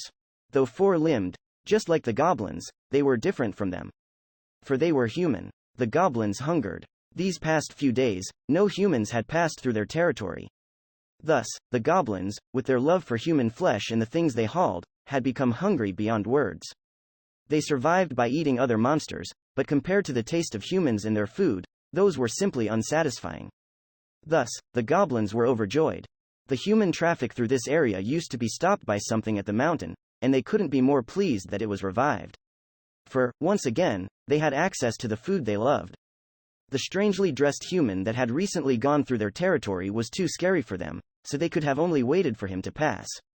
However, the humans passing before them now weren't scary at all. Thus, the humans themselves and the food they carried were nothing but a feast for them. Gagi, Gegya, letting out their war cries, the goblins began running towards the carriage before them. Goblins? Why are there so many? Shouted a human. Sir, this is too much for us to handle. Make the horses go as fast as they can, roared another. All right, we have to run, too. The merchantman increased the carriage's speed as the TN adventurers responsible for guarding him and his goods ran after it, trying not to fall behind. They were fleet of foot, so it was obvious that the goblins wouldn't catch up. Thus, the goblins roared. They roared out their cheer and delight. What are they doing? Are they trying to threaten us? Asked a human. Ignore them. Just keep on running away, howled another. The goblins weren't threatening them. They might have done that before an enemy, but when faced with food, such acts were meaningless. They were simply calling, ha ha, looks like we escaped. Huh? A moment later, the merchant, along with his carriage, was crushed by something that fell from the sky. As the something trampled on the corpse, now reduced to fruit-like mush, it faced the nearby adventurers. Wha? Is this actually? The UBM. Gar. They weren't even given the time to say anything coherent. The something before them and the goblins that had caught up quickly overwhelmed them all. Gooooaahhhhhh. And so, after a satiating feast, the something and the horde of goblins returned to their den. All of them were full of excitement for the next time they'd become hungry and have another feast pass their territory. The area's name was Nex Plains. It was south of Sauda Mountain Pass and north of Gideon, City of Duels. And anyone making their way to Gideon would simply have to pass through it. Chapter 7. The Ordeal of Rookies. In royal capital Altea, in the front of the Adventurers Guild, Paladin Ray Starling. After we had taken the quest at the Adventurers Guild and began getting ready to go to Gideon, Rook spoke up and raised his right hand. You can leave the means of travel to me, he said. There was a pale, gem-like object on his hand. What's that? I asked. It's a jewel, an item where you keep your monsters, he answered. It's the reward I got for my modeling. Rook began explaining. In the process, he also answered a certain question I'd had while looking at his skills. Being a pimp, he had a skill that strengthened his underlings, and seeing that had made me curious about what happened to them outside a battle. Since we were players, we would return to reality every now and then. Thus, I wondered what his little minions would do while we were away. I was saddened by the very idea of a player who stopped playing after having left some monsters or slaves in a cage or something. Such problems were solved by jewels, such as the one Rook had. Jewels were basically the animal version of the item boxes we always used. It allowed the storage of any underlings you owned, and it was possible to set it so that time inside wouldn't flow at all. The storage would work even while the player was logged out, and if they didn't log in for 2 months of real time or half a year of game time, the jewels would automatically release the creatures inside. I see, I thought. Having underlings in such a realistic world would be really difficult without these things. Well, there was a need to feed and have them rest outside the jewel, but that was all part and parcel of being an underling owner. It was also possible to make the time inside the jewel go on as normal. Logging out while the underlings were released was an option, too. However, while being outside, the underlings could always get into some sort of trouble, so whether it would be done or not depended entirely on the owner. So, you already have a monster in there, huh? I asked as I pointed at the jewel. Yes, Rook answered. Mr. Grantian told me choose one reward out of a few, but since I had a skill that strengthened monsters, I chose this one. Pimp was a job that had a low combat ability, but compensated for it with the use of monsters, so that had been the right choice to make. Let me show you, said Rook. Call, Marilyn. Following his words and the unique roar, the jewel began to shine. MMHOOOOOO. And, sure enough, a monster named Marilyn appeared before us, but Marilyn? I raised an eyebrow. It was arguable whether the name, Marilyn, was appropriate. A succinct description of Marilyn would go as such: a triceratops pulling a carriage. Its gigantic body was covered in a blue, solid shell, while its back and shoulders could easily be compared to heavy armor. The very real horns on its head were intimidating enough to make me feel as though they could topple the castle walls. It was far too obvious that the monster was stronger than us. The thing could even put up a fight against a demi-dragon worm. Hell, I wouldn't even be surprised if it came out on top, I thought. This is Marilyn, a trihorn demi-dragon, Rook introduced the monster. The dragon carriage came as a bonus. Demi-dragon? Seriously? I thought. It actually is on the same tier as the worms, then. That name has some serious power behind it. I was momentarily taken aback by the fact that you could get such a thing as a reward, but since the difficulty of the quest had been higher than the one where I'd saved Millian, it wasn't that strange. Why, Marilyn, though? I asked. It's a girl, so I named her after a famous actress, Rook answered. I see. It's a girl, huh? I guess it's all fine, then, I thought. Marilyn Monroe might or might not be turning in her grave right now. Wow, what a sight, Marie commented. Though, something this strong might exceed your minion capacity. Minion capacity? Rook and I asked simultaneously. Oh, let me explain it, then. Marie reached into her item box, took out a sketchbook-like item, and began her explanation while drawing something on it. A sketchbook? I thought. Why does she even have something like that? Is it because she's a journalist? First of all, in Infinite Dendrogram, the maximum number of people you can fit in a party is 6. Marie finished drawing and showed us the result, little chibi versions of me, Rook and herself. All the detail on them made the drawings seem strangely high quality. In our case, 3 of those slots are already taken, she said. Now, the other 3 slots can be taken by tamed monsters or guardian-type embryos. Marie added chibi versions of Bobby and Marilyn. You say they can be taken. Does that mean it's possible to make the monsters fight without doing that? Asked Rook. Yes, she answered. It's possible to not count them as party members and instead treat them as an extension of the owner's power. That's where minion capacity comes in. Underneath Rook's picture, Marie drew a small tree diagram that led to Bobby and Marilyn. With this method, they won't use party slots, but there is a limit to it, she said. Minion capacity is basically the name for that limit. I see, I nodded. Open your status screen and look at the additional entries. I did as she'd said and took a look at the auxiliary screen. Sure enough, I saw an entry that said, minion capacity 0/50. Is this it? I asked. Yes, monsters that fit the capacity can be used as part of your own power, she explained. The amount of the capacity taken depends entirely on the individual monster. For example, one level 1 little goblin would take 1 point. That meant that I could control a total of 50 level 1 little goblins. A nice number, but questionable overall. I could just picture them all getting blown away by a single area attack. My capacity is 500, so I can own 500 of them, said Rook. That's 10 times more than mine, I thought. Pimp is a job with a high capacity, Marie said. Though, Ray, since your job is in the night grouping, you will have to use mounts, so I think that your capacity is above the high rank class average. Mounts, huh? I thought. I should get one of those someday. Anyway, I see how it works now, I said. If it was impossible to call your monsters without using party slots, jobs such as Tamer and Pimp, both of which had low base fighting ability, would have a hard time getting into parties. With the use of capacity instead, they could count their monsters as part of their own power, making them no worse, if not better, than any other job. What happens if you exceed the capacity? I asked. You get a limit on your abilities and stop gaining XP, she answered. That's quite a huge demerit, I thought. Miss Marilyn here is too much for your capacity, Rook, said Marie. Demi-dragons are strong and have a cost that represents that. If I had to choose between fighting 500 little goblins or 1 demi-dragon worm, I'd pick the former without a moment's hesitation, I thought. That's just how much stronger the latter option is. With that in mind, let's place Marilyn in the party, Marie suggested. There aren't many of us, so we have some free slots, after all.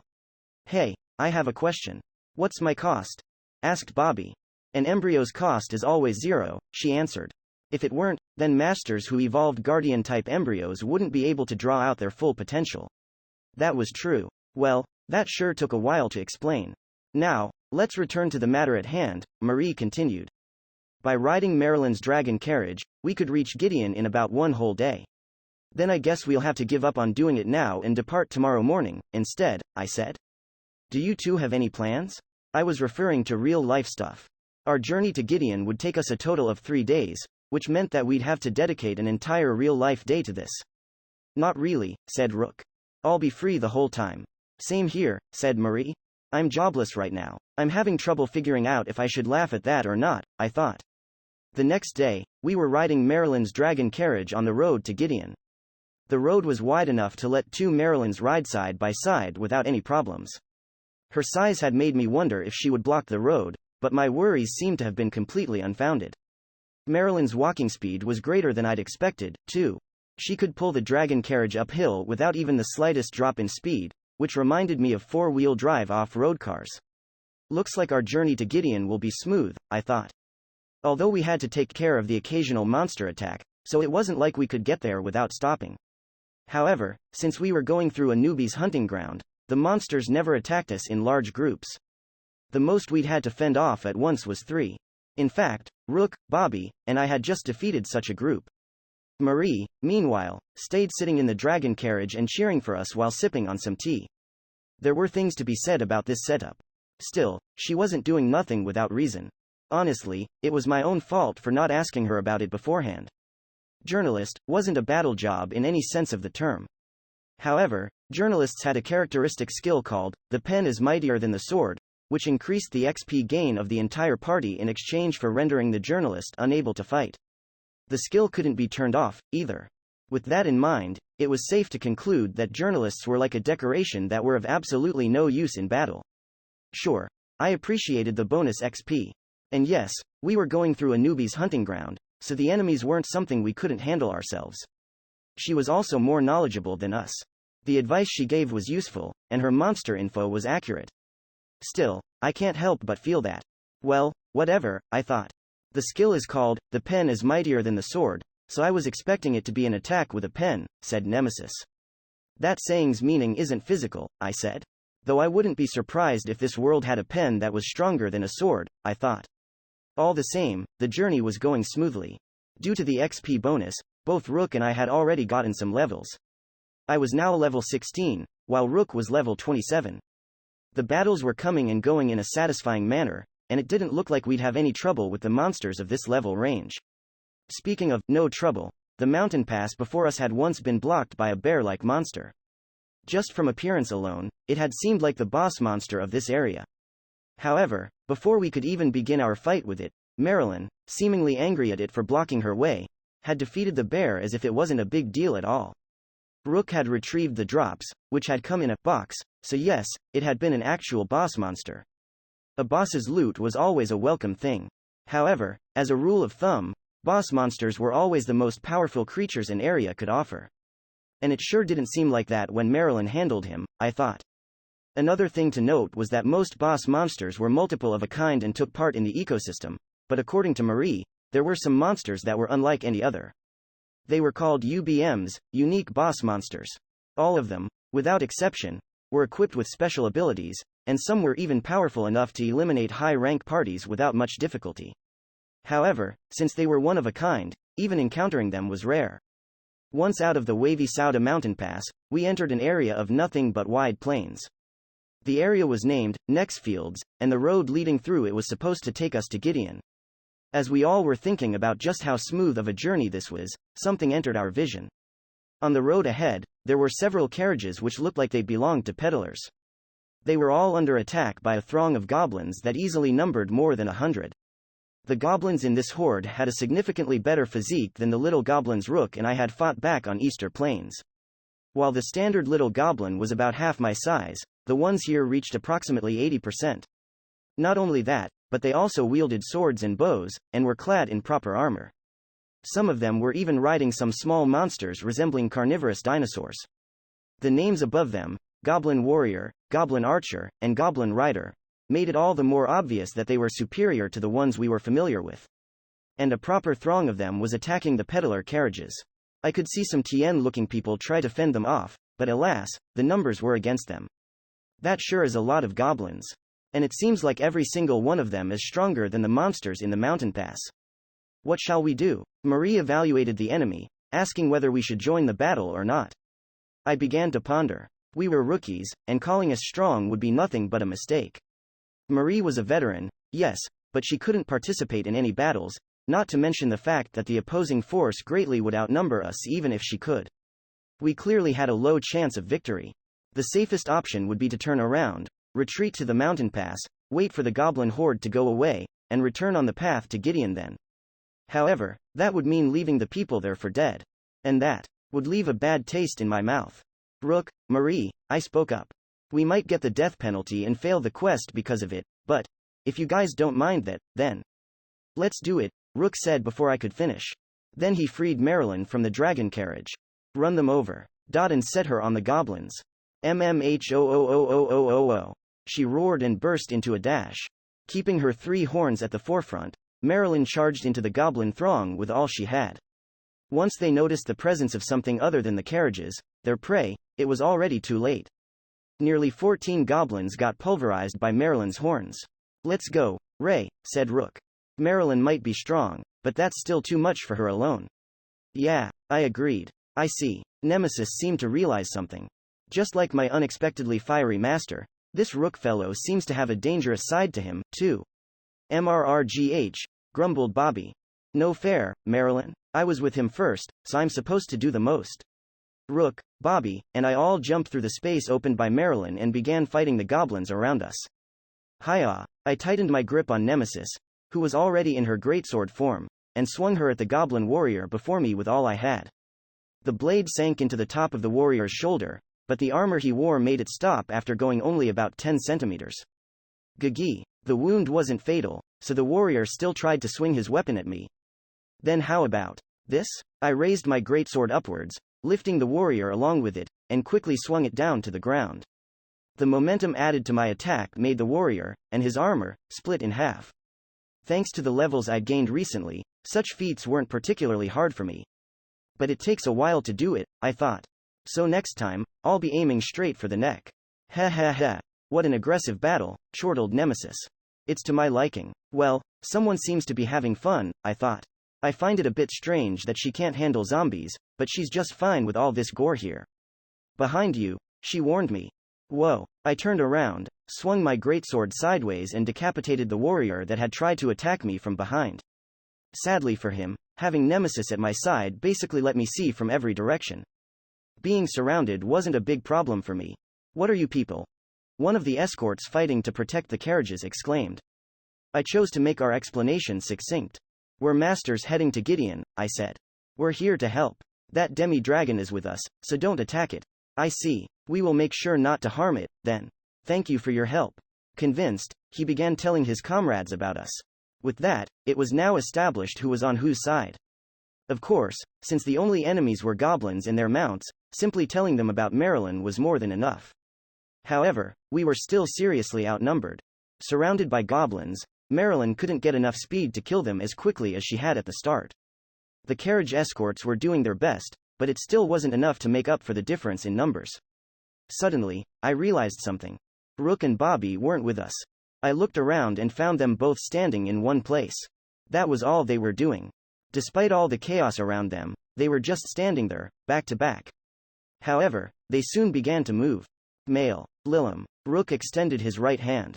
While Bobby, her left. Temptation. And, while simultaneously saying that word, they motioned their hands as if beckoning something.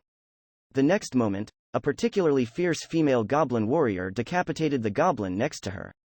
Another one, a goblin archer who seemed to have a commanding role, suddenly crushed the head of the mount he was riding on. Gagi? Sis. What did you do?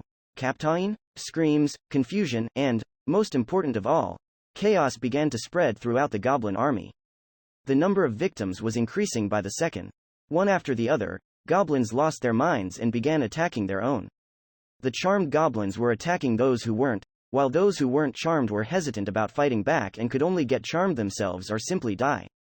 The damage done to the horde increased exponentially, and when all the goblins were either dead or charmed. Lilim drawing. Bobby started draining the life out of every single charmed goblin. The process made some of them come back to their senses, but just like before, they either got killed by the charmed goblins or simply got charmed again. Thank you for the meal. Considering just how hellish the situation was for the victims, the nonchalance in her voice was quite inappropriate. Nonetheless, those words were what marked the end of the battle. The throng of goblins had been completely annihilated. Excluding those that had been defeated by me or the carriage escorts, all the goblin corpses had been either killed by their own or sucked dry to the point of making them look like mummies. In contrast to our counterattacks, which are effective against single bosses like those damn centipedes, their abilities are frighteningly good at exterminating large groups of vermin, commented Nemesis. She was right. Our strengths and theirs were strikingly different in nature. By using charm, Rook and Bobby had created scattered allies within the enemy ranks. That had rendered the enemies unable to focus their attacks, and had destroyed any semblance of cooperation they had. As they had been trying to recover from that, the effects of charm had spread and gotten even more of them on Rook's side. Q repeating downward spiral. It was a nightmare scenario in any group-based battle. I'm glad he is not our enemy, said Nemesis. I couldn't agree more. The TN escorts and even peddlers in the carriages were shocked stiff at what Rook and Bobby had just done. That was only natural. We were fully aware that they weren't bad guys, but there was no arguing that what they had just done had been downright villainous. Charm was scary, end of discussion. It reminded me of why I was afraid of Rock Bouquet. This was the first time I've used it in battle, and I'm very glad it was useful, said Rook. It wasn't very tasty, but I'm so stuffed right now, declared Bobby. The fact that they are a master with a low-rank job and his first form embryo makes me dread imagining how they'll be in the future, I thought. Ah, Rook, I have a new skill. I reached my second form. Bobby squealed. Really? He exclaimed. And that was exactly when I heard them say that. Although her appearance didn't change, this battle, or rather, extermination, had caused Bobby to evolve. That wasn't unexpected, considering just how many goblins there had been. I looked at Rook's basic stats and saw that he, too, was quite a bit over level 30 now. I, however, was level 20. Congratulations, I said to Rook. Thank you, he replied. So, Bobby, what kind of skill did you get?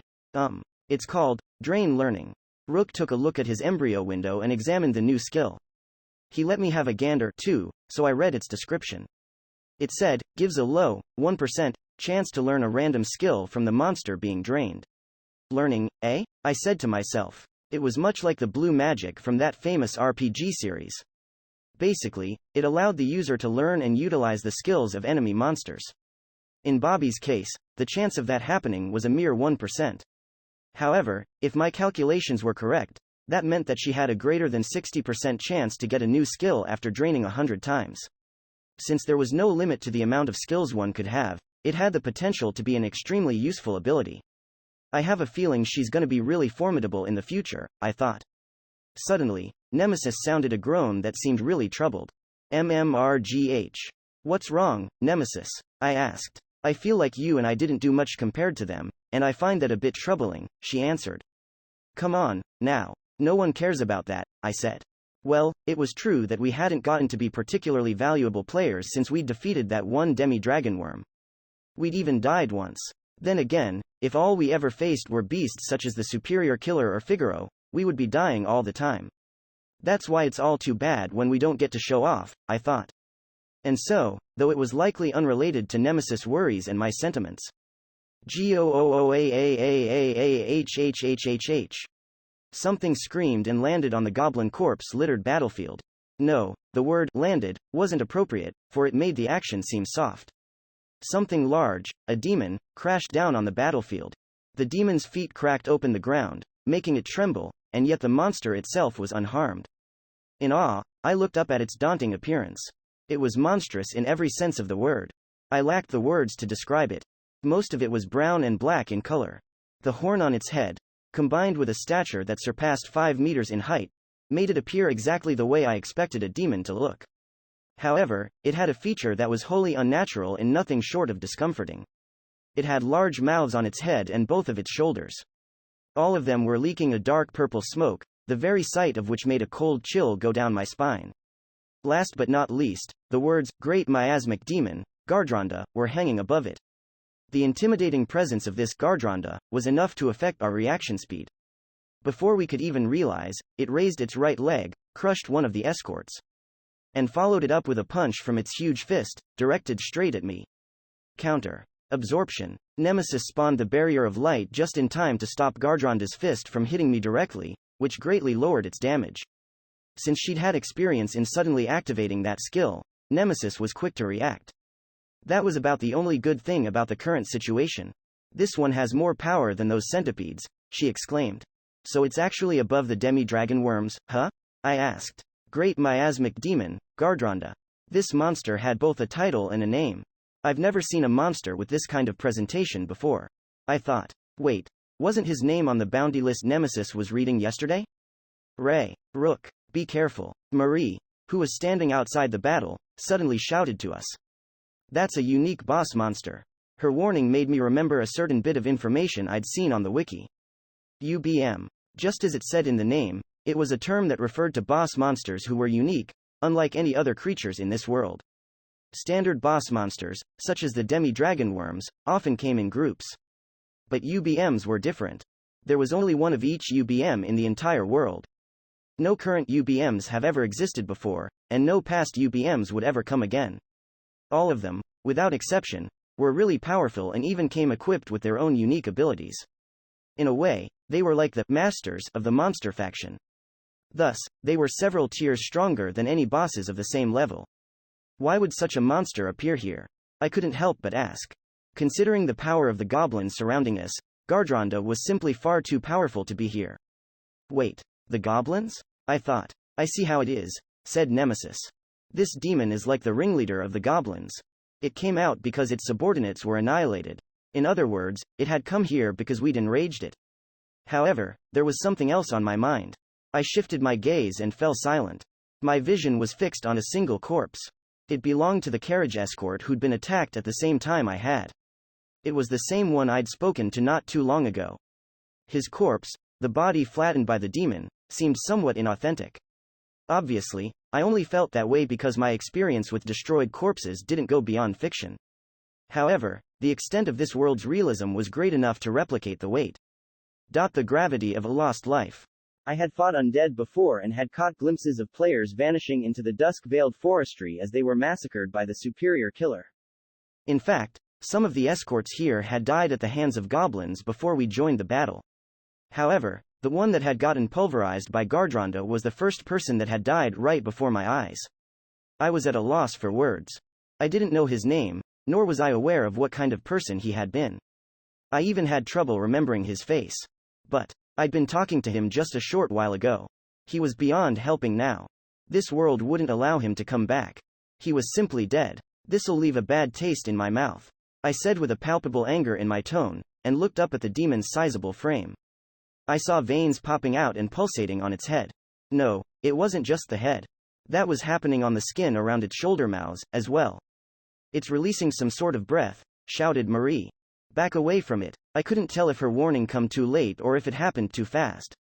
With great intensity, Gardronda's three mouths simultaneously sprayed out a dark purple smoke. Huh? I exclaimed. It was somewhat reminiscent of insecticide. The sprays that instantly killed the irritating, buzzing pests we were all so familiar with. I had used such sprays myself, of course. However, I'd never once expected to have someone use something like that on me. The poisonous breath was launched in three directions, at me, at Rook and Bobby, and at Marilyn and the escorts, and it quickly covered us all. The dark purple miasma didn't do any damage at first. However, it soon made me go dizzy and forced me to drop to my knees.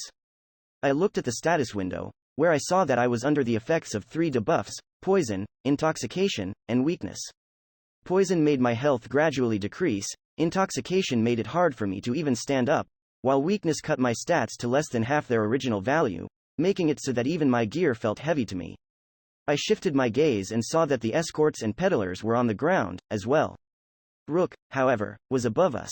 Bobby had raised him up before the miasma could reach him. Maho, I heard the familiar roar, but it was far weaker than before. Its source was Marilyn. She, too, was under the effects of the miasma's debuffs.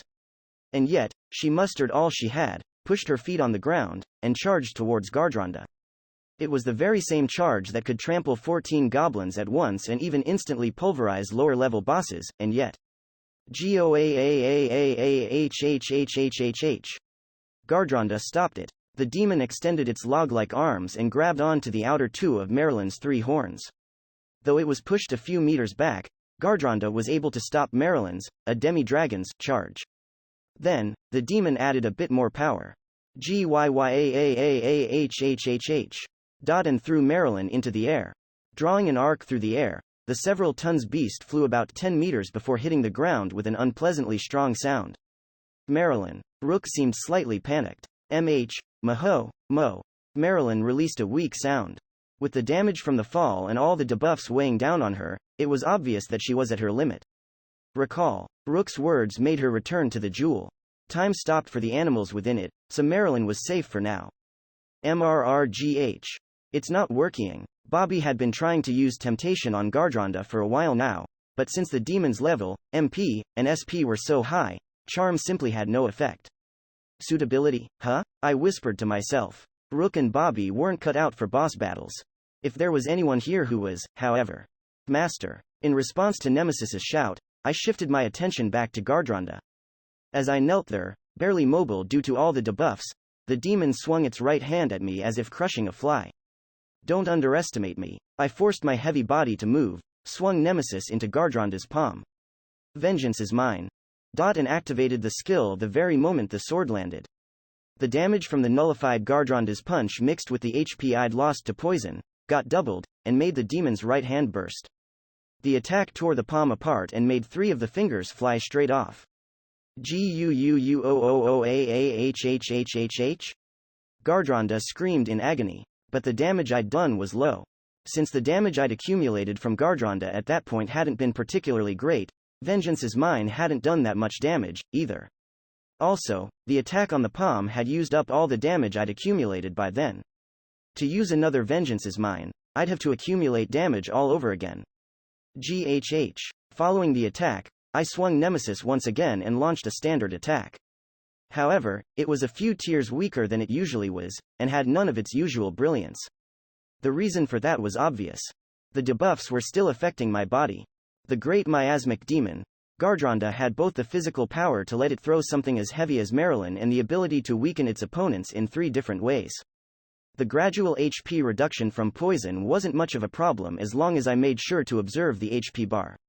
However, intoxication paralyzed the semicircular canals and thus negatively affected my ability to control my body, while weakness cut my stats by more than 50% and turned the most basic fighting into a struggle. This is bad, I muttered. Damn it, my chances were low even without these debuffs. Suddenly, Marie called to me from behind. Ray. I turned around, expecting her to warn me about something, and instead got a glass bottle to hit me right on the face and shatter. Caw. I exclaimed. Master? Nemesis was confused, as well. As the impact made me throw my head backwards, I got showered by the bottle's shards and contents. My pain settings were set to off, so it didn't hurt at all, but I couldn't help but wonder what had brought this about. Marie had the stance of a pitcher who had just thrown a ball, so it was pretty obvious that she had been the one who'd thrown it. As I was about to yell at her for messing about during a battle, I noticed something. I'm healed, and the debuffs are gone, I muttered. My HP was at 100%, and the 3 status effects were no longer on my status window. What is this? I asked in my head. It's the elixir I'd prepared just in case. With this, you should be immune to disease-based debuffs for the next 180 seconds. However, I don't have a spare, so use it well. Marie explained. Elixir? So that's what was in the bottle. Apparently, it's quite a powerful drug. However, with this, looks like we're at our best again, I said. Indeed, agreed Nemesis. With no debuffs hindering us, this Gardronda is the equivalent of one of those damn centipedes, except with hair. With my current HP and defense, I could bear the demon's attacks, and if I could bear them, I had a chance of winning. For the poison, for Marilyn, and for those who died. You'll get what's coming to you, you demon bastard. I brandished Nemesis and charged towards Gardronda. The elixir's effects would last for another 154 seconds. That was the amount of time I had before I returned to being vulnerable to Gardronda's miasma and got the 3 debuffs again. Thus, I had to settle it before that time expired. RRRAAAGHHH. I held the great sword aloft and swung it at Gardronda's knees. It cut through his skin and spilt some blood, but the wound wasn't deep in the slightest. Though it bit through the skin and sunk into the muscle, it wasn't even close to reaching the bone. Even when I was at my best, my standard attacks weren't good enough to do any proper damage to him. My STR wasn't particularly great, and though Nemesis might have been a great weapon when I'd been level 1, she was among the weaker ones now that I was level 20. If I tried to beat it with just my standard attacks, not even 1,500 seconds would be enough, let alone 150. However, Guuuoooaahhhhh. Gardronda retaliated with a kick, and I chose to let it hit me. Ghh.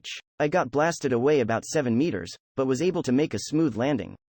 Though it sent me flying, the attack didn't hurt me all that much. The damage it did was about 600. That was approximately a quarter of my total HP. I was level 20. With the bonus HP I'd gotten for leveling up while being a paladin, the bonus from my embryo, and the skill, HP increase, my total HP had reached 2,500. One of my skills, Paladin's Aegis, reduced all incoming damage, and my equipment was far better than it had been when I'd fought the demi-dragon worm. Thus, a creature that hit a little bit harder than them could never kill me in one hit. And if I couldn't die in one hit, I had the means to earn victory. First heal. I ran while casting my healing spell on myself and complemented it with the use of one of my heal potions. With that, my HP was almost back to full. Rog. Then I simply repeated what I'd done before. Attack. Get hit. Heal. I merely had to repeat this for those 150 seconds. That was my only chance at winning. One repetition took about 20 seconds and got me 600 damage, which became 660 when I considered the damage nullified by Paladin's Aegis. I could do it a total of 7 times and gather 4,620 damage. Vengeance is Mine would double that amount and damage for 9240. Can you survive getting that hit on your head, you damn demon? I thought. That is our only optio, master. As I calculated the remaining time and the damage I could gather, Nemesis called out to me. Being familiar with her tones, I instantly knew that it was a warning.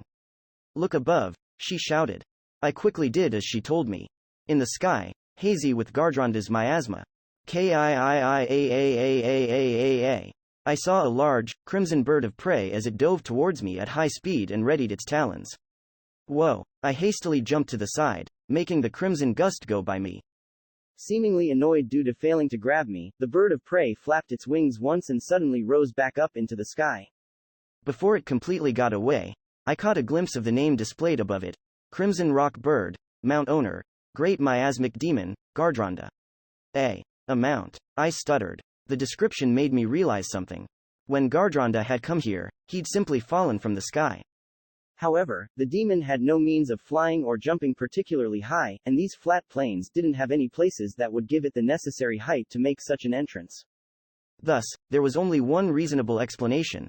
Gardronda had been brought here by something that could fly. And that something had been hanging above us ever since we'd started this battle. This is bad, I muttered. I was no longer able to focus on Gardronda. The bird's speed and physique made it obvious that it was quite a powerful monster.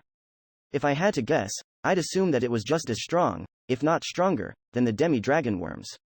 It could even grab me with its talons and drop me from a great height, rendering me completely unable to fight back. This bird was a dangerous enemy, indeed. However, if I kept focusing on trying to avoid it, the elixir's effects would wear off, and I'd no longer have any means of achieving victory.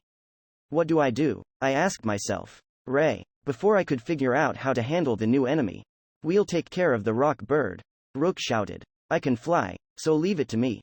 Bobby called out to me. You just focus on Gardronda, Ray, added Rook. But Rook and Bobby couldn't do anything against a monster that powerful. It was probably immune to their charm skills. Before I could tell that to them, Rook spoke up. We'll buy time until you defeat Gardronda, he shouted. Yeah, so don't worry about us, added Bobby. Holding Rook, Bobby rose up and flew towards the rock bird. I silently watched them. Master, Nemesis spoke to me. You are not thinking of letting their conviction go to waste, are you? Like hell, I replied. I brandished Nemesis and once again ran towards Gardronda. The reason why I could continue fighting was because Marie had used her elixir on me. The reason why I could focus on the fight was because Rook and Bobby were holding back the rock bird. Nemesis and I weren't alone in this battle. It wasn't like the time we'd been killed by the superior killer. No, we were fighting as a party. 57 seconds left, I said. By lowering our focus on healing, we can do this 3, preferably 4 times. Let it be done, then. Nemesis expressed her enthusiasm. We ran, attacked Gardronda, got hit back, stood up, and ran again. It was to not waste the opportunity our comrades had given us. And to uplift our chances of victory. I didn't care how tattered I would become doing this. Soon enough, we only had 10 seconds left. Nemesis, I shouted. Accumulated damage, 4,973. We can do this, she cried. Master, Everything slotted into place when Gardronda hit us for the final time. I had less than half of my total HP, but I could still move. All that was left was to hit the demon with vengeance is mine. I dashed towards Gardronda with the sole purpose of landing this lethal hit. 7 seconds left. 6 seconds. 5 seconds. 4 seconds. Gua. GHHAAAAAAAAGHHHH. We had only a few more steps to take until the demon was within our range. That was the moment when the mouth on the head opened wide and released a crimson-red flame. It wasn't the miasma this time. This breath was meant purely to damage anyone it touched. All this time, Gardronda had been hiding this trump card from us, and there was no way I could survive a direct hit from those flames. However, take it all, I shouted. Counter-absorption. The barrier of light summoned by Nemesis stopped the purgatorial fire and absorbed the damage it did.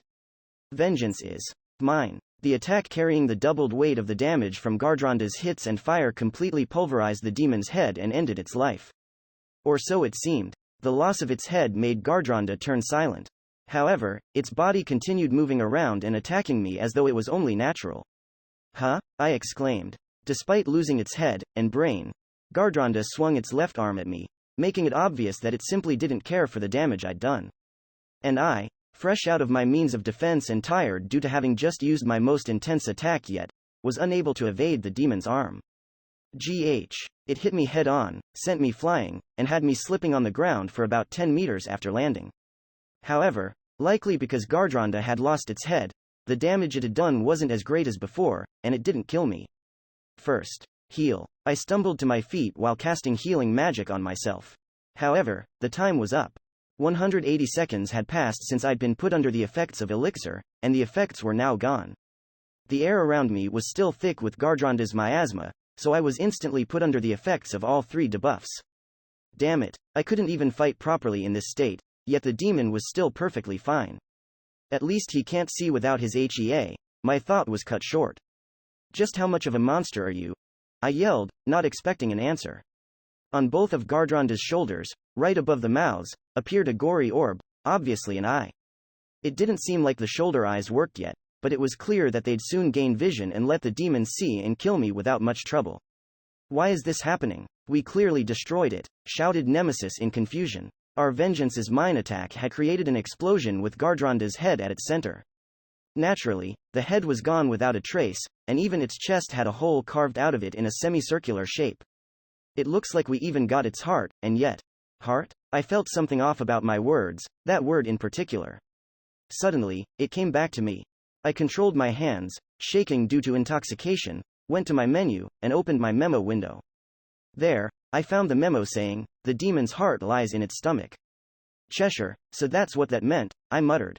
Master? Nemesis sounded confused. Cheshire's words fit the situation perfectly. The cat had probably known that I'd be facing Gardronda the moment I'd said that I was heading to Gideon. Cheshire had given me those words just in case I got into a situation such as this one. Gardronda's heart, the core that governed all of its life functions, was in neither the head nor the chest, but the stomach. Thus, Gardronda wouldn't die until said heart was crushed. To this demon, the head was nothing but another means of attacking. Even if I destroyed the remaining faces on the shoulders, Gardronda would continue to move as long as the core in its stomach was intact. My previous attack should have been aimed at the stomach instead of the head. But even if I figured that out, I'm all out of power to, like hell, I muttered.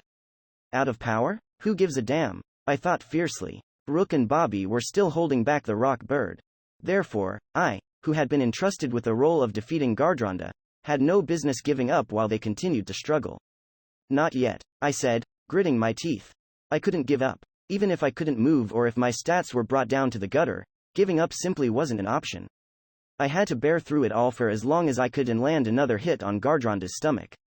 It wasn't a matter of whether I could or couldn't. My friends had given me this role. They'd entrusted it to me. Thus, I would to do it even if it meant breaking through my limits. I would grab hold of the chance of victory. If I can't do that much, I can't even dream of getting my revenge against the superior killer. I said fiercely. Despite being on the verge of defeat, I gathered my resolve. Master, Nemesis shouted. Nemesis, the odds are against us, but it's not over yet, I said to her. You don't mind continuing this, right? That goes without saying, she replied. However, that's not what I want to say. What do you make of this? She asked. On the corner of the windows I had opened, there was an unfamiliar red window. Master's life endangerment. Confirmed. Master's intent to live. Confirmed. Embryo type. Maiden. Maiden of vengeance. Nemesis. Accumulated XP. Green. Asterisk. Execution available. Preparing. Activation. If you wish to cancel, please do so within the next 20 seconds. Do you wish to cancel? Why, N? What is this? I thought dumbly. Nemesis? I addressed her, hoping for an explanation. I know nothing of it, either, she said. What is this? The window was red, making it seem much like a warning. From the text, it was obvious that it was related to Nemesis. However, the most important part of it seemed to be corrupted. No, my head couldn't even process it as proper language. What, exactly, did it mean? I silently watched as the countdown's timer continued to go down. When it hit 10 seconds, I began to worry, and reached towards the window with the intention to stop it. CUUAAAAGGHHHHHH. But before I could complete the motion, Gardronda's shoulder eyes became able to see, and the demon charged at me while roaring from its shoulder mouths. Why now, of all times? I shouted. The timer on the red window before me was going down as Gardronda got closer to me by the second. I was left with no choice but to ignore the window and face the demon. However, with weakness reducing my stats and intoxication making it hard for me to move, brandishing Nemesis was about all I could do. I have to use my defense and healing to create another opportunity to use vengeance as mine, and countdown complete. Acknowledged intent to initiate the emergency evolution process via protocol, examining the 172 patterns made available by the accumulated XP and calculating the optimal solution to the current situation. Target embryo, Maiden of Vengeance, Nemesis. Initiating emergency evolution via To reduce load, the interval until the next evolution will be extended. Right after I saw that message, Nemesis lost her physical integrity and was reduced to floating particles. I gasped. That was the exact same phenomenon that had always happened whenever Nemesis transformed from her human form to her greatsword form. This time, however, she neither returned to her humanoid shape, nor did she become a sword again. Instead, the particles whirled around my surroundings. CAAAAAAGGHHHHH. As I became unable to process the situation, Gardronda only continued to get closer to me. Complete. Not giving me a moment to understand anything, the window output displayed a new line. Form 2. The flag halberd Nemesis's particles whirled around me and began to gather in my hand. After having turned to floating grains of light, Nemesis returned to me in a completely different form than before. Jump, Master. It was her voice. I hastily listened to what she said, kicked my feet off the ground, and left Gardronda a long distance away from me. A voice of surprise escaped my lips. Before I realized it, I had jumped a whole 20 meters. The surprise was aimed at both my unbelievable jumping power and the fact that Nemesis wasn't human, nor was she a greatsword. She was a spear. Though, since she had an axe popping out from one end of her grip, the word halberd was more apt. The part opposite of the axe blade was leaving a trail of black light, making the whole of her look somewhat like a battle flag. I looked at the equipment window and saw the name, the flag halberd. Nemesis. What happened to you? I couldn't help but ask. I'm not sure I'm able to answer that question, she replied. I happened to become like this before I could even realize it. I guess she was unconscious while she was turned into particles, I thought. However, there is one thing I'm certain of, she continued. And that is? I asked. I've evolved into my second form, Nemesis revealed. The power inside me is greater than ever. Evolution. That was the primary feature of every embryo, the function that gave them powers from infinite patterns. The red window had also said something about emergency evolution. Is that how it normally goes? I asked myself. It didn't seem that way when Rook's Bobby evolved, though. Well, this ain't the best time to think about this, anyway, I muttered. I had to focus on only one thing right now. COOAAAGHHH. After having lost sight of me once, Gardronda noticed me again and roared with both of its shoulder mouths. By the way, Nemesis, I said. What is it, Master? Nemesis replied. You said that your power is greater than ever. To what extent, though? I could almost see her put up an intrepid smile. Enough to make it possible for us to defeat that damn demon, she answered. Perfect, I smiled. The possibility was there. The fact that she'd only said that it was possible made me remember the first time we'd met. However, that was all I really needed. If the possibility of us winning was there, then, for the sake of Rook, Bobby, Marie, and the Tiens in danger of dying, we only had to bet on that possibility and give it all we had. Let's do this, Gardronda, I said. Since Gardronda's appearance after we'd annihilated the goblins, the demon had possessed the upper hand. It had even been able to corner us after getting its head smashed. But now, we had a new way of achieving victory. I know how you work, I thought. I'll end it soon. I brandished the flag halberd above my head and roared at the headless demon. This is the final round. After spinning the halberd above my head, I charged at Gardronda. Though weakness was supposed to have lowered my stats, I was running much faster than I could have run while in my normal state. And though intoxication was supposed to be making my vision turn dim, I felt like I could perceive far more than I ever could. Gardronda attacked me with a swing from its right arm, the one with fewer fingers on the hand, but I was able to smoothly evade it and sink the halberd's axe into the demon's wrist as I did so. My attack bit through the skin, sunk into the meat, and cleared its bone. I cleanly cut the demon's hand off, causing crimson blood to burst from the wound. We're doing well, I said. It was obvious that her evolution had improved Nemesis's stats and bonuses, but the difference between this and her previous form was just too great. Yeah, I think we can handle this. Oh, wait, I thought, and remembered something. I was still under the effects of poison. If I'm not careful, my HP might decrease a whole lot, and... Huh? We're doing way too well, I muttered. Though poison was supposed to be gradually lowering my HP, it was actually going up instead. The increase in my physical ability, the clarity in my sensations, and the continuous HP regeneration. It was as though the debuffs had been reversed. I see, so this is I said slowly. Indeed, said Nemesis. This is my new skill. Like a flag flying the reversal. Nemesis opened a window that showed the skill's name and described what it did. Basically, it reversed the effects of debuffs received from an opponent. Instead of dealing continuous damage, poison healed me. Instead of lowering my stats, weakness increased them. Instead of paralyzing my senses, intoxication made them clearer. Like a flag flying the reversal, was a buff skill that reversed all and any afflictions that affected me. It's quite ideal for this situation, said Nemesis. It honestly seems a bit overly convenient. You're not wrong there, I said. However, according to the message on that red window, out of the possibilities available to her, Nemesis had been equipped with the optimal solution. However, that message had merely described what happened. For some reason or another, I was convinced that I was the one who'd summoned this result. Regardless, this skill made it possible for me to find a way out of this situation. It was much like the first time Nemesis and I had met. Thus, for now, I'm betting it all on this possibility, I shouted. Then we are of the same mind, she called back. Nemesis and I released a battle cry as I made my way through Gardronda's arm attacks and continued chopping away at the demon.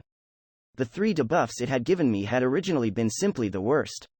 However, now they were making me stronger and closing the power gap between me and Gardronda. I was effectively buffed with HP recovery, perception, and physical strengthening, while the demon had lost its head and practically had its miasma's ability completely negated. Our power balance was now equal. No, in fact, it had been reversed. Cuuuoaaaaggghhh. Seemingly upset at this turnaround, Gardronda began randomly releasing miasma in every direction. However, to me and Nemesis, those fumes were nothing but a smokescreen. Raw. As Gardronda continued to release the miasma, I pierced into its stomach. The flag halberd dug through the demon's meat and touched the weak spot, the core, within it. Ceeaaaaghh. Gardronda roared out in anguish. That was proof enough that the stomach was where I had to aim. However, it's regenerating, Nemesis shouted. The wound I had just given it disappeared with a dark purple smoke. Ha, chuckled Nemesis. It appears that only the weak spot is protected by regeneration. That means it'd take us forever to defeat it if we relied only on weak attacks, I said. It's not like we can keep fighting for particularly long, anyway, she said. I knew exactly what Nemesis meant by that. Due to the effects of like a flag flying the reversal, my HP was continuously regenerating. However, my SP only continued to decrease. That was the cost of keeping the skill active. Compared to my HP, my SP wasn't particularly high. It wouldn't last for long. Thus, I had to figure out what I had to do to win. Upon considering the regenerating core, the limited amount of time and our abilities, there was only one answer. I have to stop evading and simply let him hit me, I said. Nothing else would work, agreed Nemesis. I would accumulate the damage the demon did to me and hit it with another vengeance is mine. This time, however, it would go straight to the weak spot in the stomach. There is something to keep in mind, though, said Nemesis. What is it? I asked. This form doesn't allow the use of counter-absorption and vengeance is mine, she answered. We're already out of absorption uses, anyway, I said. No, she said, refuting that statement. My evolution increased its stock to 3, so there's one more use left. However, just as reversal can only be used by the flag halberd, those two can only be used when I'm in my greatsword form. Basically, to use vengeance is mine, I had to change the flag halberd into the greatsword. That meant losing the effects of like a flag flying the reversal. To be able to land a clean, lethal hit while under the effects of the debuffs. I have to kill its mobility. I thought. Nemesis, let's go for the legs. I shouted. Understood. I swung the flag halberd and repeatedly damaged Gardronda's ankles.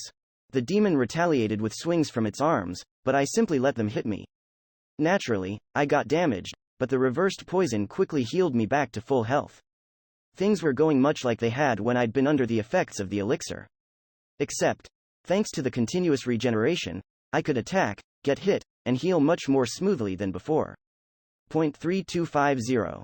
3784. As I listened to Nemesis speak the amount of damage I had gathered, I looked at the edge of my status window and checked on my SP. 53. 52. The amount of time I could keep the reversal active was already below 1 minute. Point 4265. Master, she called. Alright, I'm betting it all on this. Ha. I dashed through the miasma, which was nothing but a smokescreen to me, dove right next to where Gardronda was standing, gathered my resolve, and horizontally swung the flag halberd at the demon's legs. Both of its tendons had been severely damaged by my attacks up to that point, so with that deadly swing, the axe head split both of them apart. Cueeeeeeeeghhh. Gardronda screamed and fell to its knees, making the ground tremble. Do it now, Nemesis. I shouted. Form shift, black blade, she called. Her command made the flag halberd lose its integrity and scatter into particles of light, which soon gathered once more to create the familiar black greatsword. At that very moment, I was put under the effects of the 3 debuffs. However, it didn't matter anymore. I only had to land my final attack. As my legs were shaking due to intoxication, I dashed towards the demon. Gardronda was still kneeling, and when I raised my sword and readied myself to strike, I noticed something. The dark purple miasma smokescreen was hindering my vision. However, it did nothing to hide the fact that both of the demon's shoulders were emitting a bright red light. Chhhhghaaaaahh. Deadly flames. They weren't limited to the head I'd destroyed. Gardronda could release them from its shoulder mouths, too. However, I refused to stop. Counter-absorption. Nemesis spawned the 3rd barrier of light, the one she'd gained from evolving. It stopped the flames and absorbed the damage they were meant to do. Though it was unnecessary, that made the damage I'd accumulated reach the greatest amount ever. I couldn't be more certain that I had it in the bag. Now, Master, she called. Once I passed the flames, the barrier of light dispersed. Finally, I began to swing my sword at Gardronda's stomach. Chhhghaaaaahh. Dotton was suddenly faced with the demon's left shoulder mouth, ready to spit more fire.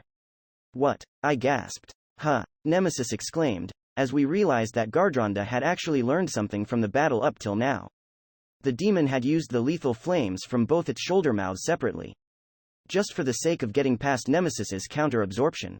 All the miasma it had previously released hadn't been meaningless, either. It was a preparatory action meant to render us unable to see that the demon had separated the flame bursts. Master, shouted Nemesis. I was already swinging the sword. The blade was slicing through the air for the sole purpose of striking Gardronda's stomach with vengeance is mine. Even with the debuffs, I could land the hit in a mere 3 seconds. However, the demonic flames would reach me faster. As if on the verge of death, I began seeing the world in slow motion. The left shoulder mouth opened wide and was about to bathe me in flame. Ghghghghghghh. But before it could do so, something resembling a bullet broke through the miasmic veil and hit Gardronda's left shoulder. The familiar object exploded in the demon's left shoulder, when caught in the burst, blew up before it could release its fires. The moment the heat waves caressed my cheeks. Vengeance is mine. Nemesis and I shouted the name of the skill, landed the hit on Gardronda's stomach, and pulverized its core. Epilogue. Gardronda's body got split in half and fell to the ground with a loud thud before getting reduced to shining particles and vanishing like any other monster. With the demon's disappearance, the lingering miasma began to fade, as well. The dense fog vanished into the sunlight as if it was only natural. UBM, Great Miasmic Demon, Gardronda, was defeated. Selecting MVP, Ray Starling was selected as MVP. Ray Starling is presented with an MVP special reward, Miasma Flame Bracers, Gardronda. The disappearance of the miasma in the system message made it clear that the battle was over. I read the message while lying on the ground. It appears that we've won, said Nemesis. Not yet. I rejected that notion. Rook was still up high, fighting the Crimson Rock Bird. I had to go help him. But Master, you still have the debuffs. I looked at my status summary and, sure enough, the 3 status effects were there. Poison was draining my health, while my MP and SP were at a perfect 0. However, the battle wasn't over yet. I didn't mean just the rock bird, either. There was also the attack that had hit Gardronda before I'd destroyed it. That was obviously the Ray, are you okay? I turned to the source of the voice and saw Marie, who I hadn't seen since she gave me the elixir, running up to me. She was probably approaching me because the miasma was no longer there. Your status screen looks horrible, she said.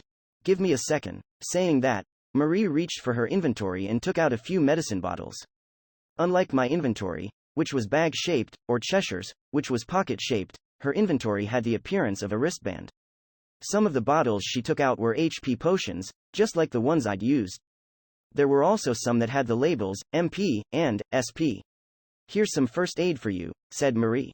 It would be great if I could also remove your debuffs, but I don't have anything that could treat intoxication or weakness. And I've already used up all the antidotes I had. With those words, Marie looked at the people at the carriages, who had also been affected by the miasma. Everyone, including the escorts, was down on the ground due to intoxication and weakness, but none of them had died of poison.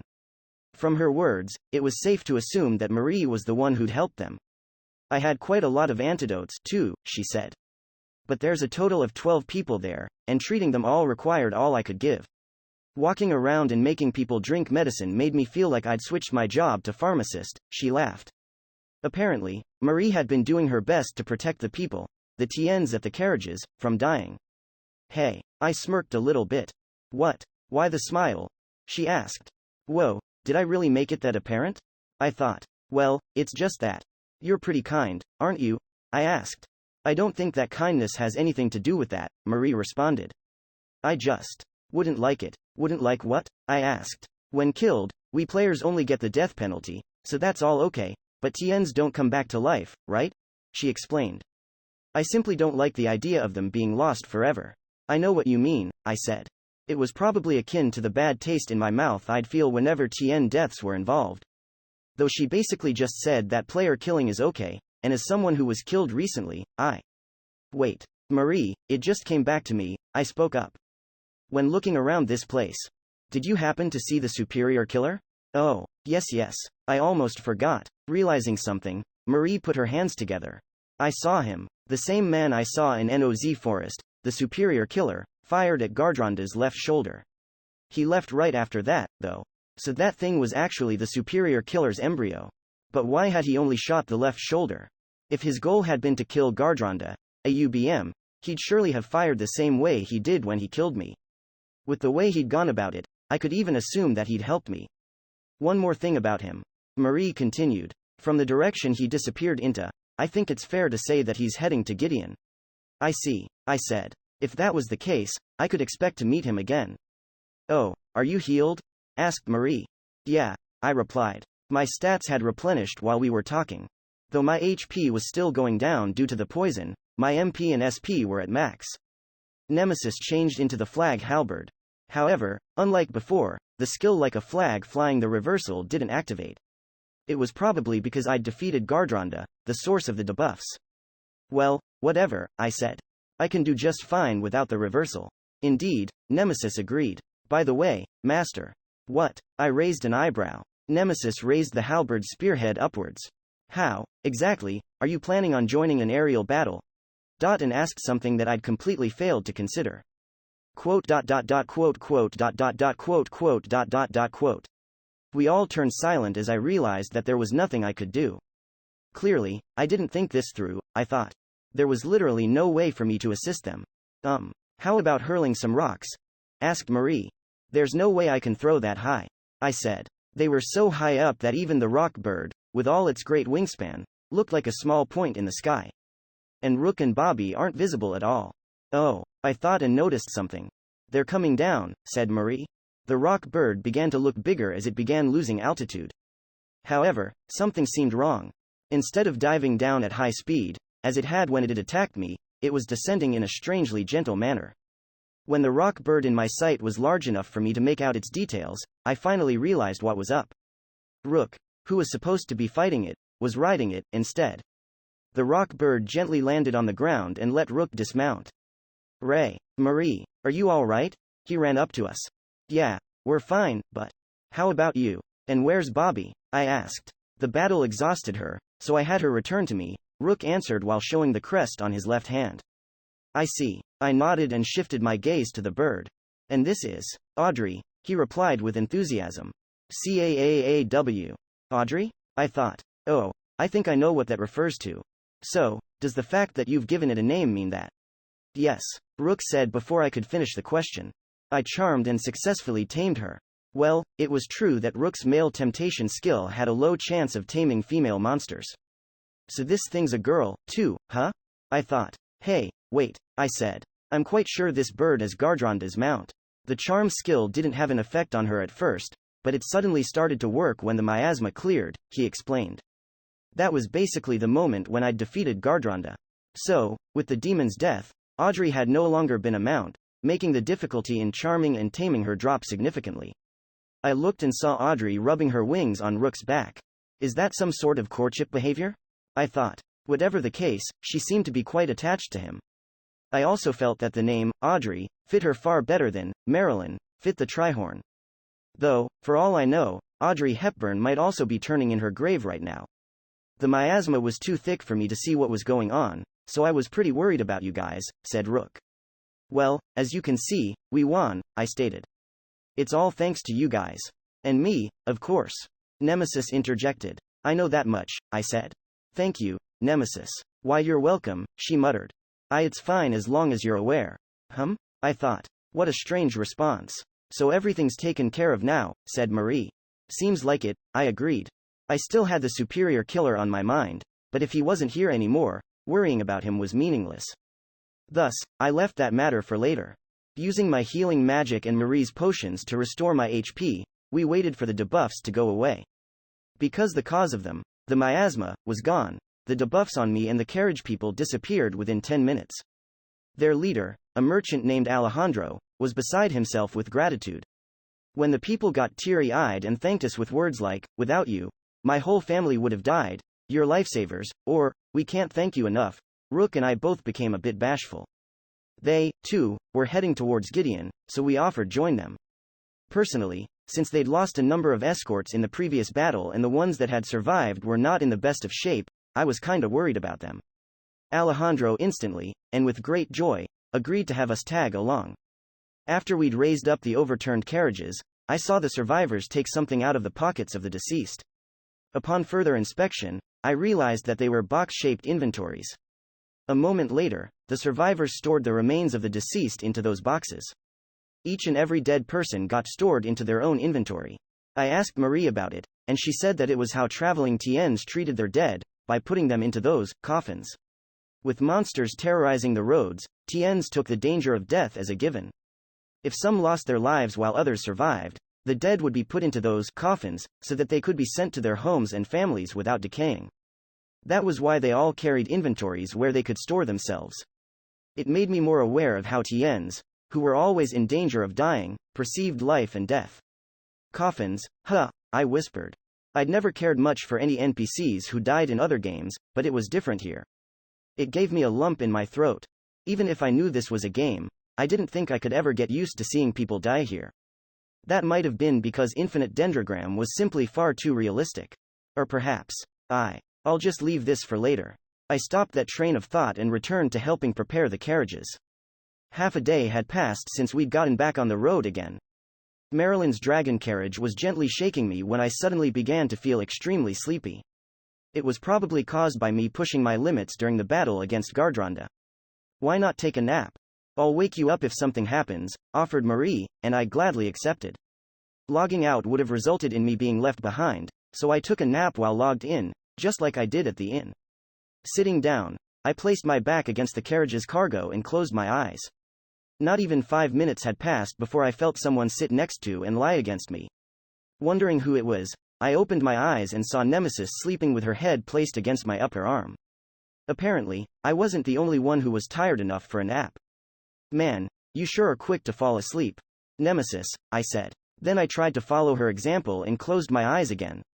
However, probably due to having opened my eyes once, I couldn't fall asleep, and instead began to think about things. Specifically, I remembered the many and various things that had happened since I'd started Infinite Dendrogram. Despite the fact that only 3 days had passed in real time, they'd felt extremely dense. The most vivid memory I'd had so far was the battle against Gardronda. In terms of danger, it might have even surpassed my encounter with the superior killer. Not only that, but, probably because Nemesis and I had told each other how we felt about it, the regret I had been haunted with after getting peaked had faded, and it wasn't nearly as strong as before. At the current moment, the dominant feeling in me was the vague pain I felt after seeing the bodies of the Thaaanks killed by Gardronda and the goblins. They were nothing but characters inside Infinite Dendrogram, a game. And yet, my heart was grieving for them as it would grieve for those who died in reality. A part of me felt that such sentiments were wrong. I didn't know what to say to that idea. Before I realized it, I'd opened my eyes and looked at Nemesis. She was my embryo, my partner. And an existence that was limited to the game known as Infinite Dendrogram. However, the longer I looked at her sleeping face, the more I felt like I was looking at a living, breathing girl. She's alive, I thought to myself. I just can't think otherwise. AI with intelligence equal to that of a person, huh? I murmured. My brother had said that Thaaanks, the inhabitants of this world, were recognized as such. But, the drowsiness that I'd thought was gone came over me again and slowly overwhelmed my brain. As my consciousness became more and more vague, I once again began to run my mind through the things I'd thought at the party on my first day. Liliana and Milian, Thaaanks. Demi-dragon worms and Gardronda, monsters. And Nemesis, embryos like her. They all felt so alive to me. Is this really just a game? Before I could voice those words, my consciousness was finally lost to the realm of slumber. Undisclosed location, Polaris Bear, Polar Star, was defeated, final level, 83, MVP, Godhunter, Carl Lurlu, level 263, total level, 763. Embryo. Indestructible and Everlasting, Nemean Lion, MVP Special Reward, Ancient Legendary Item, Ultimate Suit Series, Polar Star, or Dragon King, Dragnium, was defeated, final level, 64, MVP, Giga Professor, Mr. Franklin, level 198, total level, 698. Embryo. Magic Beast Factory, Pandemonium, MVP Special Reward, Ancient Legendary Item, or Dragon King's Complete Remains, Dragnium, Navalport Strikefish, Torpedo, was defeated, final level, 42, MVP, Great Admiral, Kaukan Shoyu, level 229, total level, 729. Embryo. Great Flame Brewer, Abura Samashi, MVP Special Reward, Epic Item, Come and Go Torpedo, Torpedo, Fox-Eyed Charcoal, Enryu, was defeated, final level, 56, MVP, The Glaive, Aono Hokugenin, level 335, total level, 835. Embryo. N.A., MVP Special Reward, Legendary Item, Incinerating Fox-Eye, Enryu, Great Miasmic Demon, Gardronda, was defeated, final level, 24, MVP, Paladin, Ray Starling, level 20, total level, 20. Embryo. Maiden of Vengeance, Nemesis, MVP Special Reward, Legendary Item, Miasma Flame Bracers, Gardronda, Surrounded by darkness, still recording and doing its preset activities, it suddenly tilted its head. Considering that it always did nothing but work without as much as saying a single word, that was a rare occurrence. How curious, it said. To defeat an UBM that's above you in level. That is quite rare. Its confusion was only natural. UBMs were exceptional creatures far beyond the norm. They all had multiple times the power of any boss monster at the same level. Even high-rank masters had a hard time fighting them. Thus, it was extremely rare for a UBM to be defeated by someone of a lower level. Thinking that this defeat had been the result of a large number of low-level players and that the person had only been selected as an MVP by accident, it opened the battle log. However, the reality was far beyond its expectations. The person, Ray, had defeated the UBM all by himself. That person was equipped with abilities that were optimal for giant killing. The mid-battle evolution caused by **** had given him a new ability that was simply perfect for the situation. That person was equipped with an indomitable will. There were many reasons for his victory, but there was one that particularly stood out. He realized it right after destroying the first head, it said. That is far too early. The creature it acknowledged as in UBM, Great Miasmic Demon, Gardronda, was a gathering of traps. First, there was the head that flagrantly released miasma and flames. The player would think that to be its weak point and destroy it, but that would cause it to create two new faces on the shoulders. All of those visages were traps. Getting rid of them would not only fail to destroy Gardronda, it would cause it to be strengthened even further. Even if all its heads were destroyed, it would go through more transformations and become even more powerful than before. It was completely indestructible as long as the core within its stomach was intact. Due to that, it had expected Gardronda to grow into a particularly powerful UBM.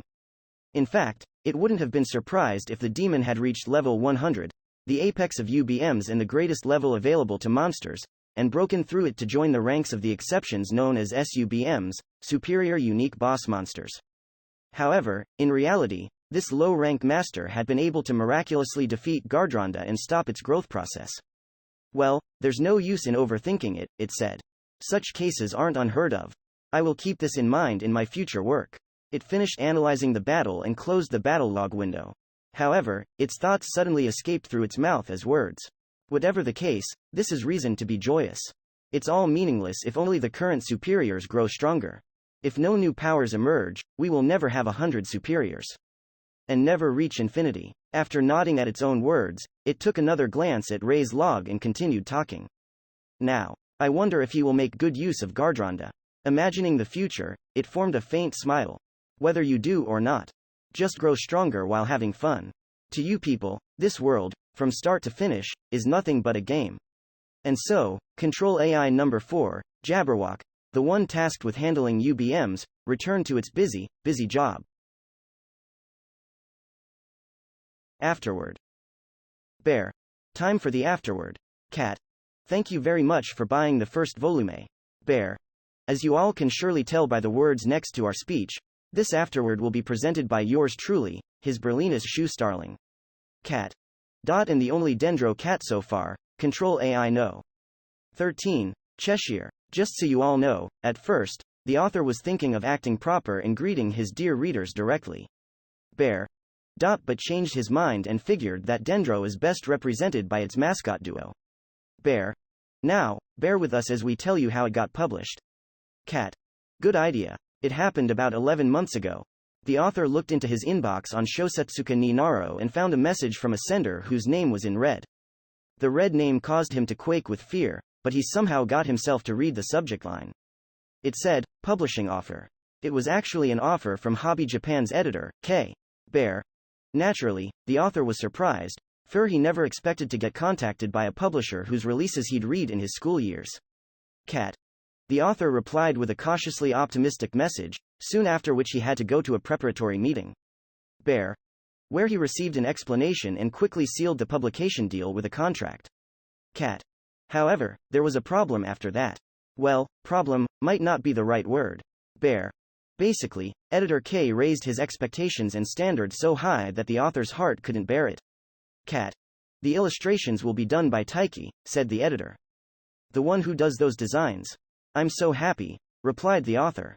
A month before it releases, we're putting Dendro leaflets in HJ Bunko, said the editor. Wow, that's so much advertising, replied the author. It's also getting a dedicated site and a preview video, said the editor. Why you're going that far? Replied the author. I'll also get 50 artists to draw something in support of Dendro, said the editor, and at this point, the author could only shake uncontrollably. Bear. All of this is completely true. Cat. The author will be at ease if the work sells well enough to meet editor K's expectations. I earnestly hope that this afterword is read by many people, and that means the book is selling. Bear. Last, but not least, put your paws together for the author's words of gratitude.